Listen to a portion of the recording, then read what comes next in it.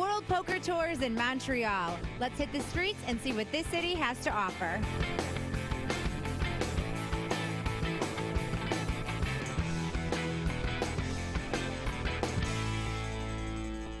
Rumor has it Ben Keith has some of the best poutine in Montreal.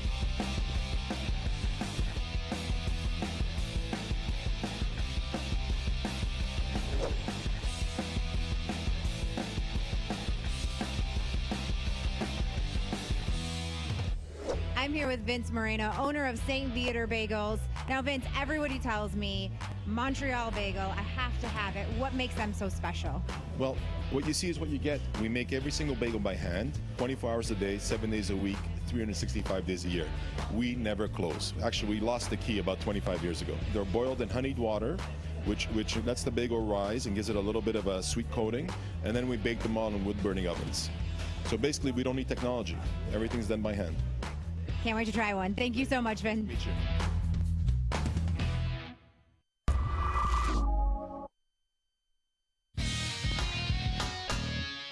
It's fight day here at the Playground Poker Club. Welcome to the Party Poker Player Punch-Out. Here's the rules. You're going to stand heel to toe on the line. Goal is to knock the other person off the line. Don't step off the line yourself. No, nothing of the face, nothing below. Round one, fight. Round two, go.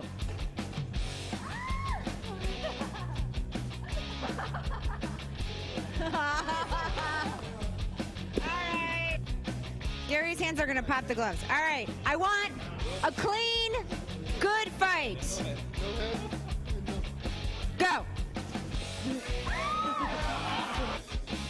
Fight. Ready, fight.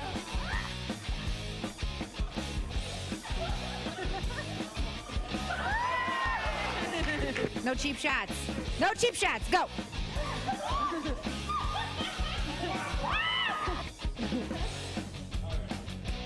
Aww, hug it out.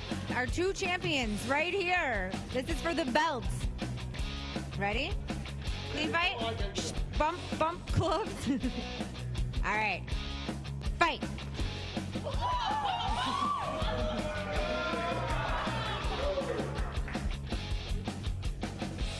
Fight. Woo! Round three. It all comes down to this. Fight.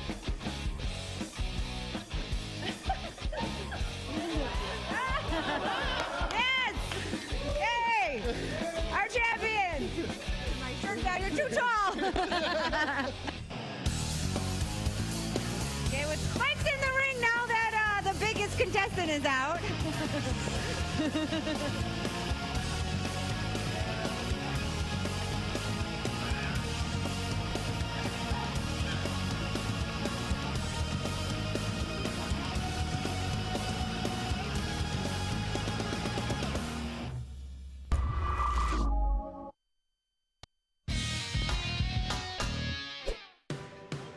Hey guys, I'm here outside Poutineville where a few of the players from the tournament are here to have a heart attack. Literally, we're here to take on the 15-pound heart attack challenge. Let's see if these guys can take down 15 pounds of poutine.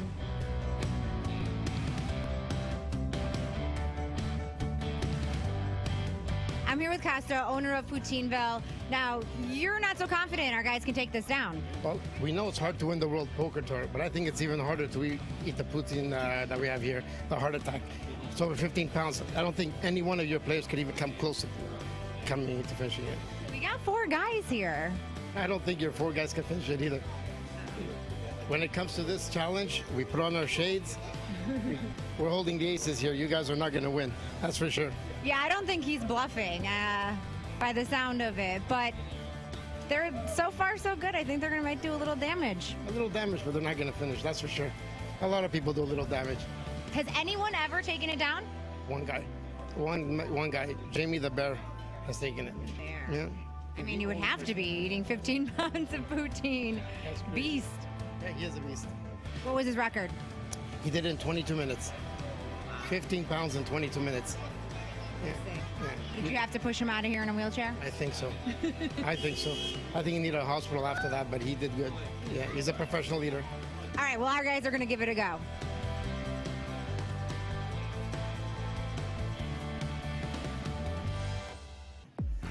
How are you enjoying the poutine? It's wonderful.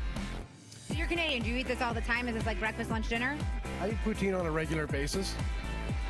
Most of the time it's from A&W, and it doesn't compare to this. Feeling like I need a defibrillator. It's a heart attack. That's how it got its name. That's right. All right, keep it up.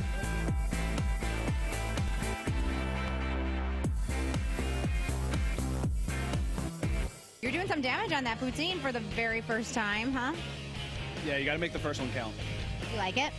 I love it.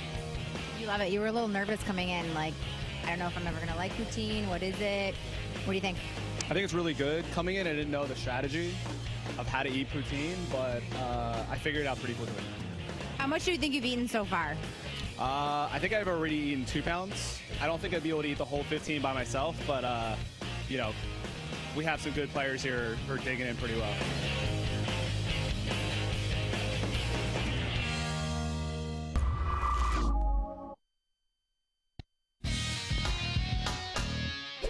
Season 14 of the World Poker Tour is adding a new stop, Choctaw Casino and Resort in Durant, Oklahoma. The $3,500 buy-in will have a $2 million guarantee and is the first televised stop of Season 14. Check out ChoctawCasinos.com to view Southeast Oklahoma's only AAA 4-diamond rated hotel. And of course, WPT.com has all your tournament details. See you there.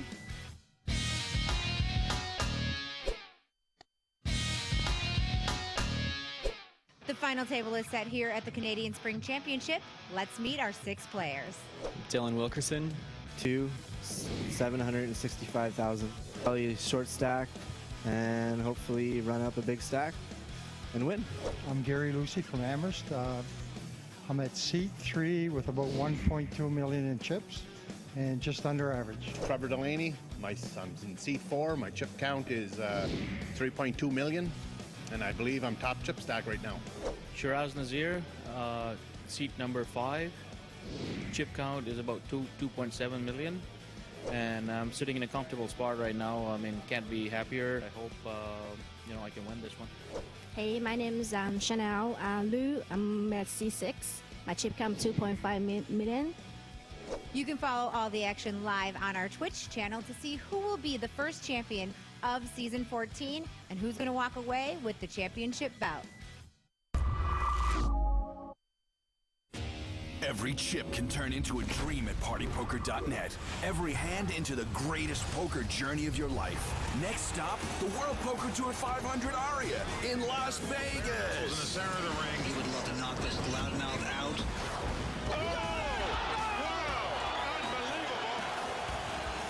Have a dream. Take a seat. Win your exclusive World Poker Tour package now at partypoker.net. Official sponsor of the World.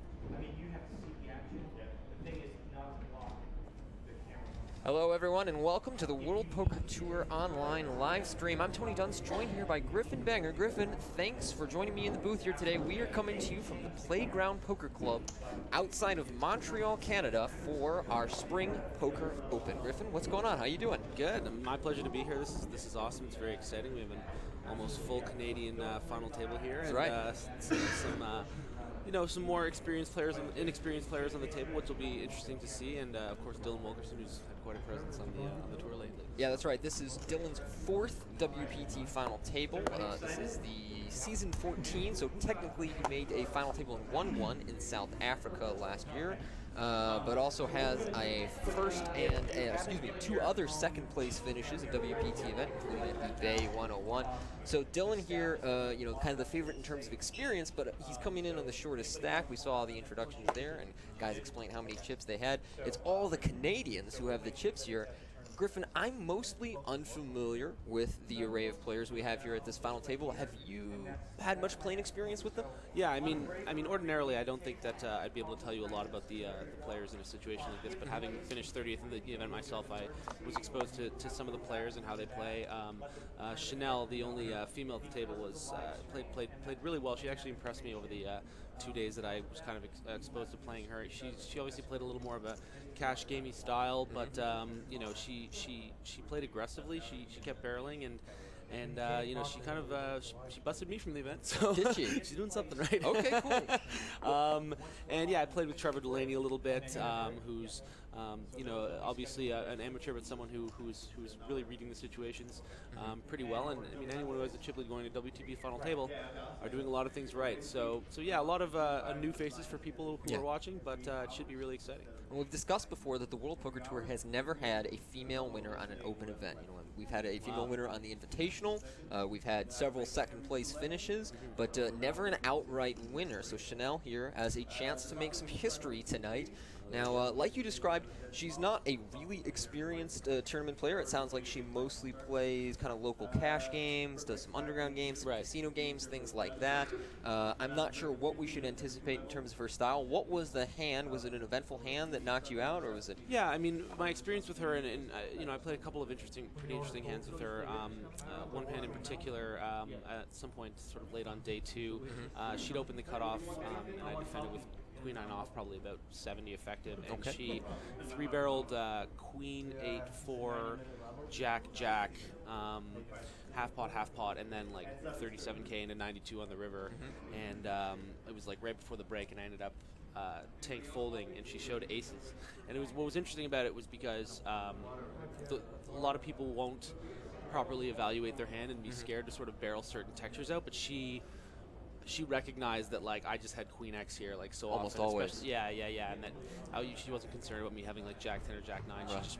She evaluated the hand really, really well, and there's a couple different instances where she kind of knew exactly what was going on, and yeah, I mean, she trapped, you know, a good friend of mine, Samuel BT, in like 10th place or something, playing kings really, really sneakily. So she's got a couple tricks up her sleeve, and you know, as far as making history, I guess she's the one who would be really exciting if she were able to pull something off. Yeah, that would be really cool to witness that today. We had a field of 370 players here up in Montreal, playing a $3,500 buy-in. And our first prize today is going to be $218,297. That, of course, will include a $15,000 seat to the WPT Championship at the end of the season next year.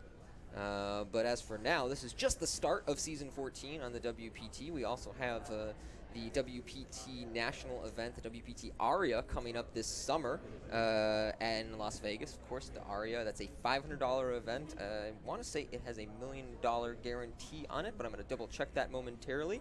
Sounds about right. Yeah, and it's I played that one last year. It was a really cool event. The Aria, of course, is a great setting. So if you guys are in Vegas this summer for the World Series, make sure to come by the Aria as well. We're giving a shot of our players at the final table here as they settle in and get ready to start off here. Now, these guys are going to be playing fairly deep. I mean, Dylan is our shortest stack, and I want to say he has about 25 blinds. So nobody here is desperate. But from what I've heard in the lead-up last night, people were saying, you know, chips are really flying. I anticipate that this could even be kind of a quick final table. What has been your impression, having been going deep in this event? Do you anticipate a lot of action at this final table? Do you think people will be a little more tentative?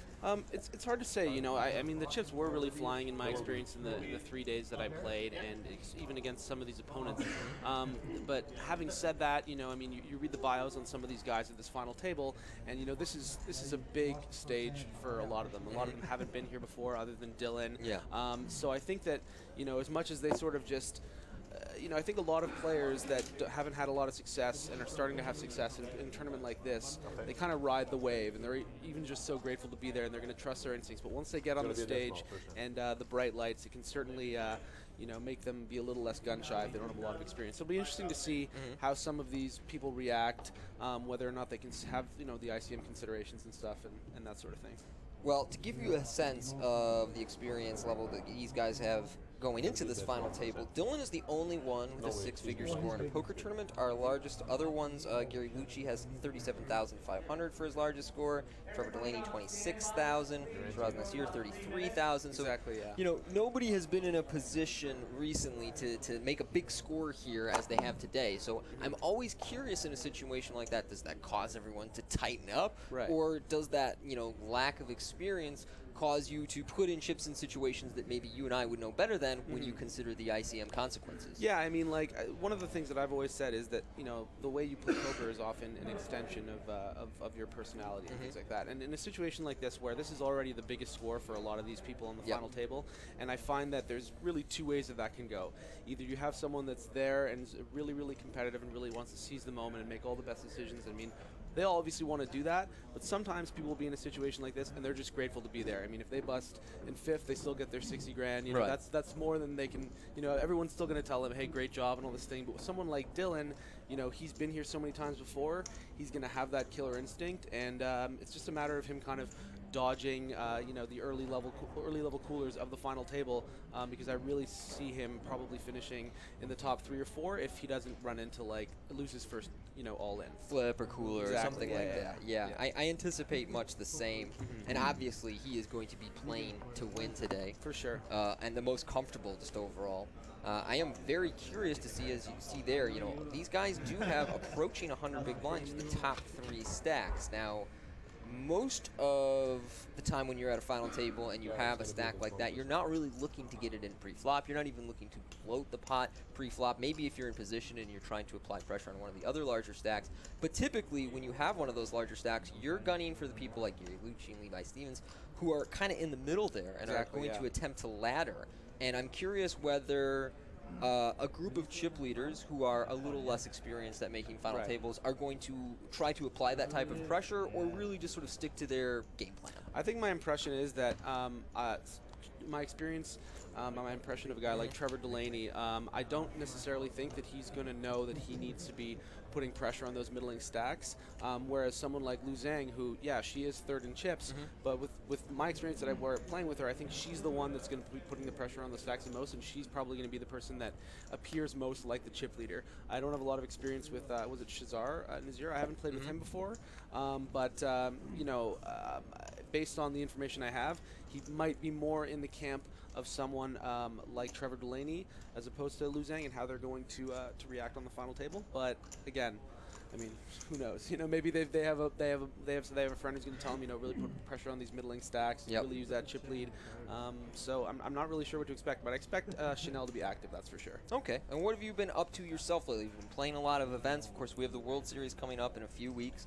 We just had the WPT Championship last week in Borgata, but I don't know what your schedule has been like. Have you been playing a lot? Yeah, so I mean, the last 3 years, I've always done the European swing in March and April for the European Poker Tour, and then you know, and then I usually play the Scoop from home, and then I head right to Vegas. And I realized that I kind of get a lot of burnout in that 4-month, 5-month, 6-month period. So I decided this year to skip Monte Carlo and instead come to Montreal.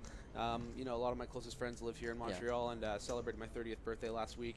And then, happy belated. Thank you. And then it just transitioned right into the WPT. So, but as far as what I'm doing, I just started streaming on Twitch at twitch.tv/Jaguar_poker, and I've done about 5 or 6 streams, and you know, it's been getting a really great reception, and people are responding really well to it. And yeah, it's great to be able to kind of you know, for lack of a less sentimental, you know, thing, but like give back to the community. I mean, there's so many people that have been so supportive of me, and you know, even it means a lot when you're, you know, even throwing out tweets like how deep you are, and people are saying good luck, and, you know, retweeting and favoriting. And people often ask me why I don't do private coaching, and frankly, I'm not necessarily interested in you know, just making one person better for a big financial gain. I would rather, you know, let the information just be out there, and people are it's gonna really help them, and that's kind of what I've been about lately, and setting that all up. So I did something similar for a long time, where I never really did very much direct coaching, but I wrote a bunch of stuff, or you know, did the forum scene for a very long time, and just kind of wanted to see a general growth in poker.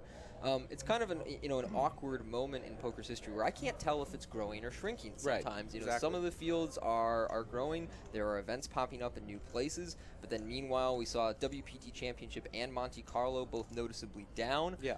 I also think that part of it is they're overlapping and the price point of those events. Those are really expensive events, whereas a lot of events lately that have drawn fields are around that 500 to 5K price point, but not too much over that. And I feel like after the recession and as things are starting to recover, that's the amount of money that people have to kind of fire into a tournament recreationally. Whereas when you talk about 15, 20,000, that becomes much less obtainable. Yeah, I mean, it's one of those things since Black Friday. I mean, people's kind of main source of consistent, poker income it's kind of disappeared for them. So I think that it's a lot harder to take shots in 15Ks and 10Ks, and that's what we've seen the drop. But it's just a matter of kind of people just want to play poker. This is all a matter of time.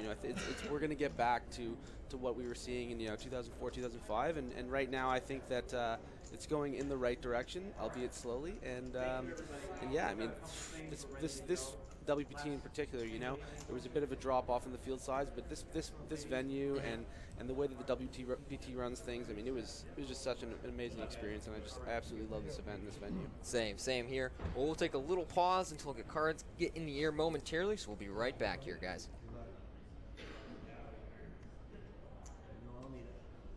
Good luck, everyone. Fun. Have fun. We will have those memories.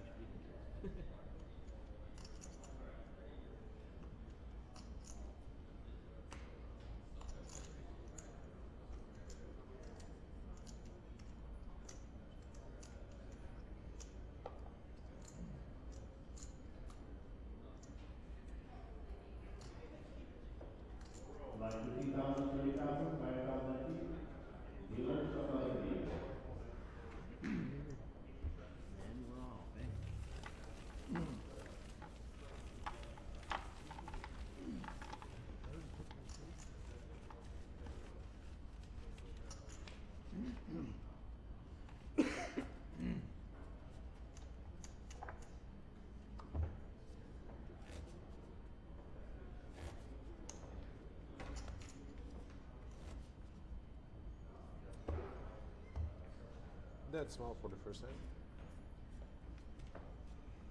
And cards are in the air here. We have a dead small blind for the first hand. Pascal Lefrancois was the 7th place finisher, kind of a hometown hero in Montreal, but unfortunately one spot shy of the final table. Yeah, he actually made a great call and just ran into the unstoppable force known as Lu Zhang. That's right. I believe she had 10 outs all in on the turn, right? Yeah, I think it was 11 maybe. But, yeah. Here with the Queen 4 suited. Gonna let that one go. Action with Dylan Wilkerson. And he's got a pair of 9s, so we might see him get very involved immediately. Seat 1 raised to 70,000. I think that's really telling that Chanel was tanking that Queen 4 suited because, I don't necessarily think she's going to be balancing her timing every single hand, that many seconds. I think she was genuinely considering just right away, just starting to hammer, and that's pretty much exactly what I was talking about. Oh, wow. Levi has just gone all in right behind Dylan. They're both playing around that 25 big blind stack.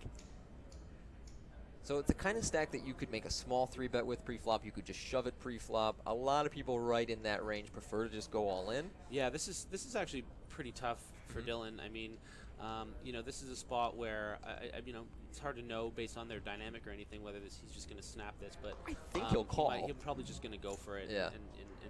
But it really isn't that great of a snap call. I mean, Levy didn't show up here to look down at 6s here and shove in for 26 bigs, hijack to cut off necessarily. So again, this is his first big final table. I'm going to actually probably put his range on a lot of 10s, jacks, ace king, ace queen suited. I really don't think he's ever shoving a worse pair. Maybe 8s, but I mean, he would have had to have a lot of experience playing against Dylan, so we'll see what Wilkerson decides to do here, but it could really go either way. Yeah, I agree. It's very close, and you see Dylan taking some time to consider this.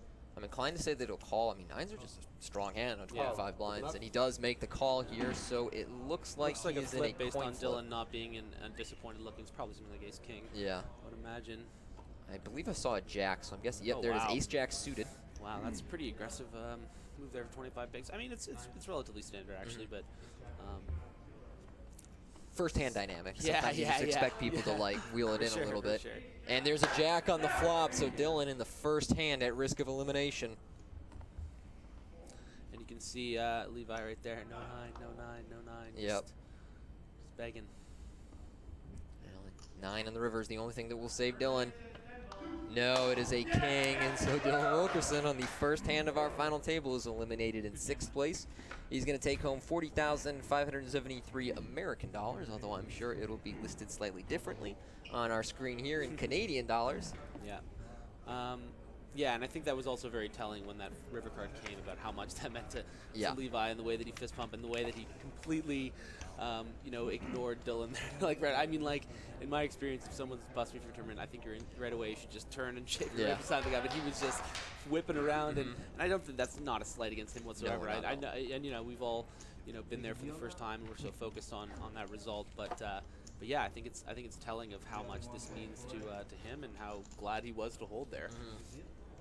Yeah, for the most part, when you do this for a long time, you stop showing those displays of emotion. Or at any time in poker, and particularly at final tables, because you don't want people to know that you're invested. Yeah, exactly. I mean, the thing that I've learned to do with things like that is this is something that a friend of mine taught me with dealing with bad beats and dealing with good beats in poker is that celebrate when things go your way. Celebrate to yourself or with your friends when you suck out or when you win a big flip or win a big cooler, because that promotes a lot of positive energy. But as soon as you lose, don't be the extreme on the other end. Right. It's just going to mess with your head. I mean, tournament variance is a tough thing, and it is. You really just have to not let the losses affect you and just enjoy the wins. I'm not someone who's saying you should just be a blank wall. Now Chanel here going to open our action to 65,000 with ace-3 offsuit under the gun. It's 5-handed though, so she's essentially on the hijack. I'm telling you, she couldn't wait. She wanted to play that first She looked hand. at that queen-4 suited and was like, am I really going to fold this? Trevor here in the small blind with an 8-4 suited, thinking about it, and he's going to make the call. So we talked before about some of the inexperience, and this is not the kind of play you would see from many professionals making a call in the small blind. Right, and I think also that this has interesting that Shazier folded the 8-7 for the single chip there. Yeah. I think that it's one of those things too with someone that seems pretty inexperienced as Trevor Delaney that when he's on a final table like this, a lot of things have really had to go well that he kind of feels like he's Mr. Invulnerable. Like he's just like, I have a pretty hand here. I kind of want to get in the action. Someone's already busted. We're already one more person away closer to the first. Like I'm gonna see what the flop comes here. Also Shiraz Nazir. Nazir. Okay, thank you. All good. And here Trevor has led out, and this is not a very credible lead, is it? I mean, no, not at all. Are not going to lead a 10 that often. He has no equity here, really. And, the problem is that I think that most players in this position, his loose position, is they're going to be really thrown off by this particular move because even though it's not a believable line, mentally you kind of perceive someone's small blind flatting range in a situation like this as pretty damn strong. Like they're not looking down at 8-4 suited and being like, okay, well, here we go. And, and then just that's not what you anticipate. Yeah, exactly. You're expecting him a lot of the time to have, the 3s through jacks kind of hands because, again, they're almost 100 effective there. Wouldn't necessarily 3-bet jacks.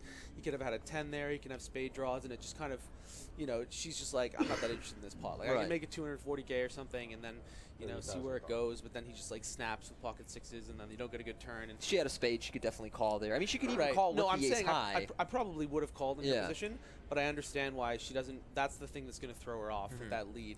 And that's probably one of the things. You see a guy like Trevor, and a lot of GTO kind of players are going to think like, like he's not someone that looks like he's particularly good or going to be particularly tough. But what you have to respect and realize about people like Trevor is that he's doing a lot of really good things that are throwing regs off because he's not playing that GTO approach. And that's why he's the chip leader of a final table like this. So, when we see things that he's going to be doing, I think your first instinct a lot of the time is going to be like, well, that just seems wrong. But if you were in the other person's shoes, it's going to be tough to react to because it's so unpredictable. And we have a 3-way pot developing here. Levi opens 7s. Trevor calls 2s. Chanel calls in the big blind with ace-5 and drills an ace.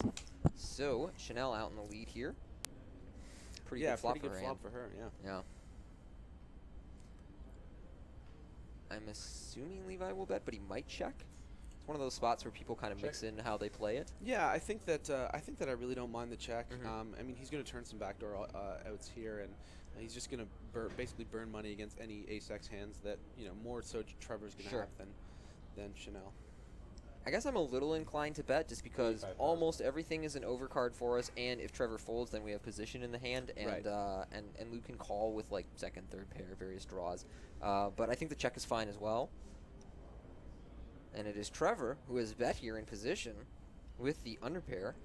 It's bet small as well, only 85,000. That will not get. What worked once before, it's almost like that's what he was thinking. Like, oh wow, a check raise from Chanel. Yeah, this is pretty interesting. Yeah.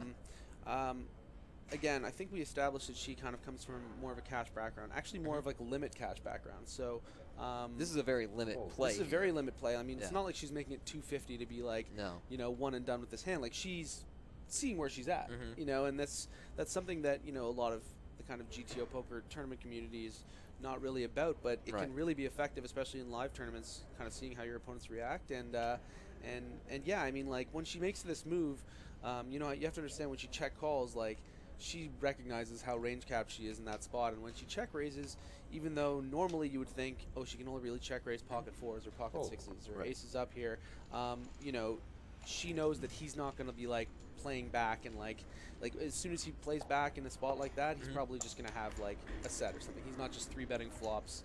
So it just makes it easier for her to play. I also think really don't mind it. Boards like that get checked behind on the turn so frequently that in a way it allows her to get a little additional value in instances he has something that can call. Of course, the problem there is the times he has things like ace-10, which just call her down, and she loses more money than she has to.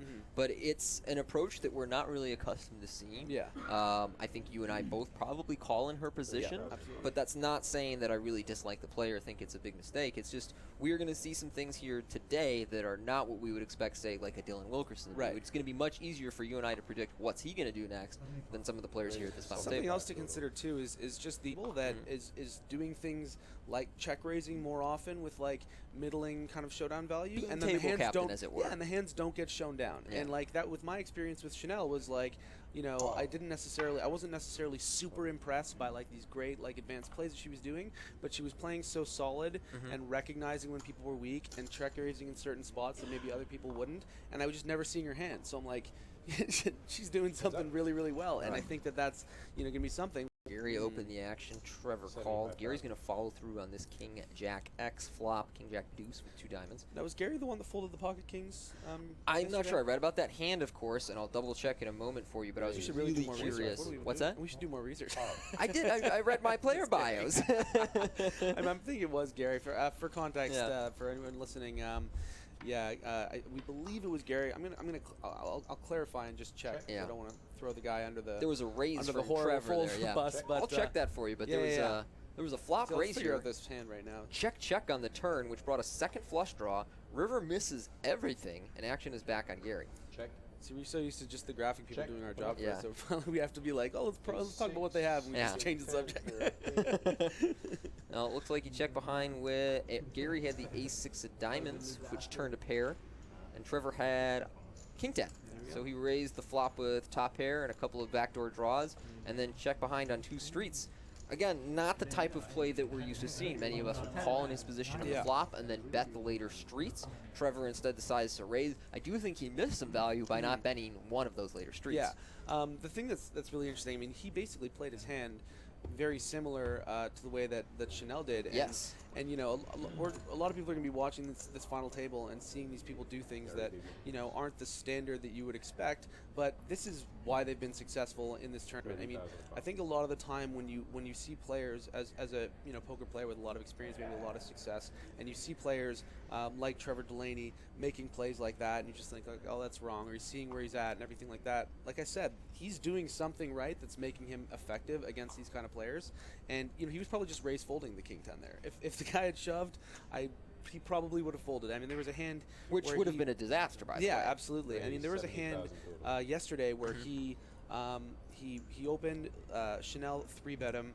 He called. It came Queen 7-3 rainbow, and he led. She raised, and he 3-bet the flop, and then she put in a 4th bet on the flop. Whoa! And he show folded ace queen. But that's what I'm talking about. Is like that's obviously like a pretty glaring mistake, but I think that she had told him that she had kings, and she probably did. And like, this is just, there's going to be a lot of, the way he's playing, it's getting a lot of reinforcement because he's made so many right decisions over the course of these 4 days that, he's just going to keep on doing what he's comfortable with.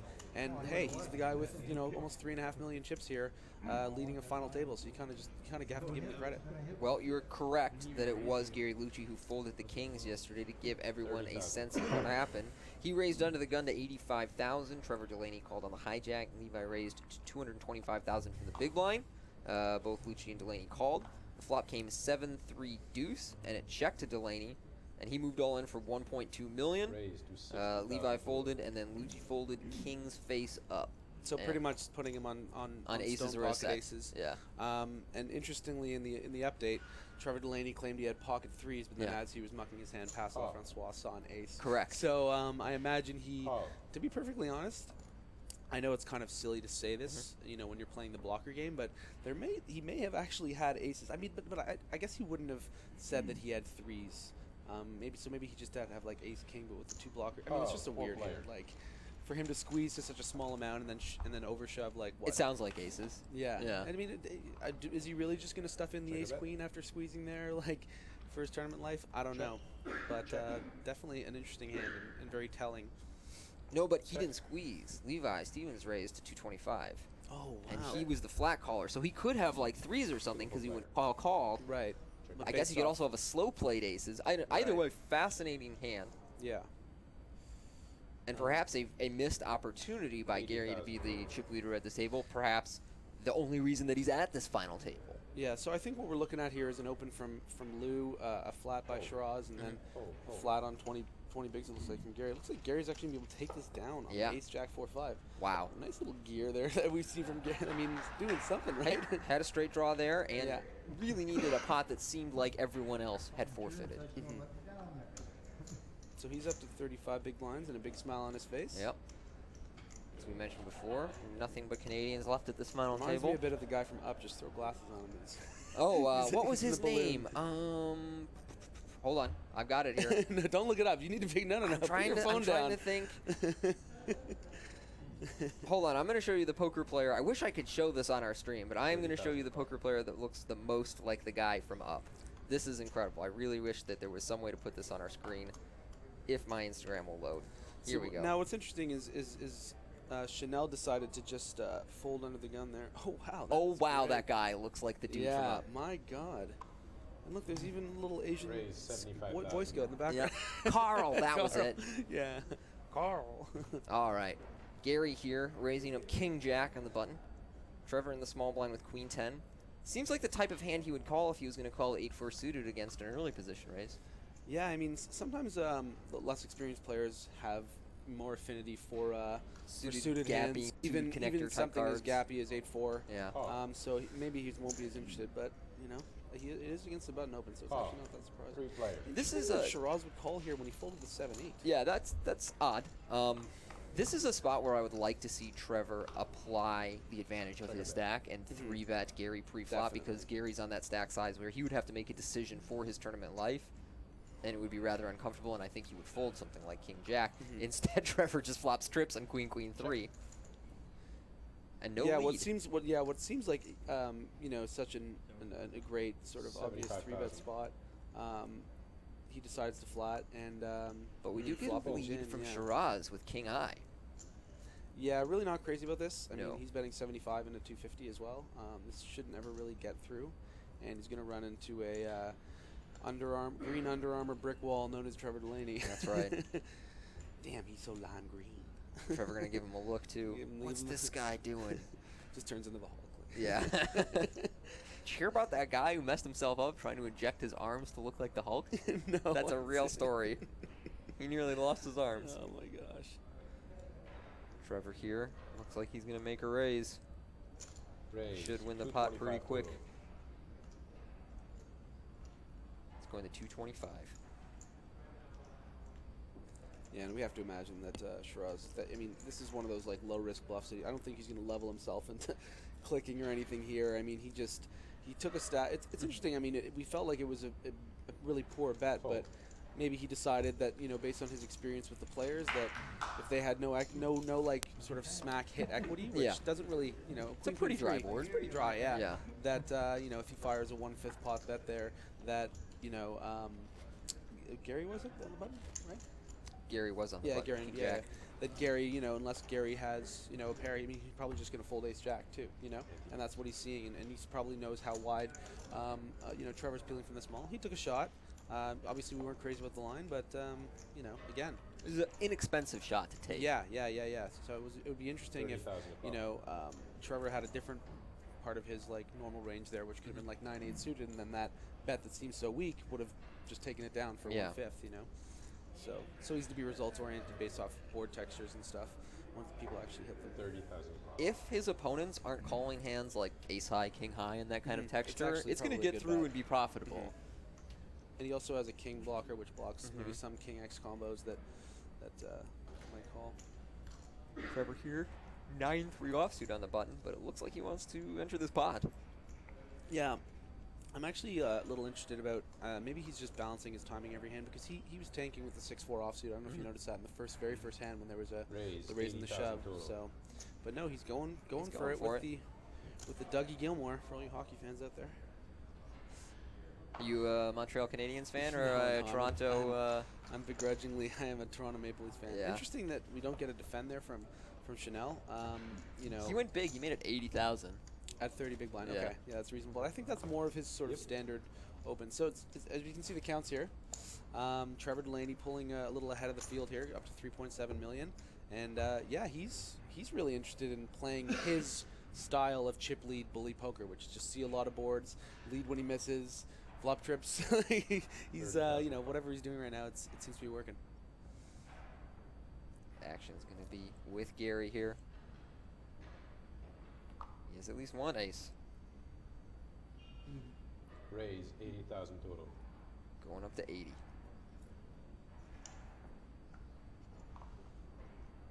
It's always interesting to see, the different sizing intricacies of some of the more inexperienced players on a WPT final table. I mean, I remember reading an update from yesterday where at 30, I think it was 2400 big blind that, or 24K big blind? No, whatever, 2400, right? And he just opened to... Yesterday probably would have been 24K. 24K, pardon me, yes. Today. Sorry. 24K, and he just opened to 100K and then showed queens. So it's interesting. Some people sometimes they just they do little subtle things. They're not as balanced, but just in general in tournament poker, I mean, I don't think it's nearly as important to be balanced. So. Oh, definitely. 240 total. Like, not at all. Definitely not. Chanel here re-raising to 240,000 with ace queen. So playing the blocker game here, I'd say she's in pretty damn good shape because she's only really losing to two raising ace combos here. Do you think she intends to call if Gary goes all in? I think she does, but she's not crazy about it. I think so too. Actually, it's interesting because I think that, again, we were talking about how she can sort of raise to see where she's at. I mean, she 3-bet Dylan Wilkerson in a pretty standard, based off any sort of pre-flop dynamic history, a great spot to sort of 3-bet call off. Dylan was shoving Queen Jack of Hearts, and she had Ace 10 off, and she tanked for, I think, 2 or 3 minutes, or at least over a minute. Not really sure what she should do. What kind of price was she getting? I think Dylan was maybe like 22 big blinds effective. He opened the button, she 3-bet the small, and then he shoved. Oh. And then she was sort of like, what do I do with this one? Exactly. Yeah. So again, I think she's someone who's, who could 3-bet fold a spot like that. Yeah, where someone's around that exactly. 25 to 30 blind mark, and her hand is strong enough to re-raise, but not snap call. Yeah. And even though it's strong enough that she should probably be calling, she might talk herself out of it. And this comes back to the whole thing about the hands not getting shown down and stuff. And she's going to take the aggressive line, and that's what you need to win poker tournaments beyond just getting to this point. Wow. Roz opening it up here. Queen 3 offsuit on the cutoff. The flamboyant waiter. Yeah. Gary here. Calling with the ace deuce of clubs. How progressive was that, The flamboyant. The flamboyant waiter. Check it out. Everybody whiffs on Jack 9-6. But here comes Gary. He's flopped himself a club. 80,000. So many leads today. Leads But everywhere, nobody with a hand. This is what I'm talking about, though. I mean, like, look at these low-risk bluffs. Raise. That, Oh, you know, man. but not 200,000 him, it is. But he probably has a tell or something on him that these people He just, or he might just not believe Gary's leads. Yeah, you I know, but that's a pretty great little raise there from Shiraz. I mean, he seems like someone who's gonna react the right way to some of these leads for sure. No hesitation from him either. It was just very fluid, very confident. Yeah. I will say that although he didn't have much equity there, if there was someone I was going to single out and try and just bully them regardless of my hand strength, Gary's my guy just because of his stack size. Absolutely. 30,000. I see that Shiraz's previous largest tournament score is 33,000, so he will definitely surpass that today, as will everyone remaining at the final table. So, all 5 of them, biggest score of their life, right? Yeah, They should all be in a great mood. It's kind of beautiful. It's It is. romantic. I like it. I mean, it's we got some good storylines here for sure. I mean, this is my guy right here, the guy with the Jays cap. I'm a diehard. I don't miss an inning. So, are you playing any daily fantasy sports too? You know what? I tried to kind of get into the DraftKings thing, but I just never. I'm such an all or nothing person that I feel like I'll just get so invested in it. You probably because- will. Yeah. So I'm trying to kind of temper it a bit and try to stay away from it. But I'm playing a few baseball leagues, obviously. All right. And, Your Jays got a nice squad of hitters this year. Really nice squad. You want to make a lot of money betting sports. You probably just bet the over on the Jays every game Yeah. because the pitching And that has not been stadium good. too. Yeah, for sure. Pitching's not too good. No. Here with the ace-3 of clubs, Trevor. Letting him sweat a little bit with 5-3 offsuit in the big blind. Looks like he's making the call. Trevor, not big on folding pre-flop. No, I'm loving the way that he's playing, to be honest with you. I mean, this is how you should play on a final table. I'm hoping that Levi checks this one back, because this is a great... Oh, never mind. No, I mean, we talked. The lead game continues! Absolutely. I mean, this is what we've talked about. Like, this is what's been working for him. It throws off players, and you know, this is... Well, you and I both know this one will not work. No. And I would actually expect Levi to make a mistake here and raise, just because, again, this is such a big situation for him, and he's flopped this crazy equity, and he might just be like, hey, I'm just going to, like, get this in here. But actually, he might just play it a little more passive and not to bust fourth in a cooler, but he should really, hopefully, have the presence of mind to realize that he's been doing this with air so often that he's probably drawing a lot of the time just, like, stone dead to backdoors. He happens to have a wheel gutter, but ordinarily, I think when he flats the big blind here with, you know, queen 9 off, that he'll do this as well with that. It's not just because he flopped equity. I mean, if we look at the hand with 8-4 suited, he literally had flopped zeros. Yeah. For what it's worth, I think Trevor's hand is actually a pretty good one to check raise. This is a decent texture. He's got a gut shot. There's some backdoor draws that he can hit. Obviously, you know, leading is not a big part of my game, but something we're going to be talking about a lot today. And as you predicted, Levi is going to... Oh, wow. This is not a misplay if things like this are going to happen. Trevor, with almost no equity here, is just going to 3-bet the flop. Yeah, yeah, there we go. Like I said, I didn't think that I was crazy about him raising here, but now I am. Now, well, yeah, because if he recognizes that Trevor's the kind of guy that would do this, and that's another interesting thing too. Look at him sweating it there because it's like he just sort of played by his mental rules there. Just like, okay, I have top pair and flush draw, I gotta get it in here. Let's go. Which I wasn't crazy about, but the fact that he got the 3-bet of the flop and had a million chips out of him, and that's it's great. I mean, I think that's like a thing with amateurs a lot in general when they've done the blinds and stuff. The whole like, oh, he's just c-betting from the button on the AI board. I'm gonna check raise and keep on raising and raising and raising. And I think that it ended up being, you know, working out really, really well. You know, if Levi had just had, you know, a no idea hand like Queen 10, he might have raised there and then just against the lead and then faced with the 3-bet. You know, Trevor would look like a genius. So it's very relative. This is what's fascinating about poker in general. Here with King 4 offsuit on the cutoff, not entering this pot. Gary, King Queen on the bottom. He brought cards up like he was going to fold them, and I was like, what? And he is going to raise here. Looks like he might be a part of the qualifier and Shiraz. A lot of satellites being run on Party Poker over the course of the last few months for this, and Amsterdam coming up. That's right, Amsterdam is coming up. Yep, Party Poker obviously involved with the WPT, and it's a great site, so play on it often. Actually bubbled in 3 or 4 satellites for this event. And I remember there was this one satellite qualifier on my table. 100,000. It looked like I never played poker before, and I asked him like, "Oh, like how long have you been playing?" He's like, "Oh, it's the first time I've ever played." You know, like I want satellite or whatever online, and I just thought to myself, and I said out loud, I'm like, I bubbled like 3 or 4 of those, so you probably beat me. Yep. I was like, and I was scrambling together to get 300 Canadian. I'm just like, this guy's got me. Well, there we saw another lead, I believe. Oh, I'm sorry. Excuse me. I got the hand reverse. That was my. Can we get a real commentator here? Yeah. Someone didn't go out last night.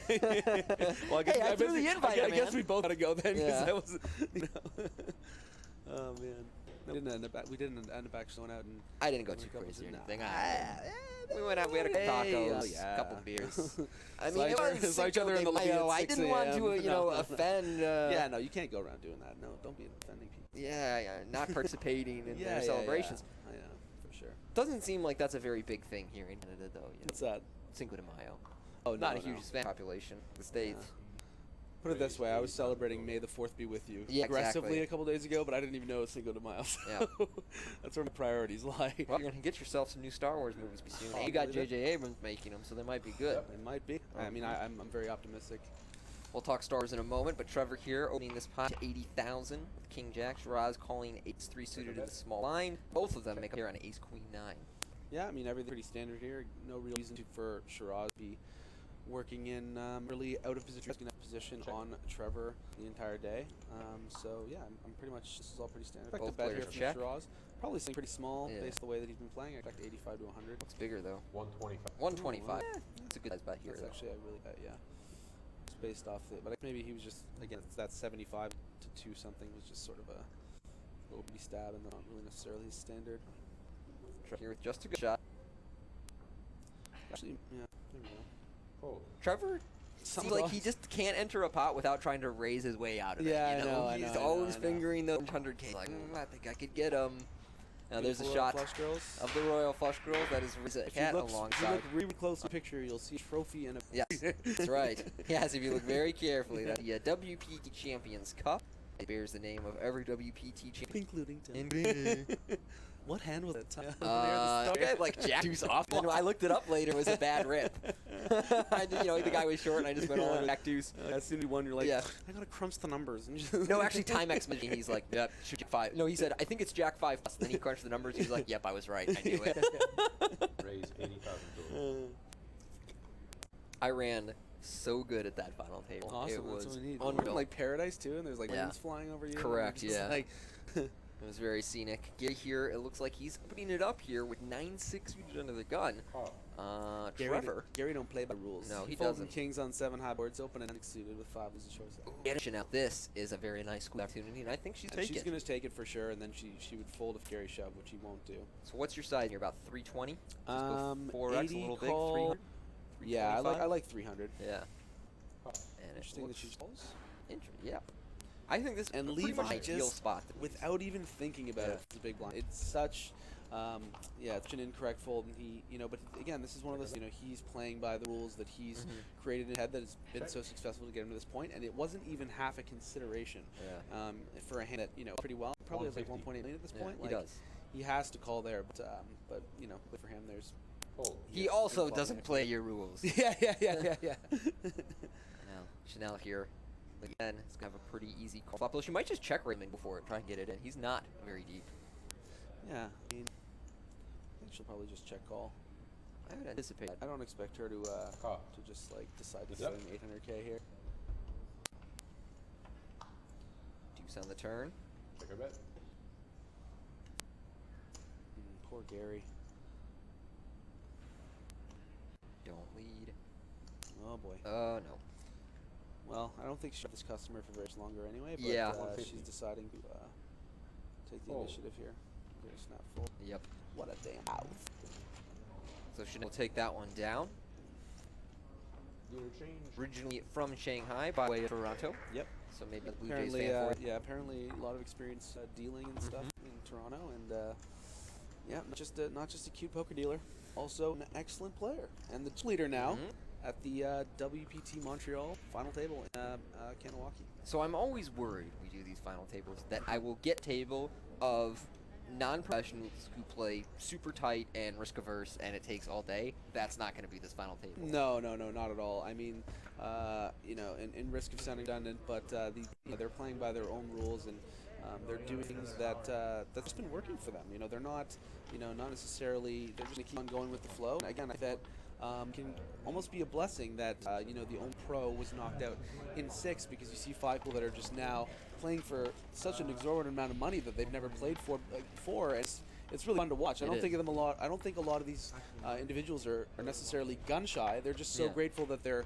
even if they get 5th, they're going to be happy. So they're just playing poker at this point, I think. Of course, there's going to be some spots where they maybe don't take enough risks, or they're really scared of busting 5th. But in general, they're especially deep enough where they can kind of just like go with the flow, and they know each other pretty well. They've been playing together for a few days for sure.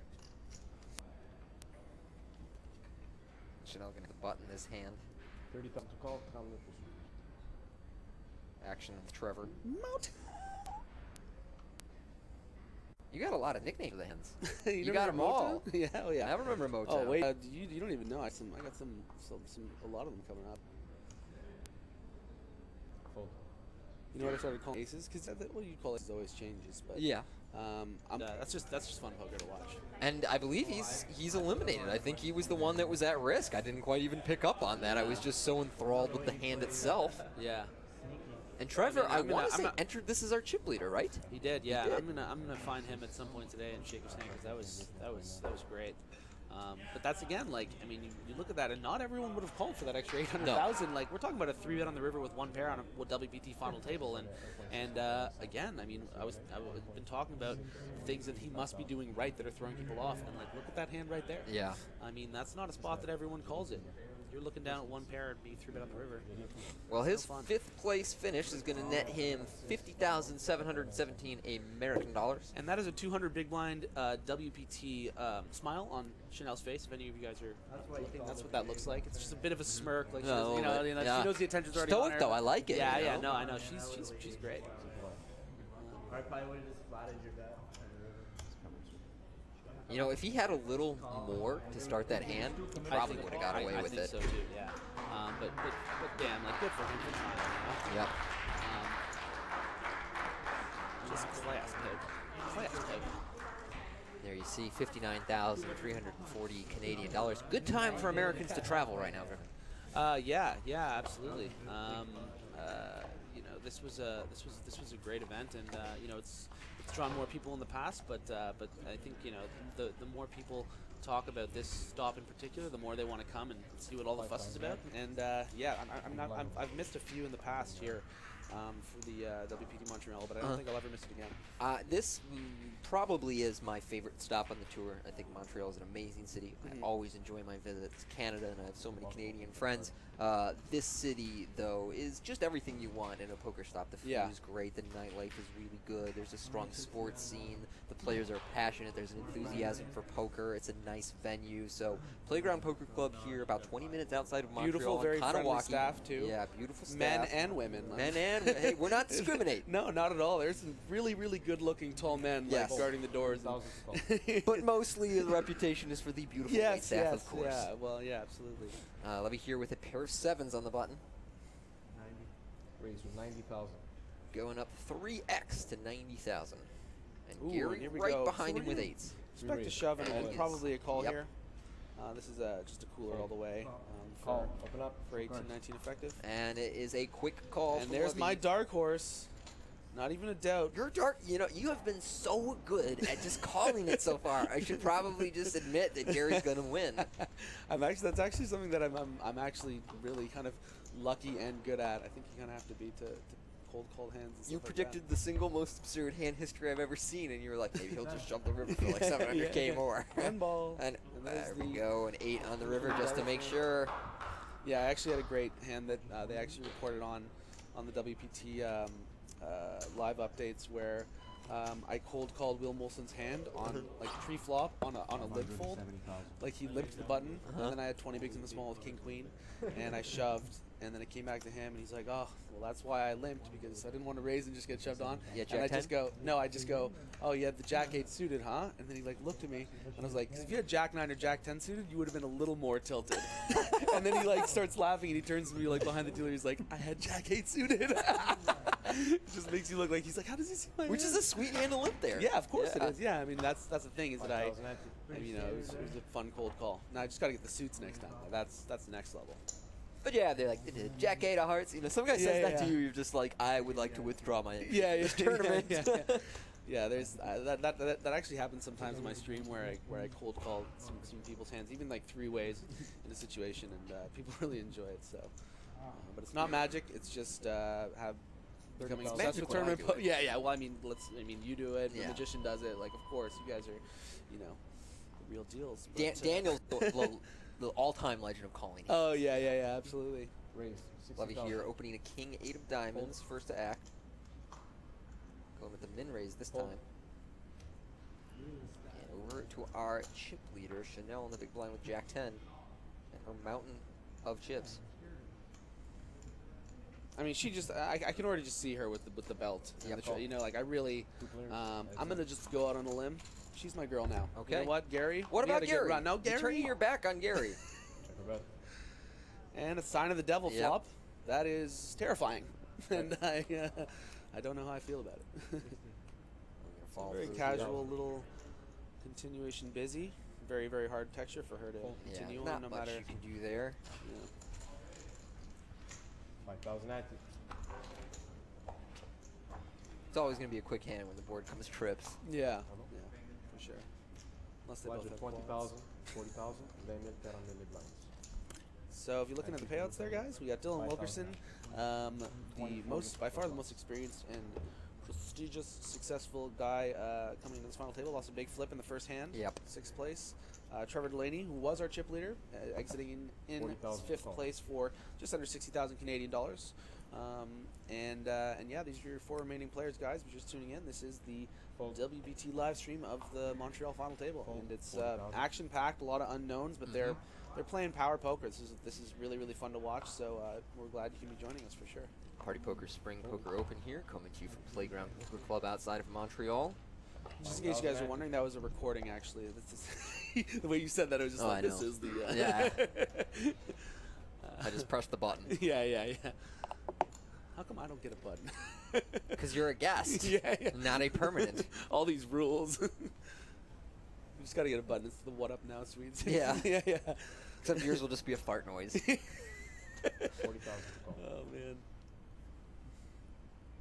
Shiraz here with 7-4 suited, first to act. Come on. I think he's coming Get involved, in. Shiraz. Raise 85,000. And it's 85 to go. Fold. And we are playing 20-40 with a 5 now, so blinds are up. Hour levels at the final table until we reach heads up, which then becomes 30-minute levels. Take that one down. Griffin, you still playing a lot online? Obviously, Black Friday did not have the impact here in Canada that it did in the United States, but of course the landscape changed a whole bunch. But you're still playing a decent amount of volume, correct? Yeah, I mean, obviously being from Canada, I wasn't as affected by Black Friday, and probably in a lot of ways profited from it, which is kind of a tough pill to swallow because of I have so many friends from the States that have been unable to get back online. But recently in the last year, I took some time off. Like I said before, that the 5-month swing, sort of like spring summer swing, really takes the life out of me. But I've been grinding a lot more in the last 2 or 3 months, and the Twitch thing has really kind of inspired me, to be honest. I realized that I don't really get tired of talking, which is it's a double-edged sword. So as long as I have an audience and they're engaged and they're having a good time, I can just go for 10 hours straight and not feel tired at all. And then the day's over, I'm just like, whoa.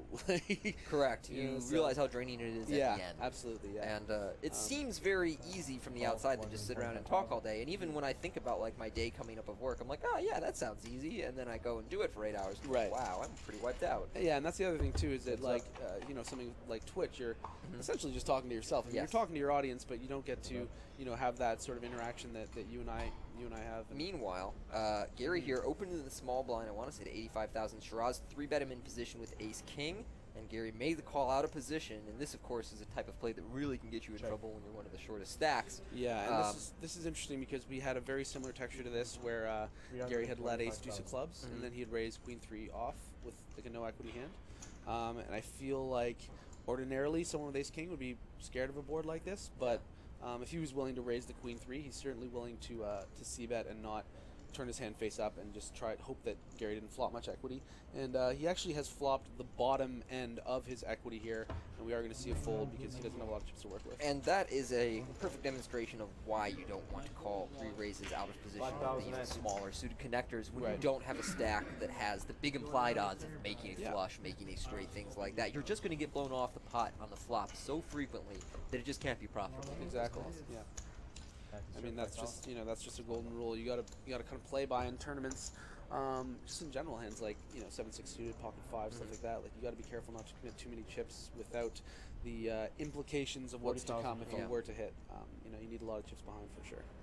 Shiraz, though, more aggressive than I anticipated. Looking good throughout. I really wasn't sure what to expect from him, but he's been mixing it up. Even that ace king there. It's not a flop texture that we're thrilled to follow through on. Not just thrilled, that's probably one of the worst. One of the actual worst, Jack but in 9 terms 8 of probably being stack worse. sizes. 8 9 10, yeah. Yeah. Yeah, in terms of stack sizes, it's tough to bet 325 there and fold for another $500,000. So, and again, this is one of those things too where, we're talking about like, oh, it was a great bet, but it was because he had the bottom range. Like a lot of the time, he's just smashing the board there with his Jack 10, Jack check 10. shoving, and then like, we're Queen like, Jack. oh, that's just not the board to check raise, and like, and we go on a very different lecture. Exactly. Yeah. I mean, that's just the nature of the game. I mean, look at that play Trevor Delaney did, and he probably would have done the same play with another million behind, and it would have worked, and he would have looked like a genius. Correct. And it almost still worked with just the 800 behind there. So, that's the nature of the game. Both players check on the ace. I don't really see any reason that that ace should have gone check. But I mean, Levy's just playing extreme pot control poker right now. He's clearly a guy that's gonna small ball and try and ladder a little bit. Yeah, exactly. I mean, I think that he's someone that I wouldn't expect to finish in 4th place here. Very, very infrequently. I think he's probably gonna get top 3 at a time. But not win very often. Exactly. Yeah.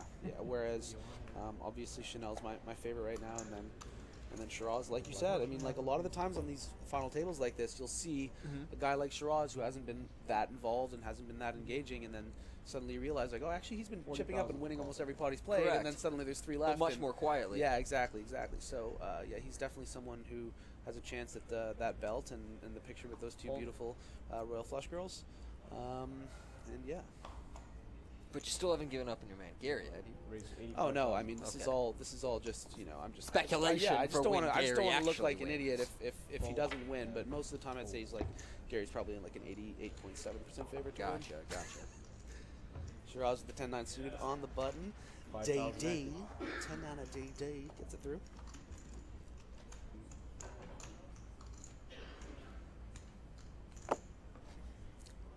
I saw a hilarious hand at the 15K last week that I got to share for you. Please do. It was Aaron Mermelstein, who was a winner at the Borgata this year. With a sweet name.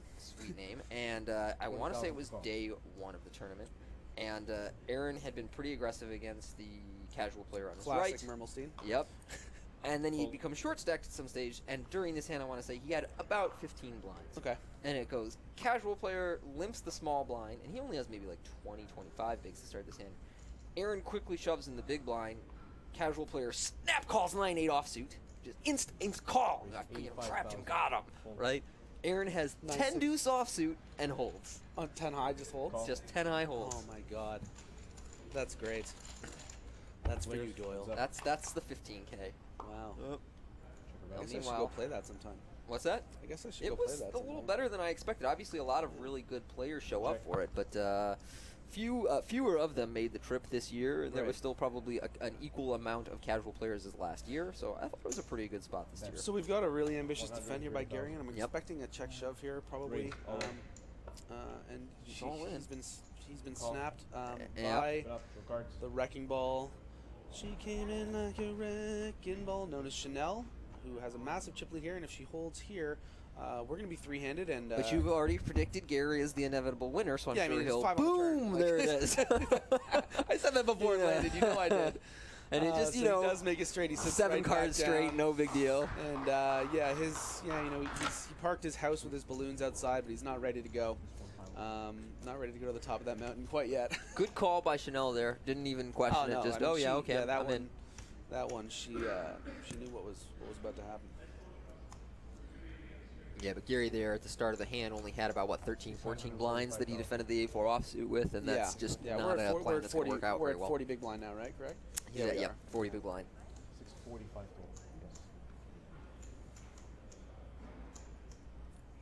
Gary Lucci up to 1.8 million. I believe I saw there. 38 big blinds. He's in the fight. And he's, taking a little momentum away from Chanel for sure. 6 million's a lot of chips to have, but losing that, she's down now to just over 5 million. 126 Justins, Biebers. She lost almost $750,000 last hand, so obviously not optimal, but trust me, from my experience with her for the 2 days I played with her, a lot of things went right to get her here, and she's playing great, and she's by far our favorite right now. 40,000 to call. She is the only 20-something that was at this final table. She's 28. Really? Everyone else. Dylan was 30. Everyone else in their 40s or older. Wow, that's very interesting. That might, that is kind of might explain the sort of old school 80,000 sizing that we're seeing. Lines and sizing, a lot of check raising to see where they're at, a lot of leads that don't really make any sense but are profitable because people don't react correctly against them. It's a blast from the past here on the WPT. Yeah. Now, when did you get started playing poker? I was exposed to it through some of my Counter-Strike buddies, some of my teammates, pardon me, and I guess they're my buddies too. But they kind of, one guy in particular sort of showed, he was like playing cash, sort of mid-high stakes cash on Absolute Poker, and I was kind of exposed to it and got the bug.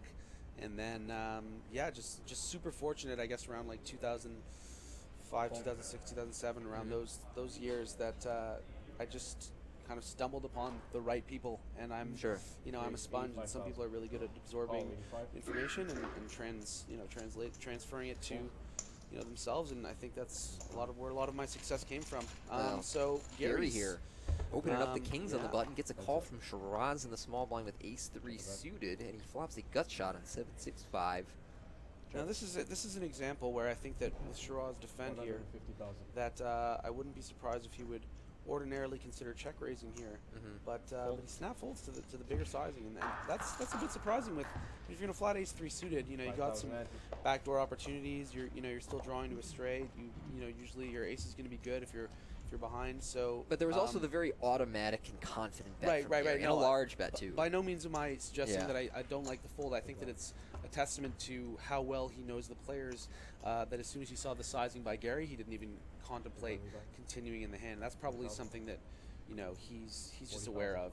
That's just not his spot. Yeah.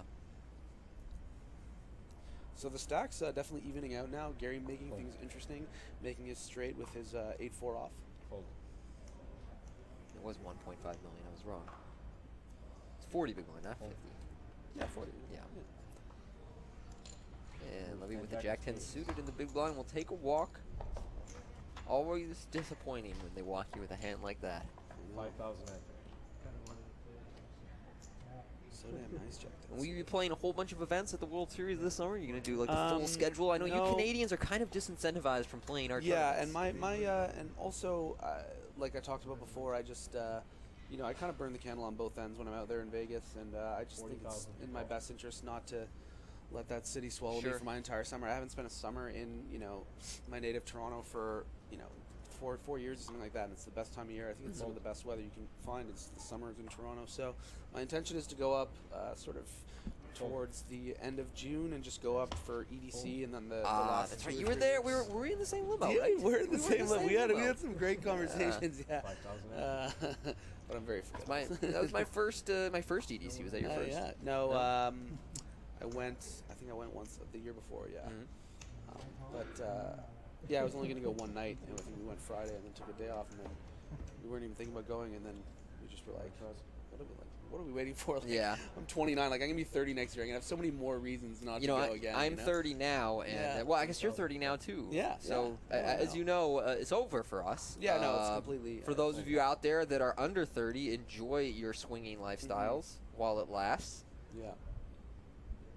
Because that's it, man. It's a firm cutoff. Oh yeah. You're not allowed to have fun anymore after 30. No, I know. I mean, I'm still trying, but you can't actually have it. No, not at all. Levy there will open up an ace-6 and just take it down.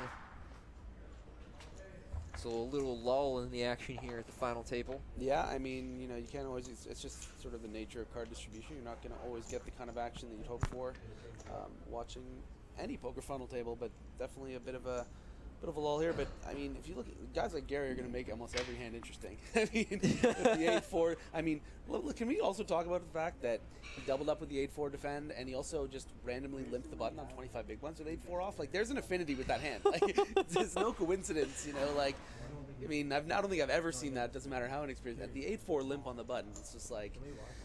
You're writing your own script, Like, you've seen it in your head, and it includes that play. Yeah. So those are the payouts. Those are in Canadian dollars, so it's not quite $255 American, but still playing for a. I feel like last time we came up here, maybe the U.S. dollar was lower than the Canadian, or at least like a year ago. Yeah, I think that was probably 2 years ago. Okay. Yeah, it's been pretty swingy. I remember when I first ever had any money from the U.S. I went to play a Counter-Strike tournament. I made $400 US. It was like 16 or something. I came back. I'm like, this is going to buy me so much McDonald's. And then I went to the bank and transferred to Canadian. It was just like 600 Canadian. It was just like Wow. 1.5 back then, like 15 years ago. And then we've just been battling back for like a dozen years. And then suddenly we were just like, it was more valuable than the US dollar. And now it's kind of like leaning more towards the. We torched our economy for a while. Meanwhile, actually Canada has several regulations in place to prevent such roller coaster type economic swings. Right. But conversely, when our economy becomes more strong, then we start gaining a little ground. Gary being Gary there with the 9-7 offsuit open and big smile and look on the yeah, rail he's having a great time. Yeah, I mean, honestly, it's really, really great to see. I really it makes me, there's a lot of things we could be doing in this life, and look how happy this guy is just playing poker, and that's sports and stuff like that. But what makes poker and tournament poker especially so beautiful and so romantic is that any guy can just step onto the court and be the best player in the world. Give me a tennis racket and put me on the court with Roger Federer. I'm not going to get a point, but here you can just not only can Gary get points, he can win. Yeah, absolutely, for sure. And again, like people categorize guys like Gary so liberally. They're just like, oh, like he's someone who doesn't really know what he's doing, all these things. But I'm telling you, there's something you can learn even from a guy like Gary, because some things that he's doing has created this opportunity for him. Well, this is going to be an interesting pot here. Shiraz made a small 3-bet in position. I like where his head is at with the 3-bet, but I don't like the sizing because it's just not going to discourage someone who calls a lot like Gary enough. Yeah. But on the King 10-9 flop, Gary with the pair and gut shot and backdoor flush draw, and Shiraz with the essentially open ender. Mm-hmm. It's going to be interesting what cards we see Shiraz barrel here and whether he takes a freebie. So that'll solve it. And Gary getting the open-ended straight flush draw. Yeah, the turn is the gin action card. It sounds like the producers here at the WPT heard that we had a bit of a lull, so this is the board we're getting. So there's looks like he's going to get a great free roll spot here. This is more of an Omaha spot, if anything. Yeah, this is a very Omaha. This is like the blocker thing here. He's got the flush draw. I like when you see someone who slowly realizes they're being free rolled. You see them scanning their eyes and you're like, oh crap. Luckily for Gary, he does have a heart as well, blocker and the will to survive. Boom, 3 of clubs on the river. No change. Let's chop up this pot. That always feels good when you fade the free roll. Oh, you know what? I actually, for a second there, I got the hands backwards. No, I knew that they had what they had, but for some reason I thought Shiraz had the free Rizzy, but Gary almost popped it off. So as I said, towards the start of the hand, I like that Shiraz is targeting Gary. He's in position. He has a very viable hand to make that play with. Yeah. What he needs to do is just go 3x the size of Gary's raise. Yeah. As we've seen before, Gary will peel those situations with it's not a hand that you mediocre necessarily, holdings. absolutely. And it's interesting to see sort of, we were talking about the kind of player Levy is and how he's going to be someone who's sort of just moving up the pay ladders and playing a lot of small ball and pot control and stuff like that. And we saw him fold Jack-8 in the big blind to an open and 2 calls he just had to complete, whereas you look at someone like Shiraz, who's way more interested in playing for the win and isolating the who's the least, or not least experienced obviously because he's oldest, but maybe the perceived weakest spot on the table in Gary. He's 3-betting Jack-8 and willing to take a flop, whereas someone like Levy is not even completing in the big blind to priced in action. Shiraz get a little open here under the gun, and King 6 kicks, defending. Gary kicks, so we're gonna see a flop here. Check or bet. Check.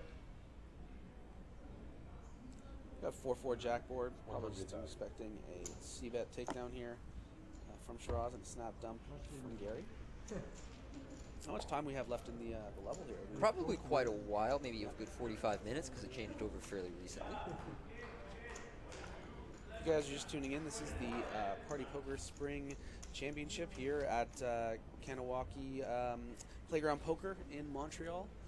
And yeah, there's 4 left from the final table of 6. Playing for over $250,000 Canadian up top, and the trophy and the belt. You didn't have a belt for years. I don't have a belt, no. And you know what? If you win any televised event this year, you get a Hublot watch, and I did that 1 year too early. Oh my god. Yeah, I missed out on that one. Oh, that's too bad. But my name is on the trophy. I mean, that makes up for it. Yeah, that's pretty much what matters. Did you ever hear the old Jack Strauss? You heard Jack Treetop Strauss? That was like an old school poker player, one of the road gamblers back in the day. The name is very familiar, but I'm not sure. He was a guy who, was a very sort of poetic dude, right? Sorry to cut you off for 1 second. No, let's do this hand first. Yeah. So this, I really don't like this limp whatsoever by Chanel. I know that she's just trying to mix it up, and it's so hard to put her on an ace when she does limp, but it is her position and where she needs to be sort of pounding, and yeah, I don't like this this unnecessary adjustment that she's made to sort of mix things in. I mean, your 4-handed with ace 9 is the chip leader, and it's not a hand that flops well. It's just a hand that can win at showdown with high card. Exactly. I would prefer there's almost no hands that I would like her to limp. Particularly with her stack size and then the lineup on the table. She should just be pounding. Absolutely.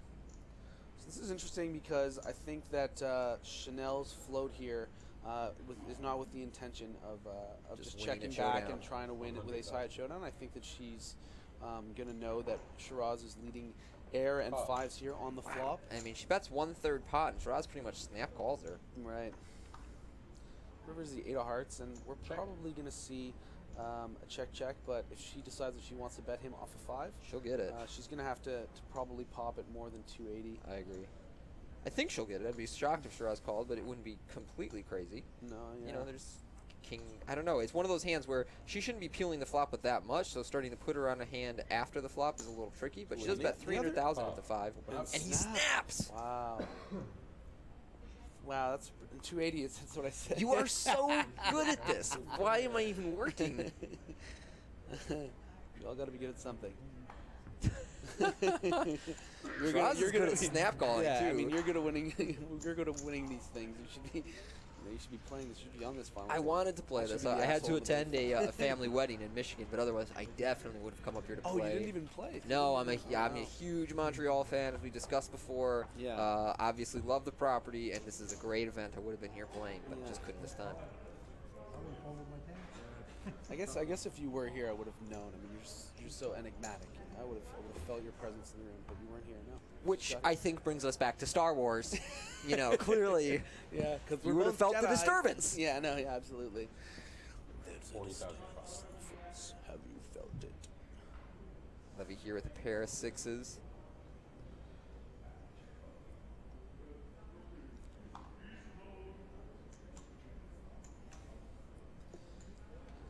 What's he gonna do with the pocket troubles?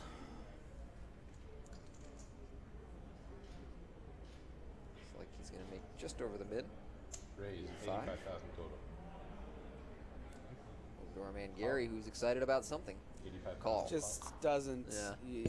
It's so fascinating to watch because he's just having so much fun, not playing by anyone's rule book, and this is going to be a really, really interesting spot because Levy's about 40 big blinds effective. We're four-handed, and she really needs to squeeze here. Yep. She will. She has, yes. She's gone to 300,000. I would have gone a little bit bigger.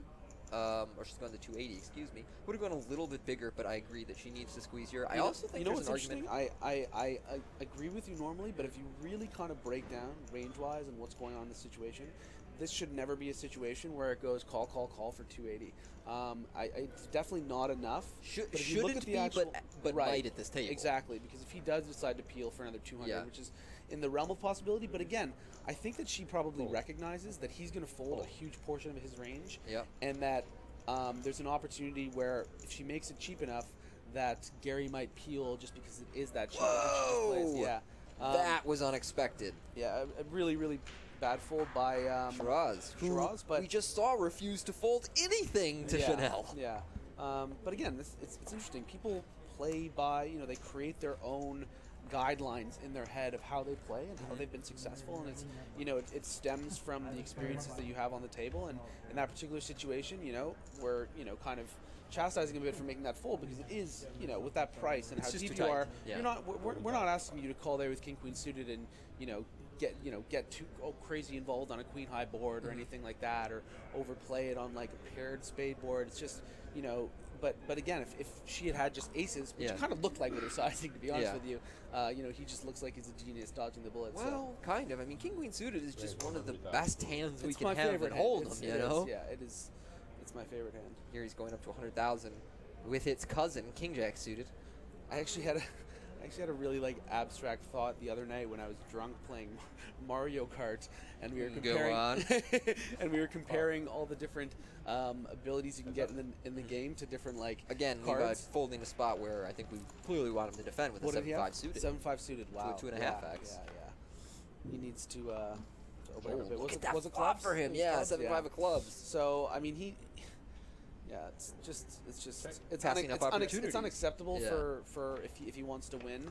But again, this is his his life experience in poker has made him not even question that's not correct. He just thinks it is. Anyway, so back to the Mario Kart thing. And so there's different abilities, and we started comparing it to different poker hands.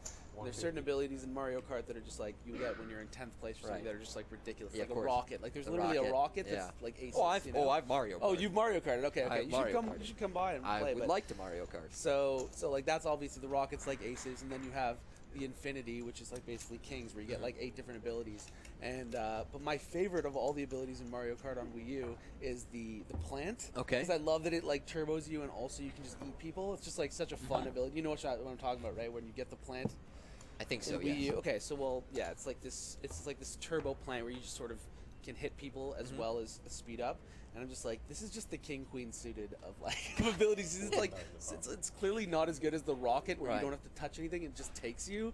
But it's just you're just knocking people and going fast. King queen suited is just the best hand. It's I so would have much fun liked to play. see Shiraz re-raise himself there, just because he can play his hand in a very linear way, and really he can just, with Gary on his right making calls, he can play his hands in a very linear manner, where when he has just stronger hands that aren't necessarily the top of his range, he can just re-raise because Gary's so apt to call that he can just get more money in pre-flop, and then if he ends up playing a large pot with Gary post-flop, he's probably going to have the best of it. Yeah, absolutely. I think that it's something he should consider about. People. Again, the impressions that we're getting of how we should be playing in someone like that are from such a smaller sample size, right? It's really important to think about how much experience they have had playing together over these few days. You really start to develop these pretty intimate relationships with these people based on just playing so many poker hands, and you start to know them and look at the tendencies and he's obviously had some success against him, so it's hard to question how he's playing against him. Gary here going to limp 9-5 offsuit in the small blind. Shiraz will check 6-2 offsuit in the big blind. Those 3 gappers, a raggy flop. Gary just loves those unsuited 3 gappers. And he is going to connect here on Jack 9-4. Fire out a little bet, which should win him the pot. It does.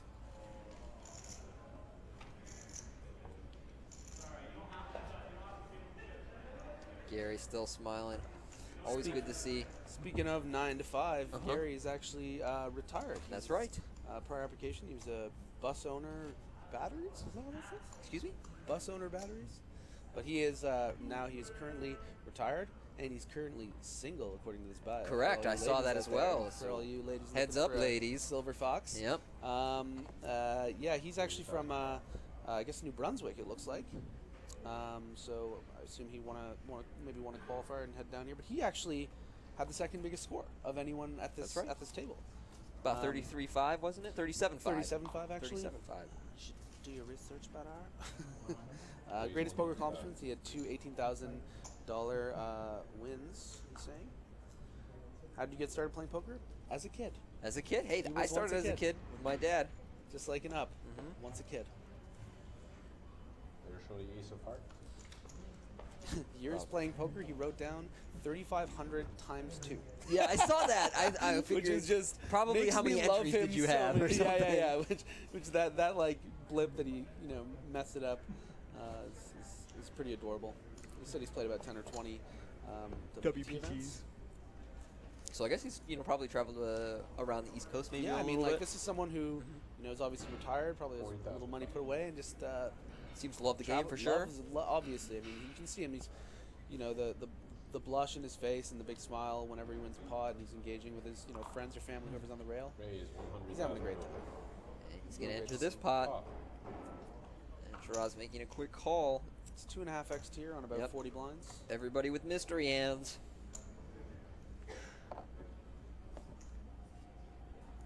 Jeez, it's like the producers really want us to work or something.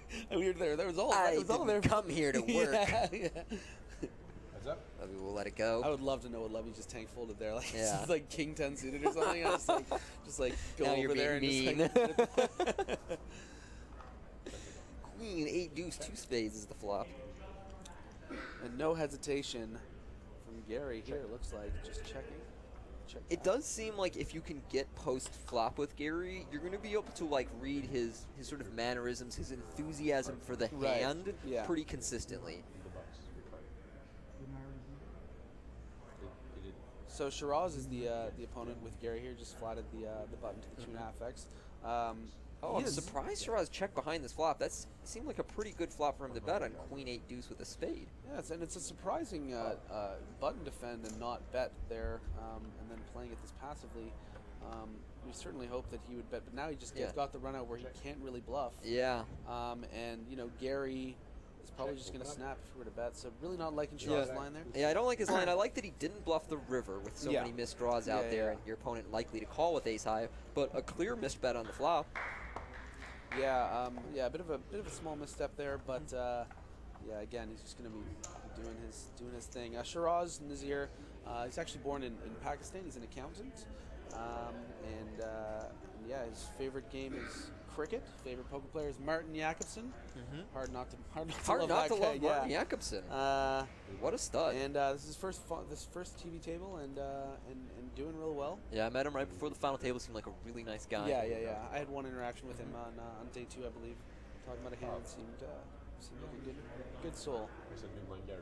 Were you part of the Martin entourage at the final table? I wasn't. Okay. I know a lot of Canadians were. Yeah, no, I bubbled that sort of group of I guess sort of swappers and friends, but I was a part of the Merson entourage the few years earlier. So I've had my friend of mine winning the main event for I mean I would do it every year if I could, but it's kind of hard to expect. But that was an unbelievable experience for sure. Was it a shit show afterwards, or had Greggy already no, that was gone? Oh no, yeah, it was. I mean, we got some ridiculous table at a club that everyone put a lot of money towards, and he was just sipping on Red Bulls, smoking cigs. Yeah. And here we are, 2-3 years later, and now he's not even smoking cigs anymore. It's like He's all about the sort of vaporizer pen thing. Yeah. Heads up. So we're going to see a board here with Queen 9, and this is a... Now, see, this is what I actually, it's funny that she opened a 125. It kind of makes me look like a genius. You were listening earlier that I said she opened almost 3x with Queen 9. when I was playing with her. But the fact that he's defending the Jack-6 off here. No, he was under the gun. I'm kind of confused as to how this is got I would imagine that this is a this might be a graphics error. I don't really see him limping Jack-6. And then he check raised this flop. Whoa. Yeah. Again, Shiraz is going to be, doing the things that work for him, and this is actually might make him more money unless he, folds to a click or something, because this is not going to go down for Liu Zhang, I don't think. What is interesting about this check raise is the times she has something like pocket sevens. She's going to be really stuck here and might even just stick around and pay off more than she would have had he check called. Yeah. Because obviously it doesn't look like you have much of anything when you check raise Jack Deuce Yeah, Deuce. absolutely. It's a line I certainly take in some, especially some late position, sort of big blind defense spots with ace-x hands. I find that a lot of the time, I'll defend something like maybe ace-4 suited or something on 30 effective from a button open, and then when I flop an ace, instead of just like check calling and pot controlling, I just check raise because the person perceives my check raising range as being way thinner than it actually is. Yeah. And then you kind of you can get them to either float or click it and check some turns. And I think that's just kind of I don't think he's as calculated as a lot of sort of more experienced professionals would be in a spot where he's check raising like that. But he's almost accidentally doing exactly what he needs to get a game flow edge against Chanel. I'm surprised at some of the folds Chanel is making pre-flop. She passed up 10-9 offsuit on the cutoff. She passed up something before on the cutoff. Ace-9 under the gun. Yeah. And I think that her cash game background and her tournament experience is showing a little bit, and you really can't blame her. I mean, this is a really new stage for her. Yeah, new experience. For sure. Checking out her bio a little bit, it sounded like her previous largest tournament score was pretty small. $5,000, and as much as she showed such a killer instinct over the course of these 4 days, this is still a really huge stage, and it seems like she's the one that's supposed to win once she gets to $6 million. But so a couple of little missteps, but she's still my pick at this point. Again, Levy's not really playing to win. Gary, if he gets a card rush, I think, and avoids making a big error, it could be an interesting little, as I mentioned before, dark horse. Dark horse candidate for sure. All right, Chanel here with the King-8. Now we're probably going to see a defend here, but to be honest with you, you like three betting those? Yeah, I mean, like sort of middling King-8 offsuit, King-ish offsuit hands. Not necessarily like having rules about the hand. Like I think I'll defend King-8 pretty frequently here as well, as opposed to three betting. But just with Gary, if if they've been reading it all about the kind of hands he's showing down, how he's playing his buttons, just like you pop it to 240 here, he's either going to snap call and play honestly on the flop, or he's just going to snap fold, or he's going to re-raise with his nuts that you just fold. Like he doesn't have a 4-bet bluff range, Gary. And I think you need to exploit that, especially with the ICM considerations, and she's not doing enough of that. And the offsuit kings don't flop or play that well post-flop, so they're often the hands that are... Oh man, I love the smile. It's got $1 million smile, it's great. They're often the hands where you're like, well, this is among the best hands that I don't really want to call with, so I'll turn it into a 3-bet. Yeah. But like you said, you don't have to have firm rules or just rigid ranges for when you do these things.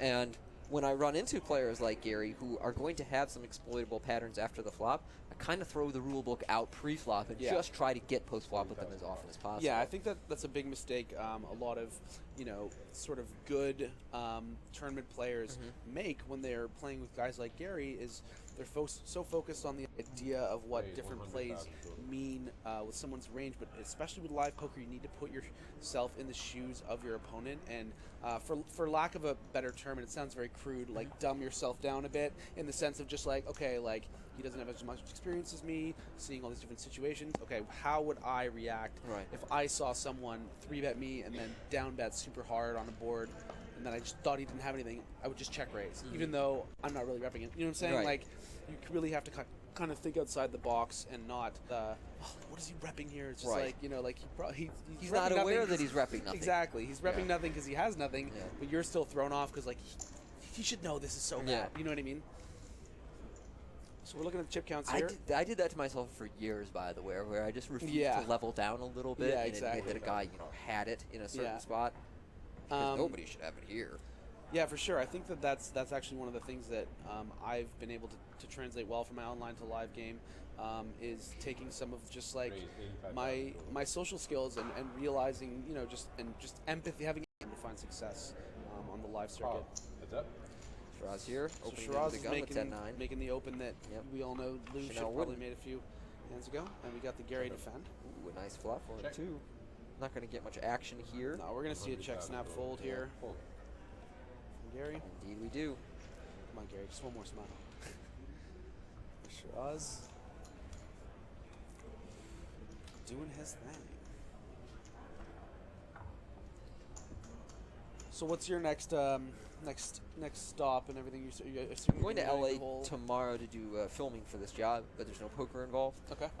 My next stop will be the World Series. I don't think I have any poker between now and then. Are you going to play the whole thing? Yes, but every year I dial down how many tournaments I play. Yeah. It just Well, it because takes- you're ancient now. I You're in your am kind of 30s. ancient. Yeah. But I went hard at the World Series for a good decade of 25 to 30 events every summer. Yeah. And then, as I increasingly started playing cash, I was just like, why do I do this to myself? Why I can just show up and make money on the days I play This must be a cash? weird time for you where you're not like that guy that's probably too young to be rocking the suit so well, and now it's just like you look like you're supposed to be wearing a suit. Which is nice, which I always looked forward to. Yeah, like but then, one day this double's gonna come in, and I'm Right. just gonna have this like Gerard Butler face, and like I'm gonna be fine. The problem though is I became so synonymous with suits that I'm like the only guy who wears them to a poker tournament. Yeah. And then if I go play something like the Colossus, in a $500 tournament, there's a bunch of casual players there. They're all like, "Hey, you're that raw deal guy," and Oh, I'm- absolutely. Yeah. I don't, for whatever reason, I don't really like encouraging that when I'm Right. playing. Like I'm kind of there to do a job. For sure. Yeah. You and- want some separation. Absolutely. Yeah, I'm happy to socialize and talk a little bit, but like, I don't want to field a bunch of questions. Hey, which raw flush girl have you hooked up with? Yeah, Like, yeah, all right, yeah. No, but seriously, which one? You I'm know. kidding. Yeah, no, and it's funny is that I think that when it comes to the persona that you were able to develop, I think that it was not necessarily this end game master plan of that's going to be something that people That I sell. That's going to be a part of like who I am, and where it's like I'm at the table and they'll recognize me because of the way I'm dressed. But I wore a suit you to my own it, first so poker tournament. There you go. I when I mean, was it wasn't 20. it's Yeah. no accident. I mean, there's some sort of alternate reality out there where you decided not to do that, and who knows where you'd be. Don't get me into the multiverse. Yeah, I'll go on a rant. Hey, we already started with Star Wars, Yeah. and we can get into a whole thing. Like, I don't know if you've been watching The Flash, but it's a lot I better haven't, than, but I heard Oh it's my good, god, right? it's so much better than it has any right to be. But the alternate reality, alternate universe sort of like time travel stuff they're doing, they're just going like so hard with it. Like they just are very unforgiving. They're just like right out of the comics. Like it's ambitious. It's ambitious television. It's One pretty moment surprising, here. so, We've yeah. got a raise from Gary on the button, and Chanel called in the big blind. Gin and for Lou there. She check called top pair on 7-4 deuce. Gary with middle pair followed through with a bet of 60,000. Deuce on the turn. I wonder if Gary's the type of player here who would bet small again here and then check back any non-4 river, or if he's the kind of guy that would check back. I feel like he'd be someone who bets, but And it looks like you're right. We didn't catch it on the. Oh no, I'm sorry. Chanel just but let out. She is just led, yeah. That's kind of a cool And lead it's by not- her against Gary. Yeah, I like it a lot because again, he's never going to raise with hands that she's beating here ever.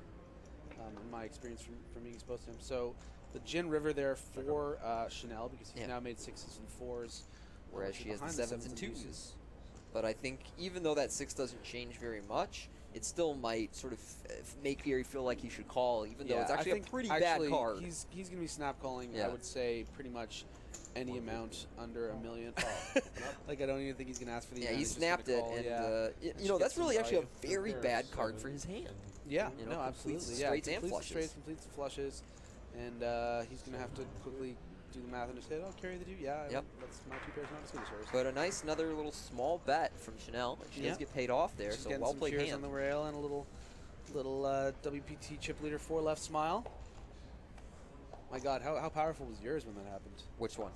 The WPT 4 left smile. Like you must have been like you're there. I had all the chips too. It was Really? I like Oh, yeah. man. I came in as the chip leader, and then I I was barely the chip leader, and the guys in second and third were real close. Yeah. And then I just stacked the guy in third for all the chips, and I And I that coolered guy's the that's hell out of him. That's the raw deal. Yeah.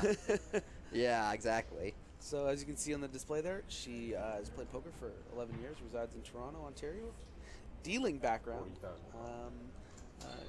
That's sort of representing the community of poker dealers. I mean, It's not something a lot of people, in these live tournaments talk about, but there's a big community of these. I mean, can you imagine how many hands they've seen, how much they've learned? They're also very enthusiastic poker players. Yeah, dealers love poker for exactly, the most part. yeah, absolutely. So, or just hate everything, but for the most part, they actually really like poker. So not only is she, representing an entire gender, and I think she's also, representing the dealers out there, and that, trying to become the first, as you mentioned at the beginning of the broadcast, the first woman to win an open event, and she's looking pretty good right now.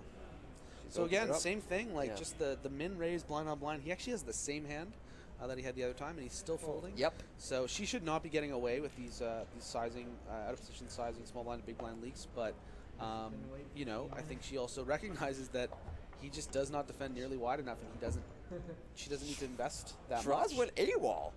What? This final table is so weird. Yeah, it is I'm weird. assuming he really needed the bathroom. There's the possibility he really wanted a smoke, and otherwise it I'm might be a out smoke of guesses. situation. I mean, who's the what's the name of the royal flush girl on the left again? Cat or right? Raise. Cat is on Yeah. the left, Raise is on the right. It was messing with my head so hard for 3 days because I didn't take the time to look it up, but she looked exactly like this actress who was on this show called Mixology, and then I just was like, I was gonna even just ask her if it was her, but then I looked it up and it's a different actress, but she looks exactly like her. Chanel here, raising the Chanel. ace jack, and Gary calling the 9-8 in the big blind, so we'll go to a flop.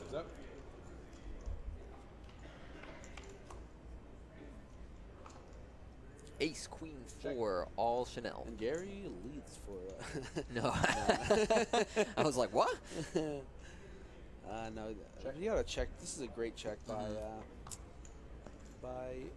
Chanel. Chanel here. Check. Yeah, unfortunately, it's not going to induce Gary this time, but I like where her head is at with it. Yeah, we're going to see a bet here, probably about 100,000. Her default's usually about half pot, Yeah. so wouldn't be surprised if we maybe see 120. 115. 120, sorry. Oh. Snap fold? Yep. Quick fold from Gary. Chanel takes down another pot. The ace of spade. Interesting decision to show there. A little information about the check back, but perhaps it's hard to know really what level sometimes people are thinking on. Not necessarily suggesting that she's not on a certain level, but like, is she showing that because she wants people to know that she's not bluffing them, or is she showing them because so that she can get away with more stuff, or is she just showing it to be polite, or like it's interesting to think about why. I mean, maybe she wants to take advantage of this temporary three-handed situation where she shows like, no, maybe it's temporary. Maybe he's been kidnapped. Yeah, I don't know. Yeah, maybe he's gone. Maybe same thing as Fallsview. It's just the guys maybe just got arrested. No, he's back. He's there. got to go change in a phone booth or something. Who knows? What did I miss? Sorry, there was an emergency in Uzbekistan. All right, let me hear. I think he said call, so he's going to limp the button. So range-wise, I'm thinking a lot of Broadway combos here. Just doesn't really want to raise for big blind. 120 from the small blind here. Interesting to see if he's wide, but looks like we're gonna have to prosper. But we're gonna have to kind of figure out their ranges there because we're not gonna have any cards. So we have a limp here from Levy. Gary 3xing from the small. Again, this is what we were talking about with Levy. Just liking to make a lot of folds. Like you really wouldn't expect him to limp full for three big blinds there, but particularly against Gary. Yeah, in position. Yeah. It's not like his range is just restricted there. Like he's going to play pretty face up post flop. So I really think Levy needs to open up his game a little bit if he wants to win this tournament. But he's definitely in great shape to finish top 3 despite being even in chips with Gary. Gary just having the time of his life out there. All Canadian Final 5, as you guys can see here. We are here, and of course, in Montreal. I guess the only second. I guess there are 2 Canada stops, right? Fallsview, and we have 2 per season in Montreal. We just love it so much here. Yeah, I know. Raise 105. It's cold in November when we come usually. Yeah. I was so looking forward to a warm weather Montreal stop. Gary so here. this could be kind of juicy here. Yep. Gary flatting on the button, 4-handed, on about 35 bigs to Levy's just over 2.5x.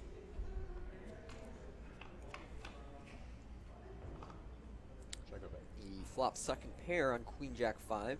assume that Levy will probably check and check fold if there's a bet. 105. Yeah, I was gonna say I'm gonna probably see like a third pot bet. It looks like 105. Yeah.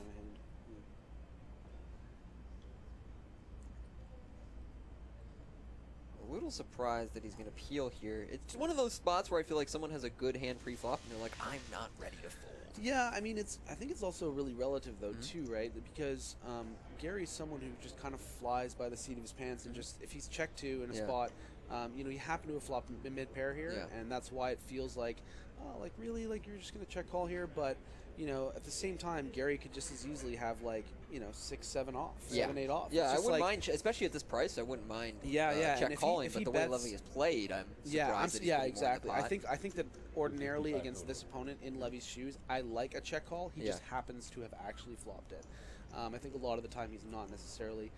And there's really no value in betting because he's just going to call with. In this case, Levy check raise. Did you see that? He made a 255 over the bet, and Gary has refused to fold. Gary is not who I would target for my lighter check raises. I think this is actually might be the line I like the least. Yes. The check raise because Gary's not, as you can tell, not the kind of guy that's even going to fold jack. And if he was bluffing, he might give you just one more, you know, small, easy to call street. Yeah. But Levy's looks like he's following through with his plan. He only has 1 million behind here. There's 800,000 in the pot. So there's already 20 big blinds out there, and Levy with just 25 behind. So this is a pretty big swing pot, whatever happens. And he is firing again. I don't think that Levy has a third bullet in him, so he's probably going to bet around 400, 350 here. Bet 355. 355. Yeah, and I would expect if Gary calls here, Levy's going to be our severe short stack. But if he folds, which is certainly possible, just believe the story. And he's going to show him a jack can fold. Levy gets away with one. So again, you know, it's he seemed like someone who's been playing so timid and not really making moves and all this stuff. But there are certain things he does, and you know that have gotten him here. You can't just sort of sit back and small ball and block control all the way to winning a WPT. So interesting check raise 2-barrel there. Yeah, I will say that I would rather see him make a play like that with something like 10-9 or King-10 than pocket 10s, which have some showdown value. I think so. I mean, I'd almost prefer he do it with a no equity hand as opposed to a hand that like or a little equity hand, maybe like a 10-8 or something. Exactly. No, or King-9. When I say no equity, I mean like tens is such a weird hand to have there because. You know, you also block so many of his combo straight draws that he might call with worse. You know, normally when I have a good draw, I'm just going to lead out as opposed to check raise. The problem with checking it, the check raise with a hand like King 10 and 10-9 is we have to remember that we're not particularly deep. Yeah. So if Gary just decides like, it's a disaster, and we Queen 8 get to suited realize here, our and equity. I have Queen 8 suited here, I just flopped top pair, he check raised me like, oh, I'm all in, and then suddenly it's back on Levy and he has the King 10 or the 9-10. So I think like hands like 10s or minimal showdown value, sort of like 10-8, 10-8, like King 9 kind of then, stuff. Yeah, I like it. Yeah, those are the kind of hands that we often use as our check raise bluffs, where we have like a little bit of a way to win the pot, but mostly you don't have a hand strong enough to either bet or check call, but a little too good to just fold and give up on, so you slide it into the check raise. Yeah, it's actually, but it is really a kind of interesting hand because the more you talk about it, the more you think about it. We don't necessarily agree with the check raise when it happened, and we thought he should be like check calling or maybe c betting small or something. But you and I lose that hand, and he doesn't. And that's the thing, is that poker is so interesting, and every people play hands differently, and it's a very dynamic game. Yeah. That's what makes it so exciting. Gary gets the walk with the 8-7 suited. There's a big smile on his face because he would have paid a lot more than the big blind for that. Yes, he would have. So yeah, if you guys are just tuning in, this is the WPT Spring Championship, Party Poker Spring Championship. We're here in beautiful Montreal, and there's 4 left in this. I am the guest commentator. I'm doing Tony's job right now. He's on his phone. He is, but I'm checking out our chip counts for the moment. I'm just teasing. So we're going to be going on break actually pretty soon. This is like almost closing up the second level here, and yeah, playing for $250,000 Canadian bucks. Going to let go on the button. 7-6 offsuit. Gary with ace-10 in the small blind. Looks like he's raising small. 95,000 total. 95. Shiraz likely going to call here in the big blind with ace-8. He will make the call. Is that? Go to the flop where Shiraz is dominated. And that is a interesting flop for our man Gary, who snap checks it. Shiraz checks it back. Great check back. Great card for Shiraz not to lose too many chips on. Yeah, that is a good card for Shiraz to only And he's lose only facing one 100k bet, so just 150. Under half pot. Oh, was it 150? Yeah. This should be really interesting to see Shiraz, how he reacts to river here, because I yeah. think his hand is too strong to fold the turn, but remember how he just snap folded that backdoor flush draw? It's also going to depend what lands on the river. Oh, that's the card. And they say Poker Stars is rigged. Yeah. What a crazy... I think it's another 150. Oh, and that's going to be getting... I mean, how do you not raise that? Yeah, I think you kind of have to. Yeah, I mean, you know? if you don't raise here, you're just simply not raising enough.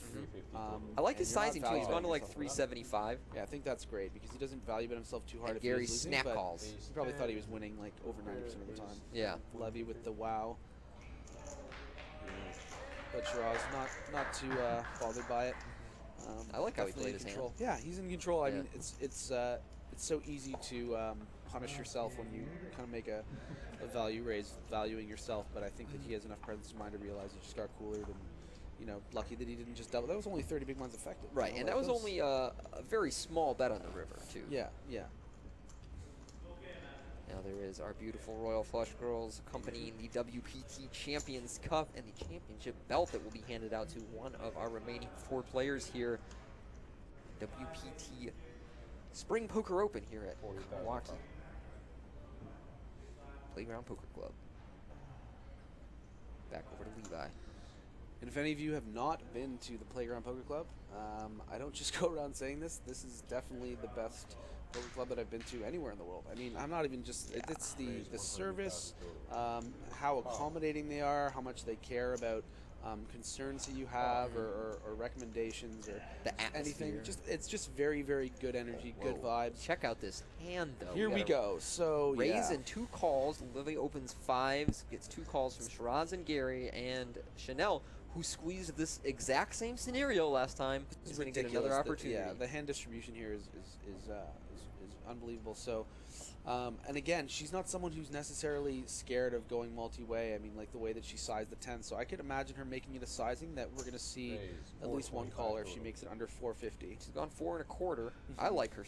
Oh, yeah, 4 1/4. I like her 4 1/4 is sizing. fine. Yeah, because it's still like, marginally bluffy. Like, just make it 325 here or something. It's just like... It's aces. Yeah, but the only merit in actually making the aces sizing is the fact that we know that Levy's pretty much going to fold anything, and that Gary will probably call for 200,000 more, but not 300,000. Obviously we're going to get a snap fold from Shiraz as well, even though, and it's interesting now, he's almost kind of upset that... What did he do? Oh, wow. Yeah, so he's this is a problem and a very inconsistent play because we saw him fold king-queen suited, getting a better price and with getting deeper a better stacks. price with deeper stacks, and now he's just like, oh, you think you can get away with this again? And Yeah. this is a big, amateur mistake that he's making here. And I was disaster. just about to say, if he gets, top pair here, there's, he only has 2x a pot left. It's going to be super hard for him not to bust 4. So Tempting a for her to big check error here here. a little bit. I think she'll probably bet, but some people do check behind a texture like this when they have the ace of hearts. Yeah, I don't think that she's necessarily going to do that because all of your bluffs she would follow through recognizes. here. Yeah, she recognizes that when she checks back, even someone like him who's not necessarily super astute and familiar with spots like this, she's range. He's not like he's gonna just think, oh, she has ace jack, she's folding. Like he's gonna know that she's range capping like up to queens, and she's probably not folding anyway. So it's not. He's not gonna just wreck or rep a king, and he's check raise here, put in half a stack. Oh no! And a huge misstep here. Yeah. For Shiraz, and even though he's put on in half his stack here on the flop, you think he's going to check raise fold if she shoves? I think it's certainly possible, and that's the problem is that I don't necessarily think he's considered what he's going to do. Yeah, I think we're going to see a tank no matter what happens next. Yeah. He's almost going to be like, whoa, I didn't expect that, even though, the way it's gone down, he really should have. So her bet was 350, which is great sizing, and he just snaps it off. So his intention was like, I'm just getting it in here. I have top pair, like, show me better. So he snapped it off, and he's not even budging. He's just like, I mean, he made, yeah, so. Shiraz is at risk here. When he reviews the tapes, he's going to realize that the king-queen was a much better spot, but we'll see if he can break the lady's heart, who's played so well on this final table in all tournament. Not on the turn. So he needs a king or a jack on the river, otherwise Shiraz Nassir is going to be our 4th place finisher. It's a king! Oh! What a hand. Well, wow. Chanel just can't do it any better than that. You didn't think there was any way that was coming. I did not think that was coming. I mean, it doesn't. Wow, I'm so surprised. I thought that was just her runaway pot. Big misstep from Shiraz, but that's also the beauty of the game. Why do WPT final tables hate women so much? I don't know. What is that? Well, a big pot. Yeah, a crippling pot. I mean, not necessarily not crippling for her, but no, but just momentum-wise. Momentum-wise and everything. I mean, it's going to have to be a battle now, and it looks like we will be going to break. So nice yeah. timing, guys. Perfect. We'll be back in about 10 to 15 minutes. Speak then.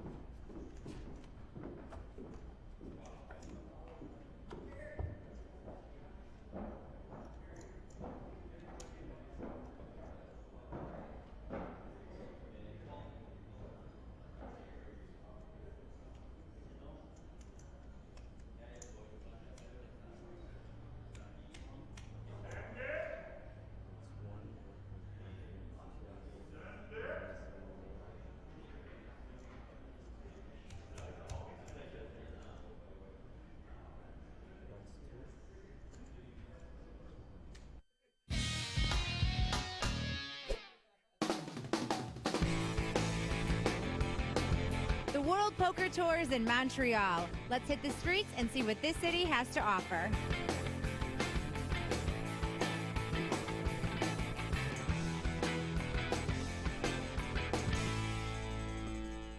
Rumor has it Ben Keith has some of the best poutine in Montreal.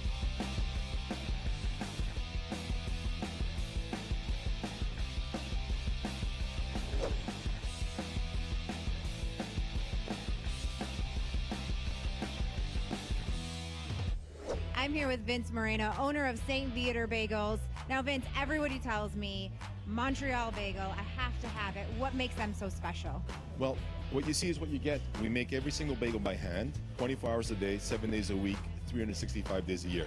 We never close. Actually, we lost the key about 25 years ago. They're boiled in honeyed water, which lets the bagel rise and gives it a little bit of a sweet coating, and then we bake them all in wood-burning ovens.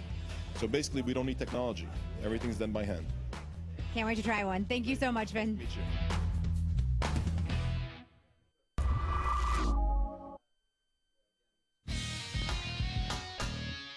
It's fight day here at the Playground Poker Club. Welcome to the Party Poker Player Punch-Out. Here's the rules. You're going to stand heel to toe on the line. Goal is to knock the other person off the line. Don't step off the line yourself. No, nothing of the face, nothing below. Round one, fight. Round two, go.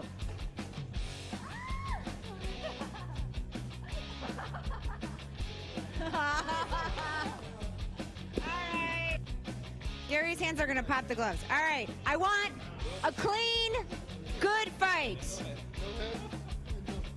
Go. Fight. Ready, fight.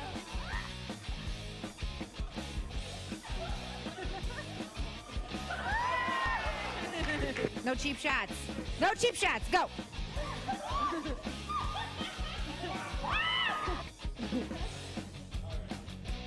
Aww, hug it out. Our two champions right here. This is for the belts. Ready? Clean fight? Bump, bump, clubs. All right. Fight.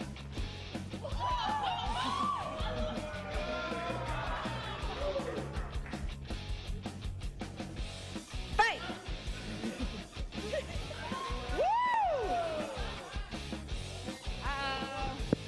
Round 3. It all comes down to this. Fight.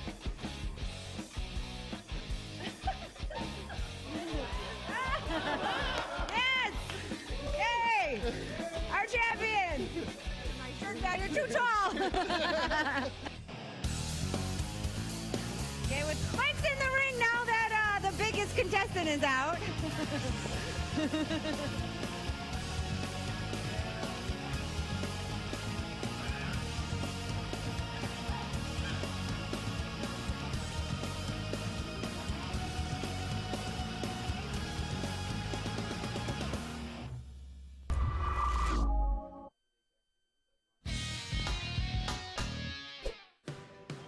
Hey guys, I'm here outside Poutineville where a few of the players from the tournament are here to have a heart attack.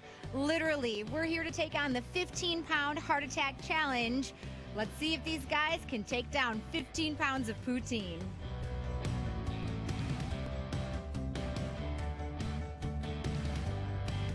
I'm here with Costa, owner of Poutineville. Now, you're not so confident our guys can take this down. Well, we know it's hard to win the World Poker Tour, but I think it's even harder to eat the poutine that we have here, the heart attack.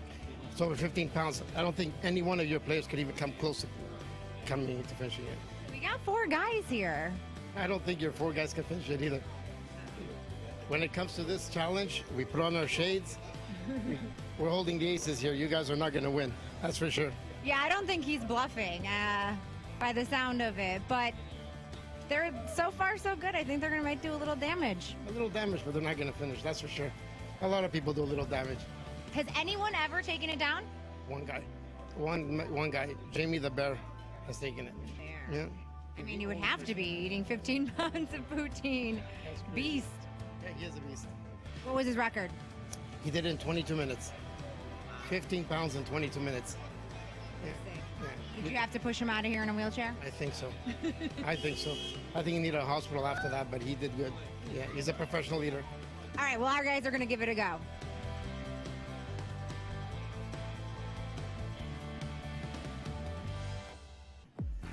How you enjoying the poutine? It's wonderful. So you're Canadian. Do you eat this all the time? Is this like breakfast, lunch, dinner? I eat poutine on a regular basis. Most of the time it's from A&W. And it doesn't compare to this. Feeling like I need a defibrillator. It's a heart attack. That's how it got its name. That's right. All right, keep it up.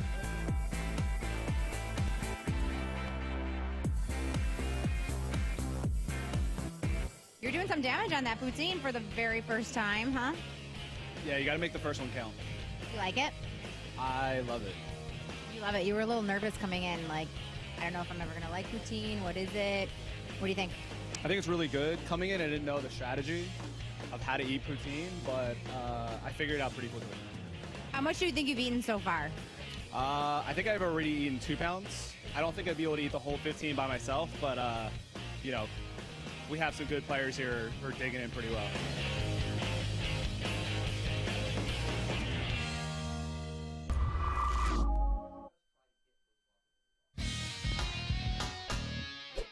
Season 14 of the World Poker Tour is adding a new stop, Choctaw Casino and Resort in Durant, Oklahoma.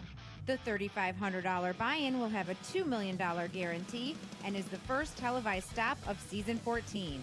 Check out ChoctawCasinos.com to view Southeast Oklahoma's only AAA 4-diamond rated hotel. And of course, WPT.com has all your tournament details. See you there.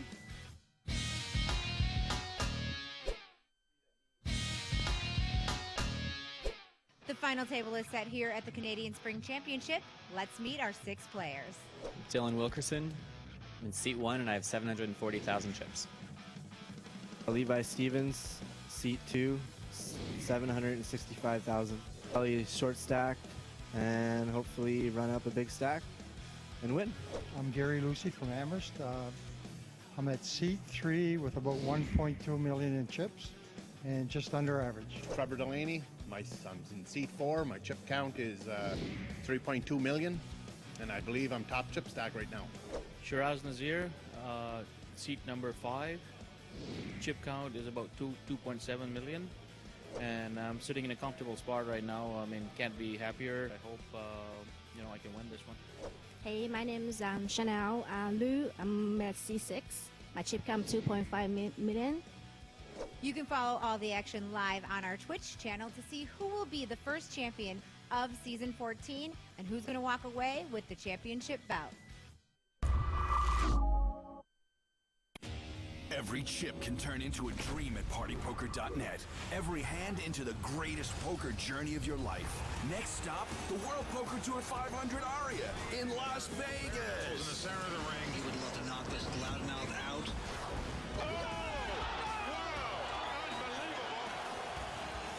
Have a dream. Take a seat. Win your exclusive World Poker Tour package now at partypoker.net. Official sponsor of the World.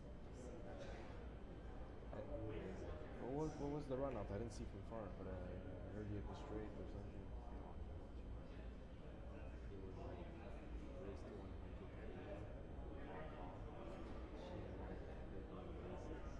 Because I heard them screaming, give me a king or a guy.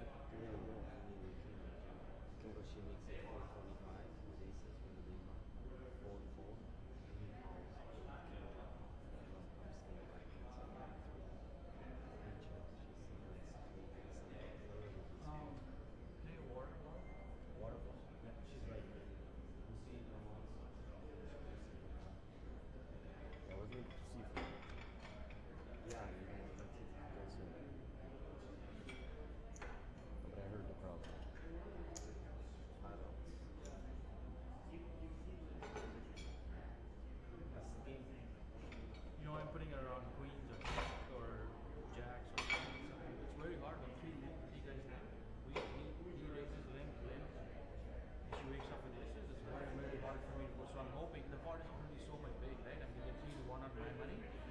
I just called to see a king. If I don't see a king, I'm folding. See what I mean? And I hit my king. And then she bets small. So maybe my king is actually a couple of things. A couple. So I'm hoping my king is really good. You know, that's why I raised. So by when I raised, and she moved all in. She moved all in. She could be moving all in with queens too. She in that spot. And I can't back off. If she has aces, good for her. I have outs. King, huh? Love it, man. That king was priceless. These things need to happen. Big spots. How much is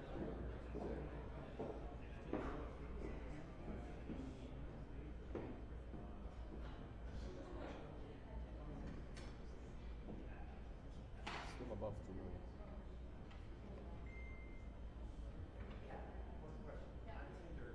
Which one is good? From the left or from the right?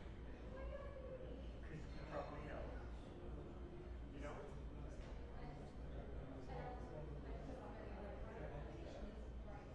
So pushing to the left is good.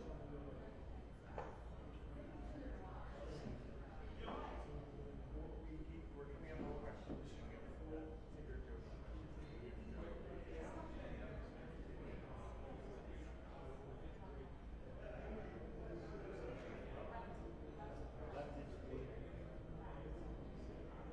What the blinds? What the blinds when it's come out? 30, 25, 50.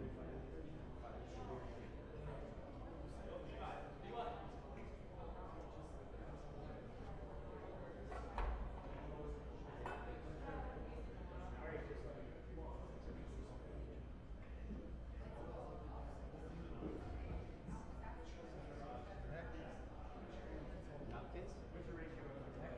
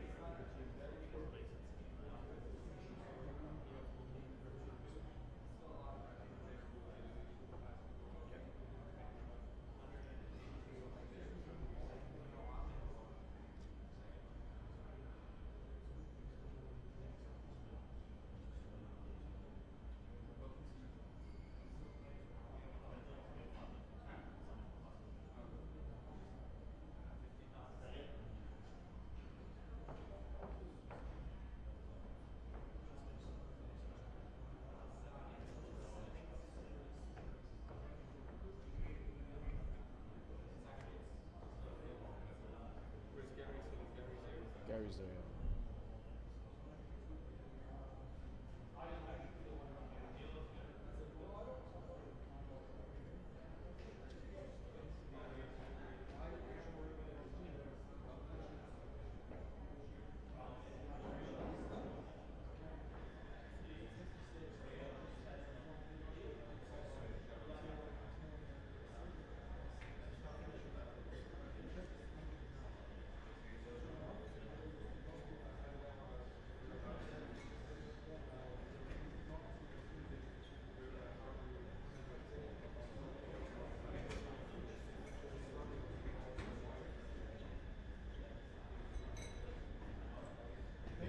The thing I don't like about it changes where you're playing now.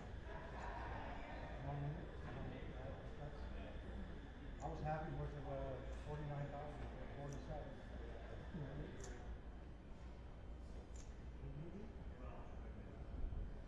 I'm more happier with 6 figures, but we all get 6 figures. Oh, I like that.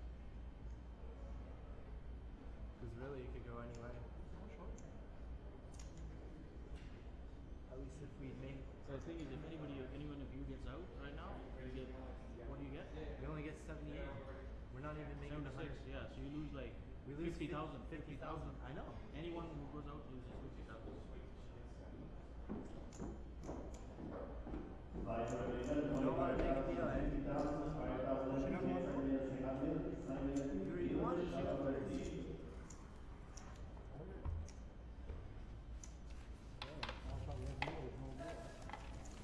She said one more person to go out. If I make it.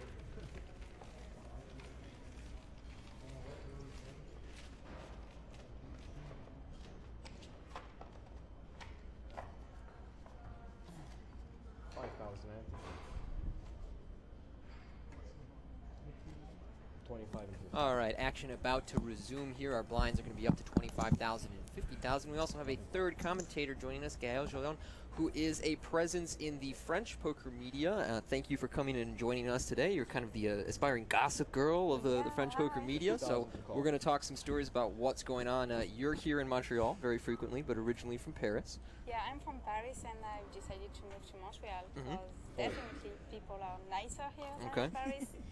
So, and funnier too. So, yeah, I just moved here. Well, thank you for coming in and joining us today. And we'll talk a little bit about what's going on in poker upcoming. But just want to refresh everyone. Right before the break, we saw Chanel lose a huge hand with pocket aces to Shiraz Nasir, and his king jack, which called a re-raise out of position, flopped the jack, got all of his money in on the king high board, and then rivered one more king for the huge double up. So he takes the chip lead. He's got 110 big blinds, and our other 3 players are hanging right around at the same stack size, and kind of anybody's game at this at this moment right now, guys. Yeah, I mean that was definitely the turning point of the final table, and disappointing for the narrative of her potentially being the first women to win an open WPT event. But yeah, she's going to have a tough road to climb, but she definitely is still one of the favorites in my eyes. Well, she's going to open the button here to 125,000 with the ace-3 of spades. Levy calls pocket sevens in the small blind. Gary going to come along in the big blind between bites of his sandwich, and we'll go to a flop 3 ways. Gary. Griffin, a big Gary supporter so far, not hiding it at all, but it is Chanel here with the best flop on Queen 6 deuce 2 spades. Check. Yeah, I mean this is we're going to see a c-bet from Chanel here every time. It would be interesting to see if Levy considers making a big fold, given that Gary's also in the pot and she's decided to c-bet this board. But I would imagine that he would call a bet here, and definitely going to. I think that actually because of the actual hand that she has, that he's gonna, when he calls here, he's pretty much gonna lose this hand every single time he doesn't turn a 7. So it's just because he's not someone who's particularly sticky. I mean, if you give him a reason to fold, I think that he's gonna take it. But we're gonna see one call here, and probably, but not certainly. Yeah, but not certainly exactly. Yeah. It just becomes tough to play on further streets. I mean, she has kind of one of the few hands that you know is not even a pair now that she's just going to not stop betting. I think the only card she'll probably freeze up on is a queen. Yeah, I agree. Maybe a 6. Check. Maybe, yeah. I don't think that Levy has many sixes in his range, but it's just a hard card to barrel. Get folds because, on. Yeah, absolutely. And a jack of clubs on the turn.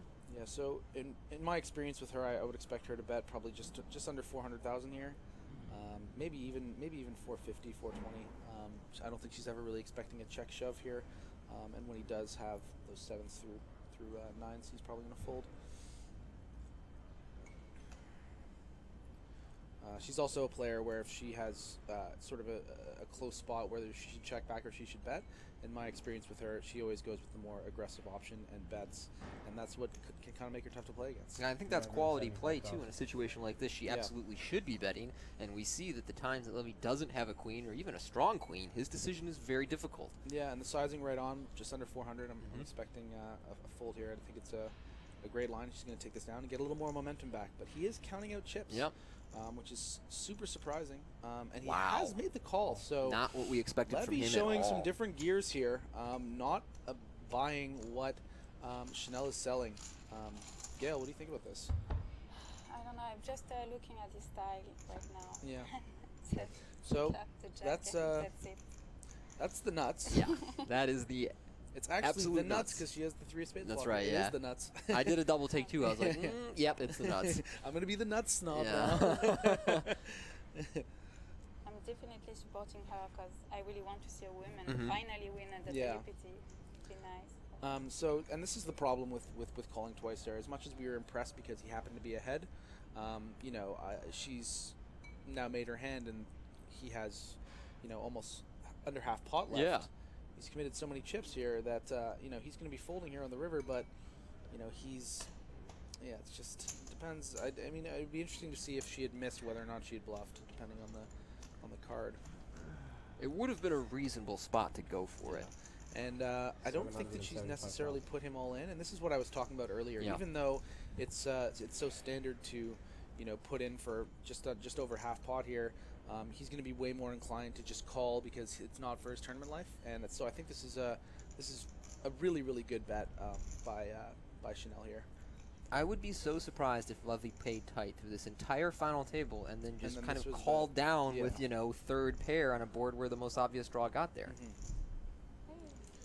Ordered some drinks to the We studio have some here. drinks now. I'm telling you, the French wine drinker shows up, and suddenly we're sipping on Rickard's Reds. All right, well, cheers, guys, while we watch this very interesting hand play out. To making the nuts on the river and winning the. You missed it before, Gail, but Griffin has been amazing at calling out what's about to happen next. He called the most absurd hand history I've ever seen, and he predicted it correct. That's why you're so lucky in poker, in fact. Exactly. So lucky. It's not a secret. So Levy still giving this some pause. And again, I think that if she had shoved, that he'd be way more inclined to fold. But she's made it a sizing where he'll have just under 200K left. So all he really beats is like a ton. king 10 or a 9-10, right? Yeah, absolutely. And an ace king and ace 10. Yeah. And just air barrel hands. I mean, she can even have something like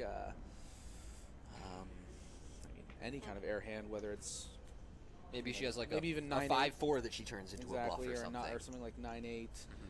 That's obviously going to two-barrel on that particular card. Gary just finished his sandwich. See, this is why we needed her. Yep. So he has given it up. Yeah, so even though he made a call that ended up committing a ton of his chips, he actually played every street the right way there. Yes. So I mean, in my experience in this situation, 35 effective four-handed against her button opening range, I would 3-bet get it in. Yeah, but I again, agree. this is not someone who's particularly interested in doing that. Yeah, these guys are not playing the 3-bet form of tournament poker here. Exactly. That's not what we're seeing. We're seeing a lot of calls pre-flop. We're seeing some limping pre-flop. We saw Gary limp 8-4 offsuit on the button earlier, but not get to a flop. But we're seeing a lot of passive play pre-flop, and then actually very aggressive play post-flop. Yeah, exactly. It makes it a lot more entertaining actually because people become She's just finding the pairs today. Yep. So this is the rise, the revenge of Liu Zhang here. Chanel's kings under the gun. How we say in French, she has a paper. She has paper. She has a paper. So it's like a French expression when you play poker like you have the papers. Like when you have a big hand, you're not bluffing. Like you can show the papers. So do French people get asked for their papers a lot? Is that yeah? Okay, well, there you have it. So actually a big four-handed hand here from Shiraz, and one of the textures that is not going to see more than probably one street of action here. Yeah. But I wouldn't be surprised. I would expect Shiraz to snap call a bet here based on his the 6-5 hand earlier. I don't think that he's someone who particularly believes Chanel based off the way that he snapped the river against her with. Which is a little odd there. because she has not been crazy today. She's been aggressive, but she's not putting in chips with no equity the same way someone like Gary or he's evading my name. The guy who went out in fifth was Trevor Trevor. Delaney? Yes, Yeah. Trevor. He was really firing it in there with weak equity, and that's not her style. Yeah. But it is a check, a bet, and a call for 125,000.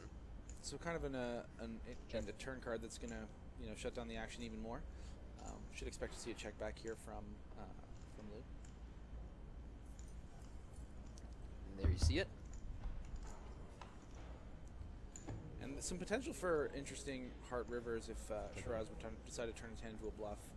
He could bluff this river too. He's actually decided to bluff this river, which is really interesting because his 7/8s have completed. I don't know if he's bluffing though. He's bet really small. Right. Yeah. It might just be sort of like a block betty thing, and she might perceive it as an ace. So I wouldn't be surprised if she made a tight fold here. But again, I mean, I really wouldn't know how to value what he's doing here. Yeah. All the draws got there though. Hearts 7-8.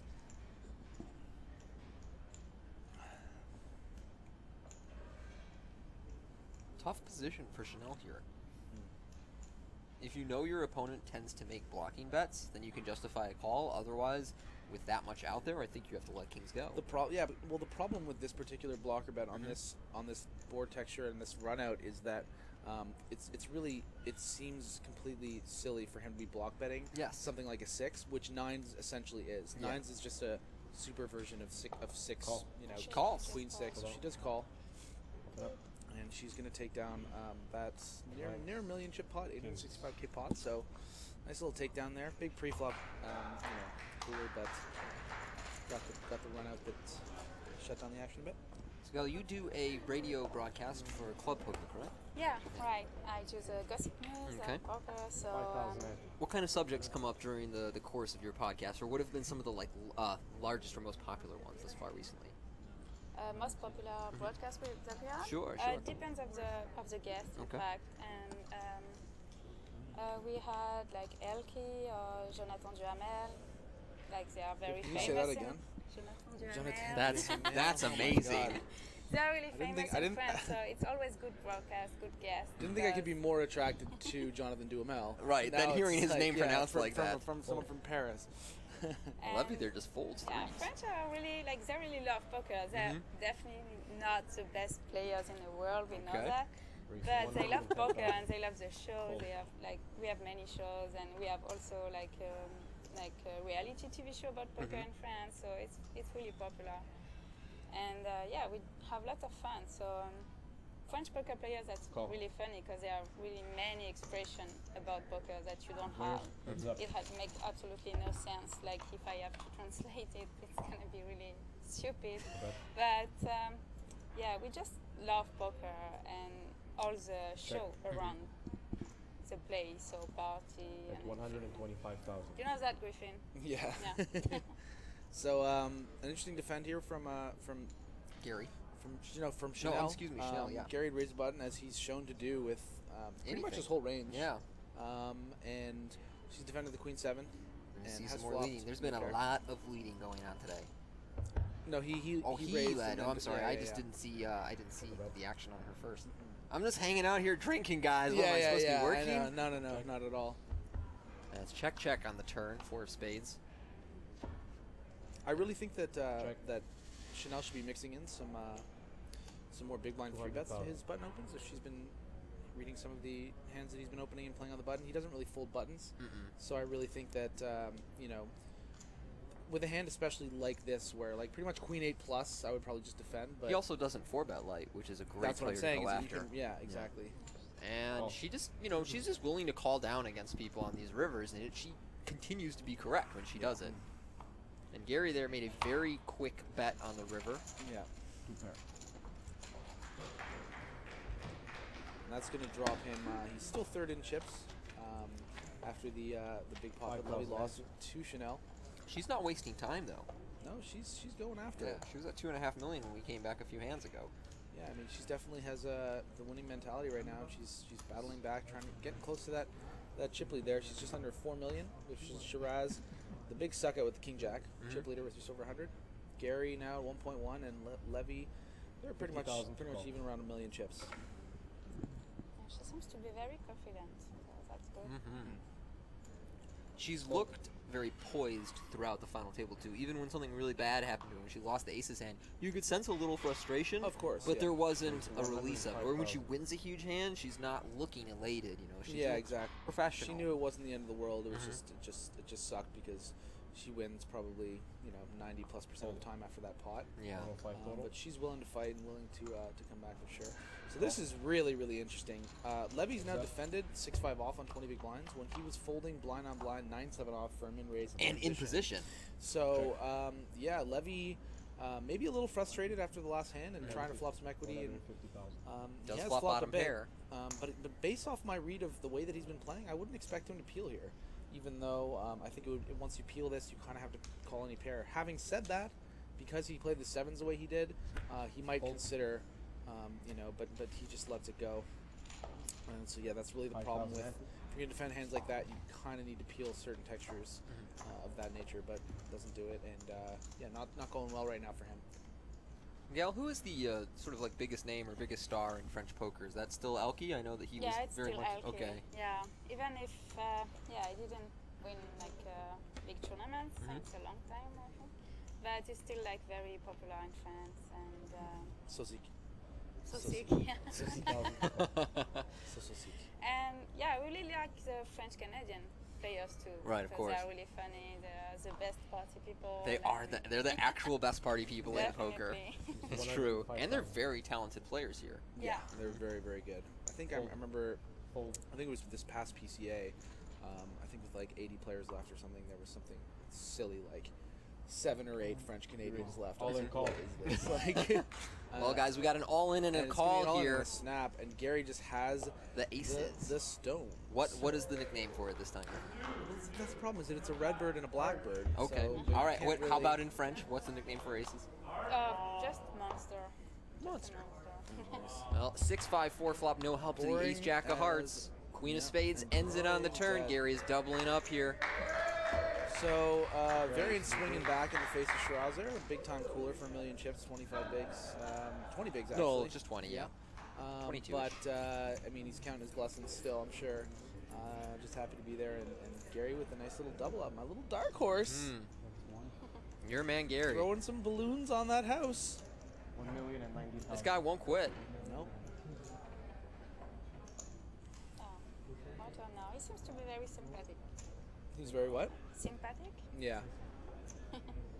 So he's up to 45 big blinds now. I think he started the final table maybe second in chips or something. Gary did? Yeah. I want to say he was a little bit lower than or that. Third, sorry, yeah.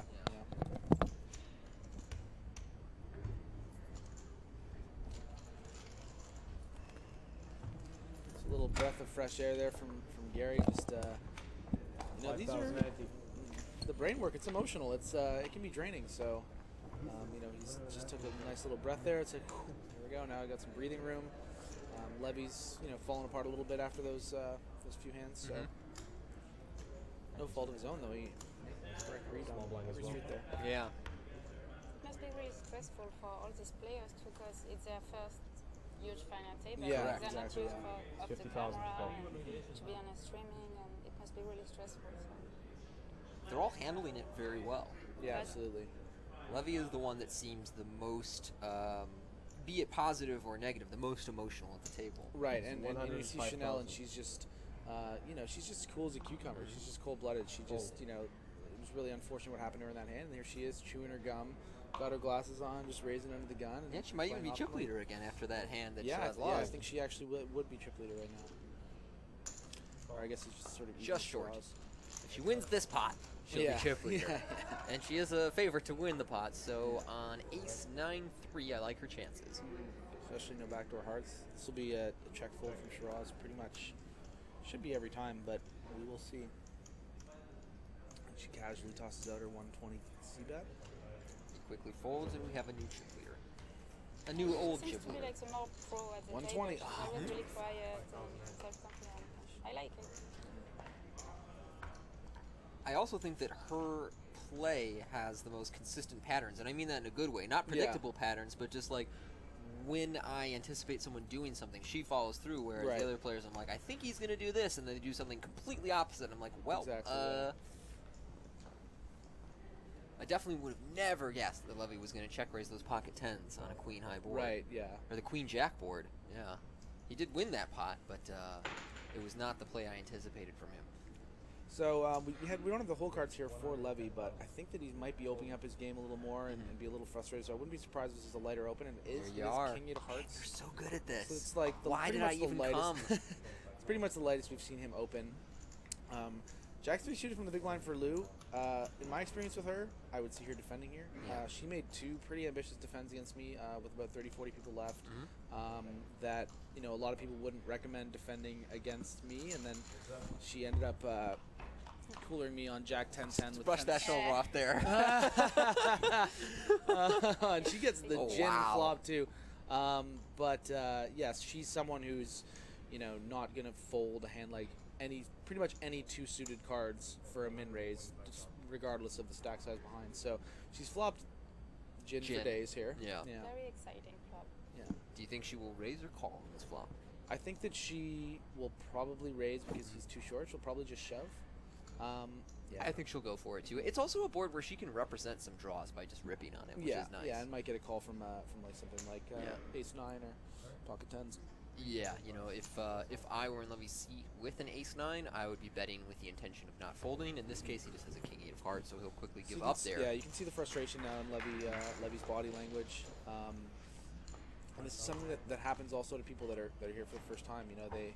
They start moving away from their game plan because a hand has happened where their game plan didn't work. I mean, the 7s he actually played as well as you could play in that spot if you're not going to 3-bet get it in pre-flop, and then suddenly he got shoved in the river. He doesn't know if he got bluffed or anything like that, and then he defends 6-5, which is not what he's good at doing. Because if you're going to defend 6-5 offsuit in the big blind there, you need to continue when you flop equity. And so him not defending as liberally as he should. He got a pretty good flop for 6-5. Yeah, and him not defending as liberal as he should was almost a reaction to the fact that he probably isn't super comfortable playing that way post flop, but he came away from it a little bit, and like I said, I think he's gonna be raising a little wider because he feels like he needs to win a pot, but Lou's not folding.